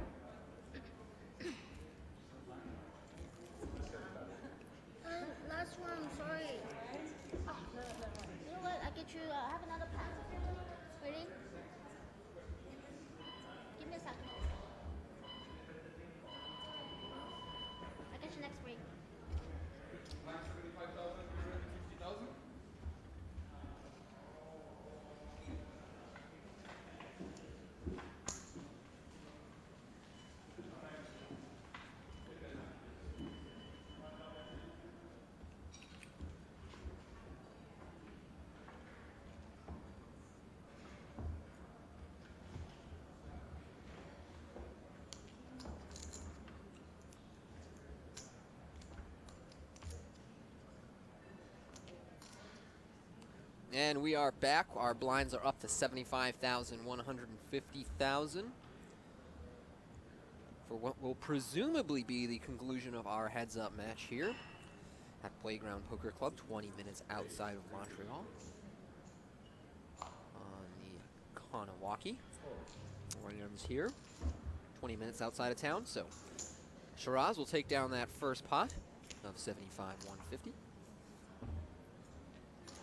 There's a shot of our payouts, framed by the Royal Flush Girls. 255,000 Canadian for our winner today.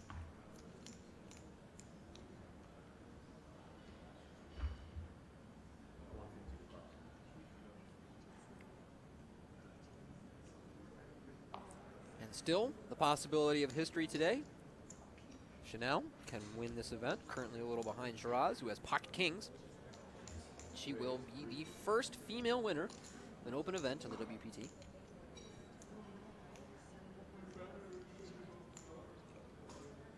She's going to raise up her queen 5 with Shiraz here with pocket kings. Likely going to re-raise her.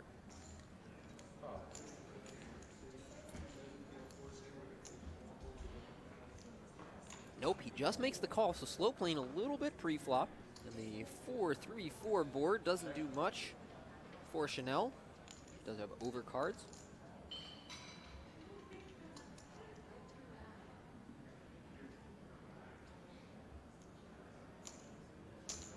And she'll follow through with a bet here of 375.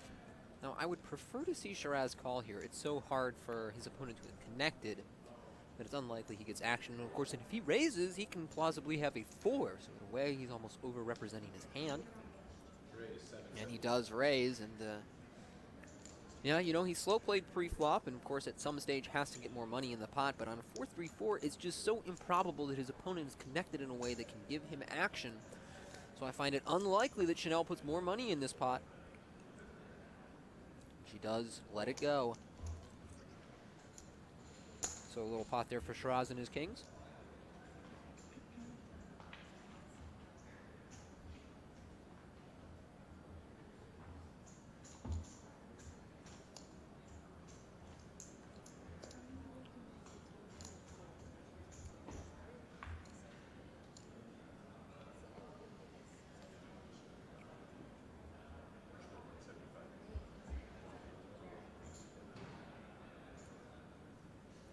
Mentioned before, that is the WPT Champions Cup, as well as the Champions Belt, that one of these two players will be going home with.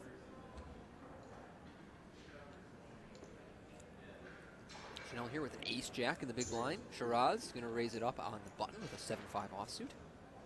I'm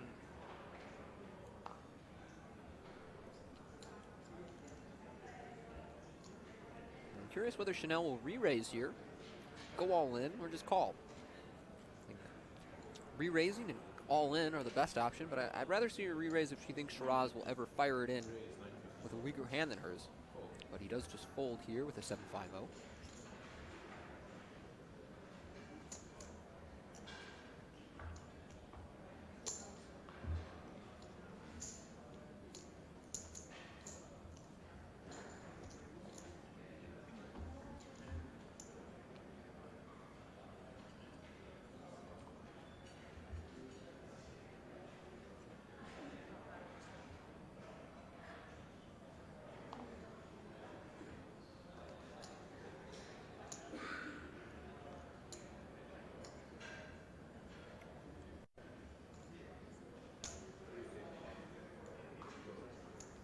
Chanel here, raising up a king 4 suited. Shiraz quickly folds queen 3 offsuit, and she will take down that pot.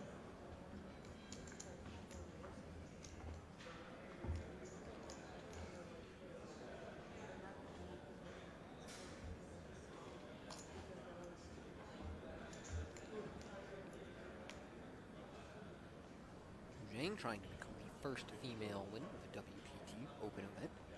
We did have a female winner of our WPT Invitational some seasons ago. I believe it was Menwin's wife. I want to say her name was Minwin, but I could be wrong about that. But she did win the WPT Invitational, a now defunct event. Of quite an entertaining one when we did have it over the years.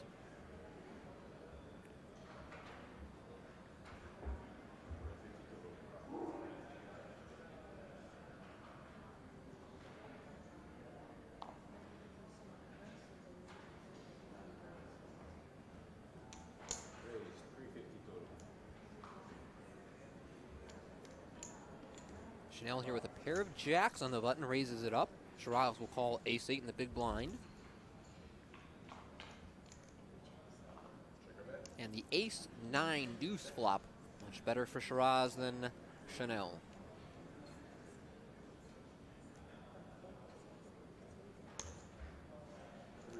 And she'll follow through with a bet. This is a spot, you know, she can bet, she can check. The difficulty with betting here is really only the 9 is going to call as a worse hand. I don't think there's a lot of deuces in Shiraz's range in the big blind, having called a raise. Turn is at 4 of hearts, adding a flush draw. Now Chanel, in these sort of close situations, has leaned towards betting as opposed to checking, but I think she really needs to bet, she really needs to check either the flop or the turn in a pot like this. And she is hurting herself by betting this turn, but she does follow through with another bet. And of course, Shiraz, because the top pair, is going to make the call. So we go to a river, and it is a 10 of diamonds. Shiraz will check. Chanel will check, and Shiraz is going to take down a nice pot, creating large disparity between himself and Chanel.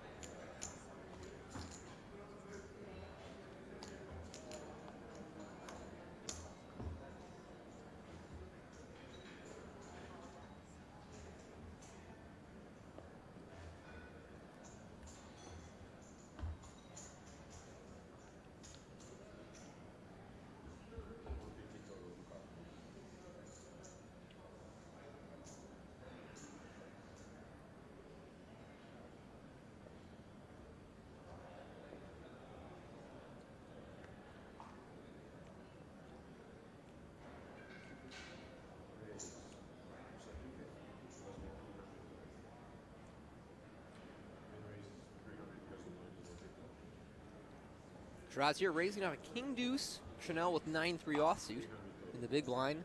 Just going to let it go. So Shiraz in firm control of this heads-up match now. He was one card away from elimination at the hands of Chanel earlier on when he called a big re-raise out of position with king-jack offsuit. Flopped the king. Chuck raised for half his stack and called off the rest, facing the aces of Chanel. Fortunately for Shiraz, he did hit a king on the river.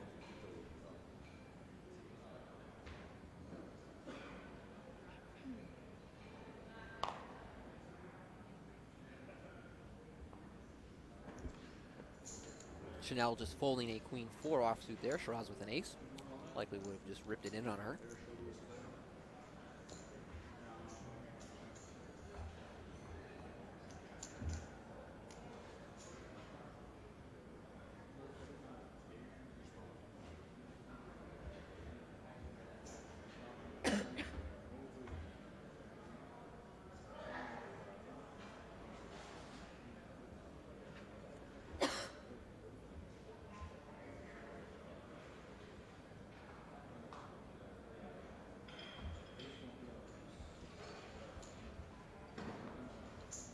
Chanel gets a walk there with ace-deuce suited.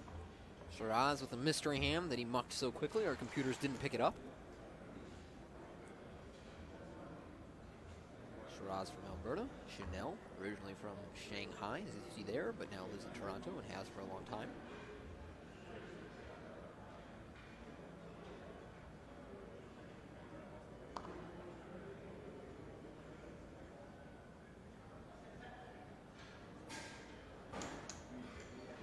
Chanel going to raise this one up with a jack-deuce suited.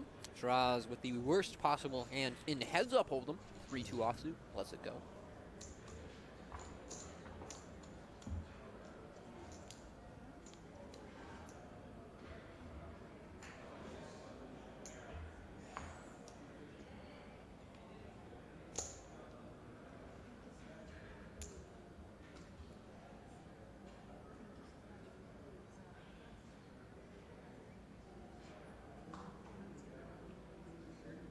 Shiraz on the button here, 7-5 offsuit. He's going to open for a raise to 350. Chanel with just 4-3 offsuit.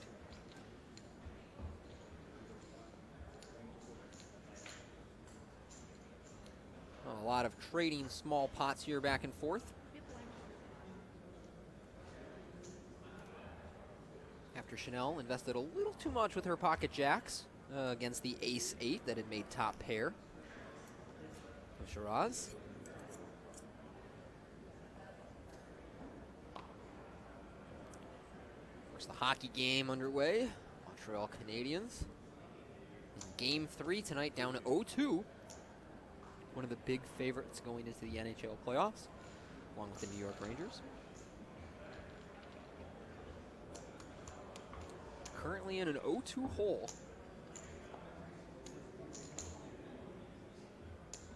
And needing Game 3.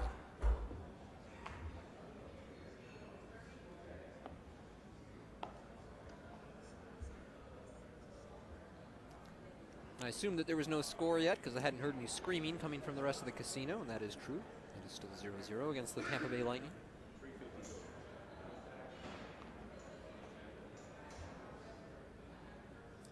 Chanel with an ace-9 facing a raise. I think this is the type of hand that she should go all in with, and a little bit of a mistake here. Her hand is definitely strong enough to go all in facing a button raise. In a heads-up match. She is in a dominating position. However, if they can both manage to connect with a 9, perhaps she will extract some chips from her opponent, but no, she makes an ace instead. So likely to get one bet from Shiraz, but not much after that.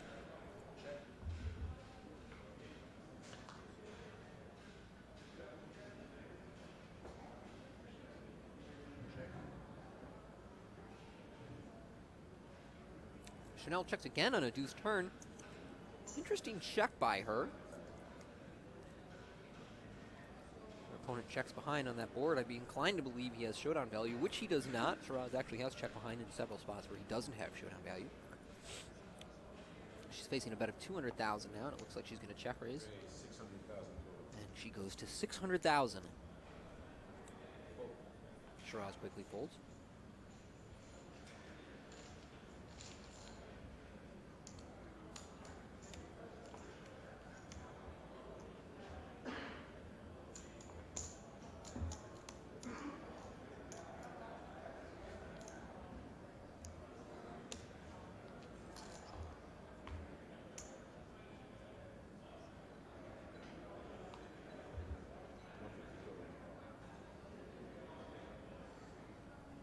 So Chanel does get an extra bet out of her opponent by calling pre-flop, but I do believe missed an opportunity to just take it down free.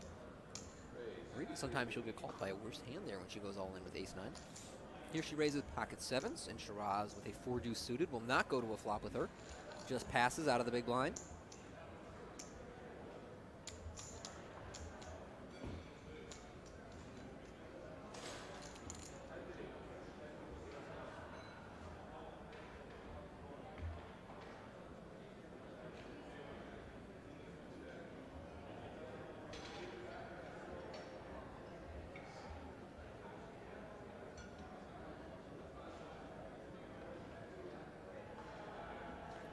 Shiraz with ace-8 again here.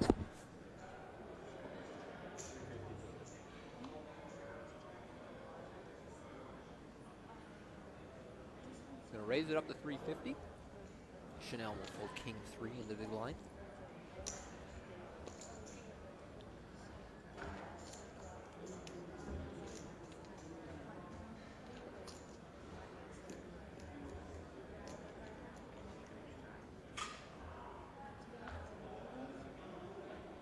Our match is slowing down a little bit. Not a lot of aggression pre-flop through the duration of our heads-up match. Very little 3-betting. Chanel will pass 9-5 there. Shiraz a little disappointed with his queen-10 suited. Ooh, you see him exclaim. He would have liked to see a flop there. Although that, again, is such a quality hand that he could have just moved in at Chanel pre-flop.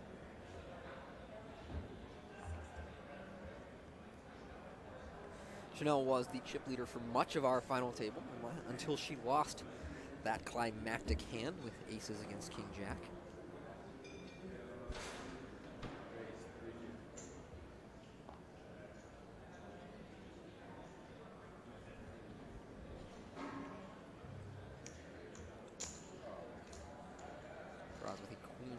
5 suited here.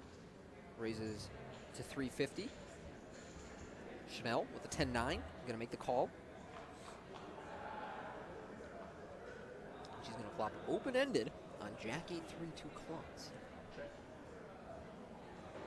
Both players will check, draws. Continuing his pattern of checking behind when he has weak equity. Chanel turns the nuts. She's checked the turn with many of her strongest hands, but here she's going to lead out with the straight. Draws with no part of that board, gives it up.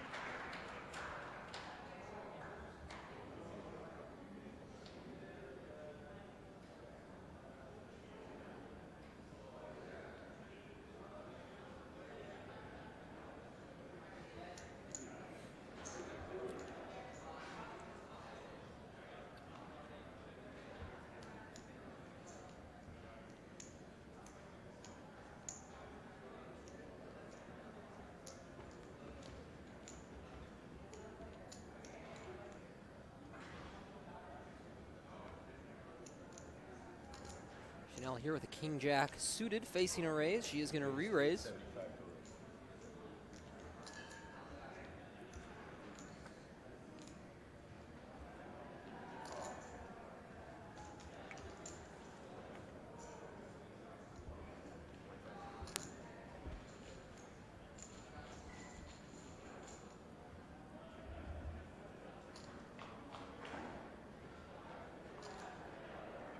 She gets a call out of Shiraz with Queen-9 offsuit. A little bit of a loose call on the re-raise there, but he does flop middle pair on this ace-high board.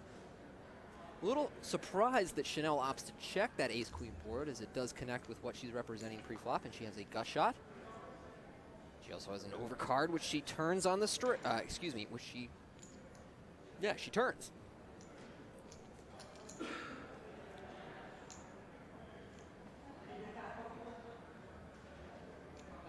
Looks like Chanel will size up a bet. This is quite a lot of her stack that she's betting here. 875. And a quick call from Shiraz, which seems a little optimistic considering he has third pair on a board where his opponent is re-raised pre-flop. Check the flop and then bet large on the turn. River is a 4 of diamonds. As it turns out, Chanel going to get some value here in the turn with her bet with second pair.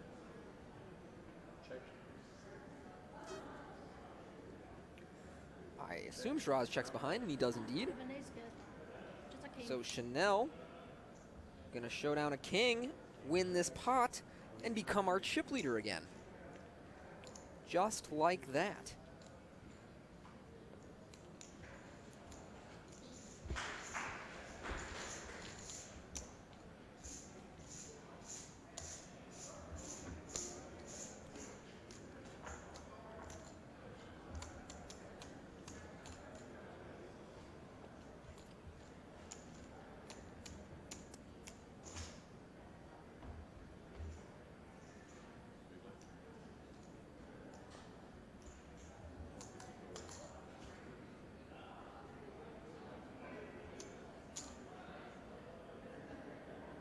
Chanel with a 4 deuce of clubs here.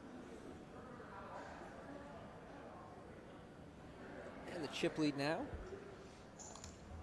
She was all the way down to 2 million earlier. Got it in with ace king against king jack. And managed to hold up. We're about 7.5 to 8 hours into this final table here at Playground Poker Club. 20 minutes outside of Montreal. Initially looked like we would have a very quick final table today. We had 2 eliminations almost immediately, including our chip leader entering the day, who played a astonishing hand against Chanel. Shiraz here is going to raise up ace-jack of spades. Chanel with the 7-6 offsuit in the big blind.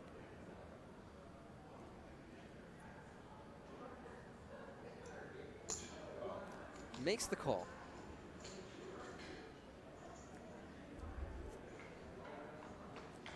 So we'll go to a flop, and it is queen 7 deuce. So middle pair for Chanel.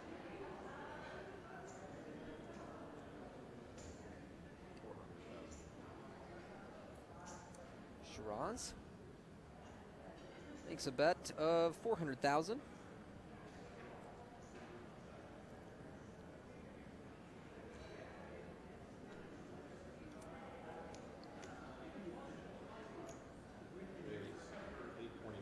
Chanel check raises here.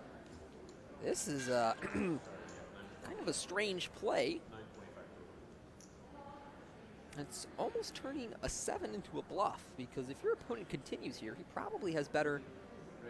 Wow. What do I know about anything? Shiraz 3-betting the flop here with ace-jack high, no backdoor draws, I guess to the Broadway, but beyond that. And this, I think, aptly demonstrates the problem with check raising a hand like middle pair. It bloats the pot, creates the potential that you are blown off your hand. I suppose if Chanel is confident that middle pair is the best, she might just rip it in here, but I doubt it.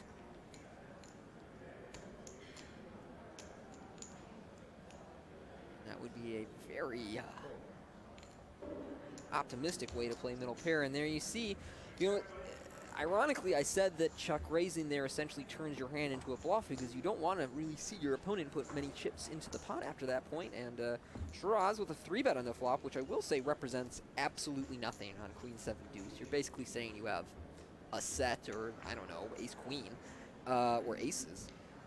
Shiraz manages to take it down by making a move there in that hand, but I have to say that I'm not a big fan of how either player opted to play their hand there. Chanel kind of wasting the strength of middle pair.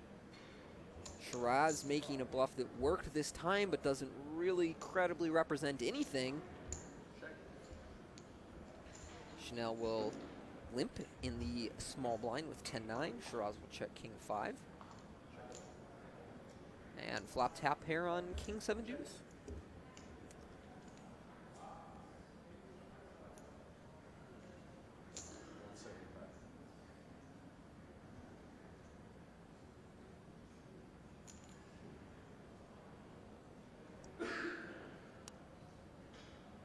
Shiraz not going anywhere. Gonna check raise here. Again, everybody kind of check raising pairs on flops. Another problem with check raising your pairs is you deprive your opponent the opportunity to bluff. And sometimes the best way to get value for your hand is checking and calling to induce someone with a very weak amount of equity to continue putting chips in the pot. Of course, when you raise them, they're not going to take the bait very often. And sometimes when they do, they bluff you out of the hand anyway, as we saw Shiraz do with the ace-jack of spades in the previous hand. Here he's got an ace-6.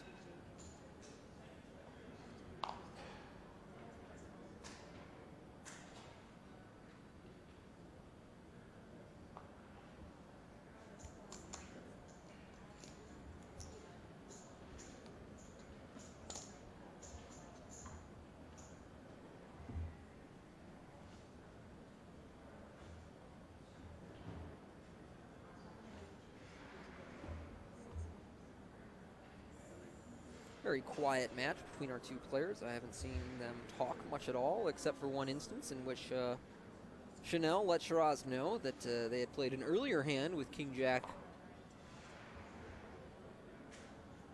that Shiraz had been very fortunate on. Chanel here with a pair of sixes is going to raise it up. Shiraz will forfeit Jack 7. A little bit of inconsistency out of Shiraz there. We saw him 3-bet Jack 7 earlier and then bet 3-bet all in the turn with no pair, no draw. And there he just folds to a raise. Of course, the stacks are a little shorter now, but I do believe that heads up Jack 7, probably worth a call at least.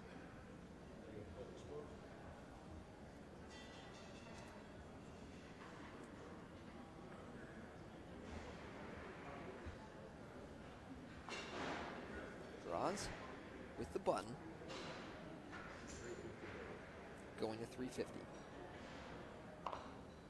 Just a 4-3 offsuit. Chanel with 9-8 suited. Making the call.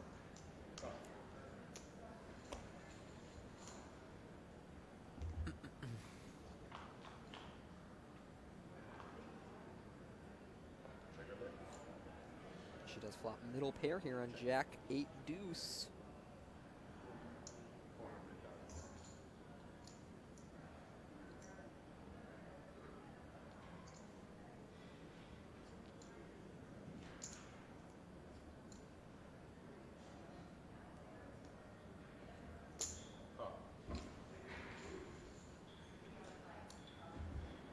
Check calls a bet from Shiraz, 400,000.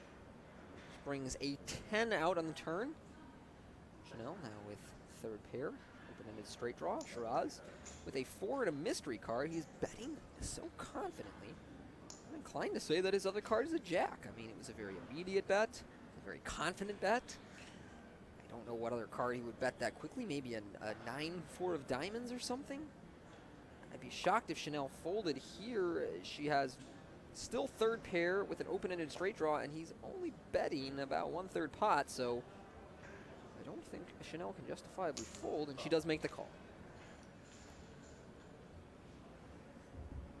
So we'll go to a river, and it is a 4. So Shiraz at least has fourth pair, but we don't know what his other card is. And he makes what appears to be a value bet here, 700,000. I think if he only had a 4, he would probably check back. And if he were to bet it as a bluff, he would likely bet larger than this. So I'm going to confirm my read. I think he has a Jack 4. Probably of diamonds if he raised pre-flop.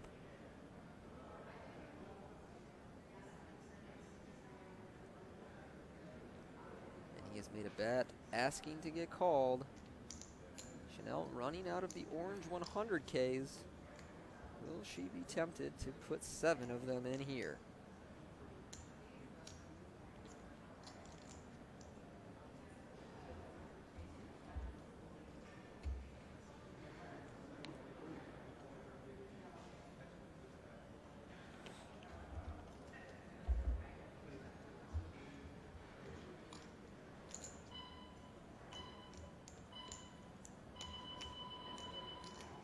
Not a huge bet, but it is a large portion of Chanel's remaining stack. The third pair here, the backdoor flush, is completed on the river. And Shiraz has at least a 4, but I'm guessing he has a Jack 4.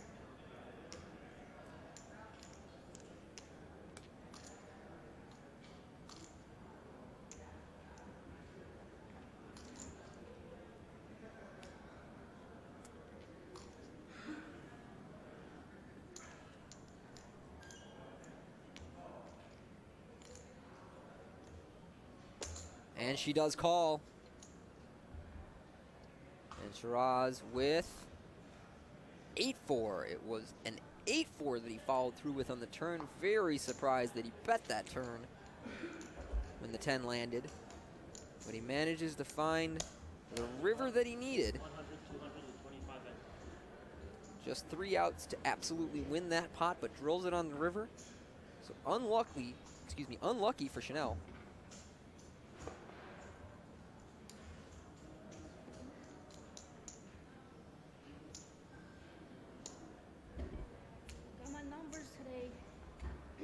As you see, Shiraz way out in front of Chanel. Lu Zhang says that you have my number today.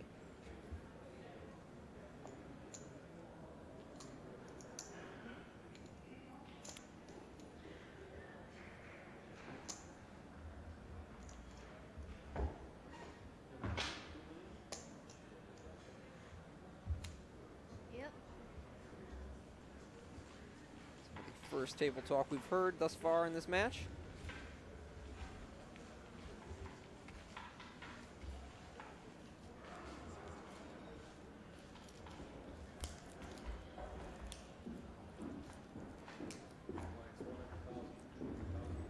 Chanel taking it all in stride.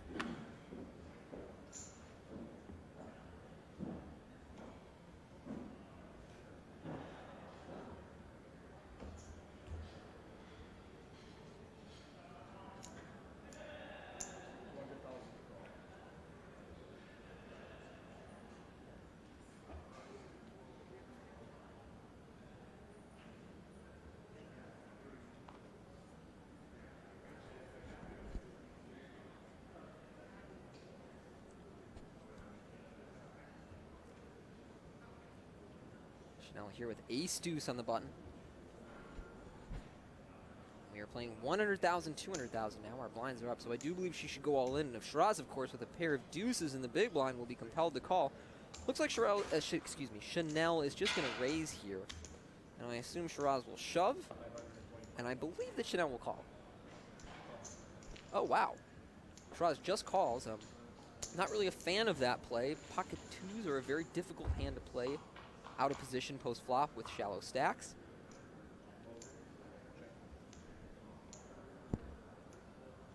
It is a jack 6-3 flop.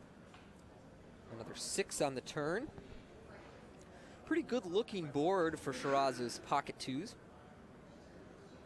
And you will bet $500,000 with them. And a pretty difficult spot for Chanel, who likely should have shoved pre-flop, and now still has a decent amount of showdown value with just ace high.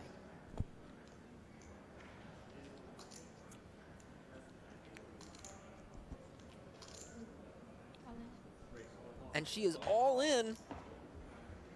And Shiraz immediately calls, so Chanel down to just a river ace.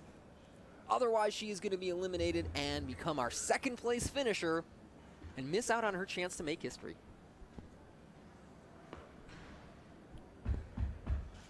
And the river is a 7 of diamonds. That's not going to do it. Chanel comes up one place short of becoming our first female WPT champion, but Shiraz Nassir with a great performance here in Montreal. Was short stacked at one point in this final table, who was all in and at risk, but found a miraculous river, and then really played some solid poker through the short-handed and heads-up match. Now finds himself a champion. His previous largest score was only a little over $30,000, so a massive win here today for Shiraz. As you can see, he takes down $255,408 Canadian. Chanel getting $166,402. Congratulations to them both. They played an excellent match. Of course, we want to thank our sponsors, Party Poker, where you can satellite into many WPT events, including the upcoming WPT Amsterdam and WPT Aria 500 this summer at the Aria Hotel and Casino in Las Vegas, and WPT Choctaw coming up later this summer. So we would love to see all of you guys there, and we know for sure that we will see Shiraz Nassir at our WPT Championship event next spring. But until then, or the next online WPT stream, I'm Tony Dunst, signing off for the World Poker Tour. Good night and good luck.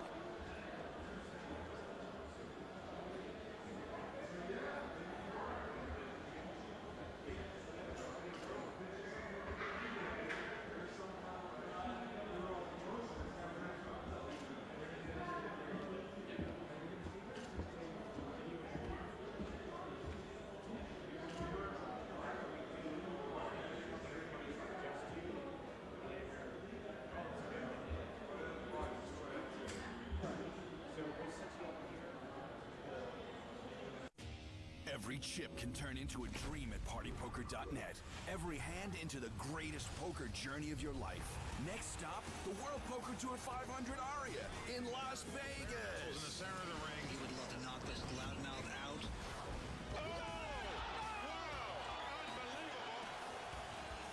Have a dream. Take a seat. Win your exclusive World Poker Tour package now at partypoker.net. Official sponsor of the World Poker Tour.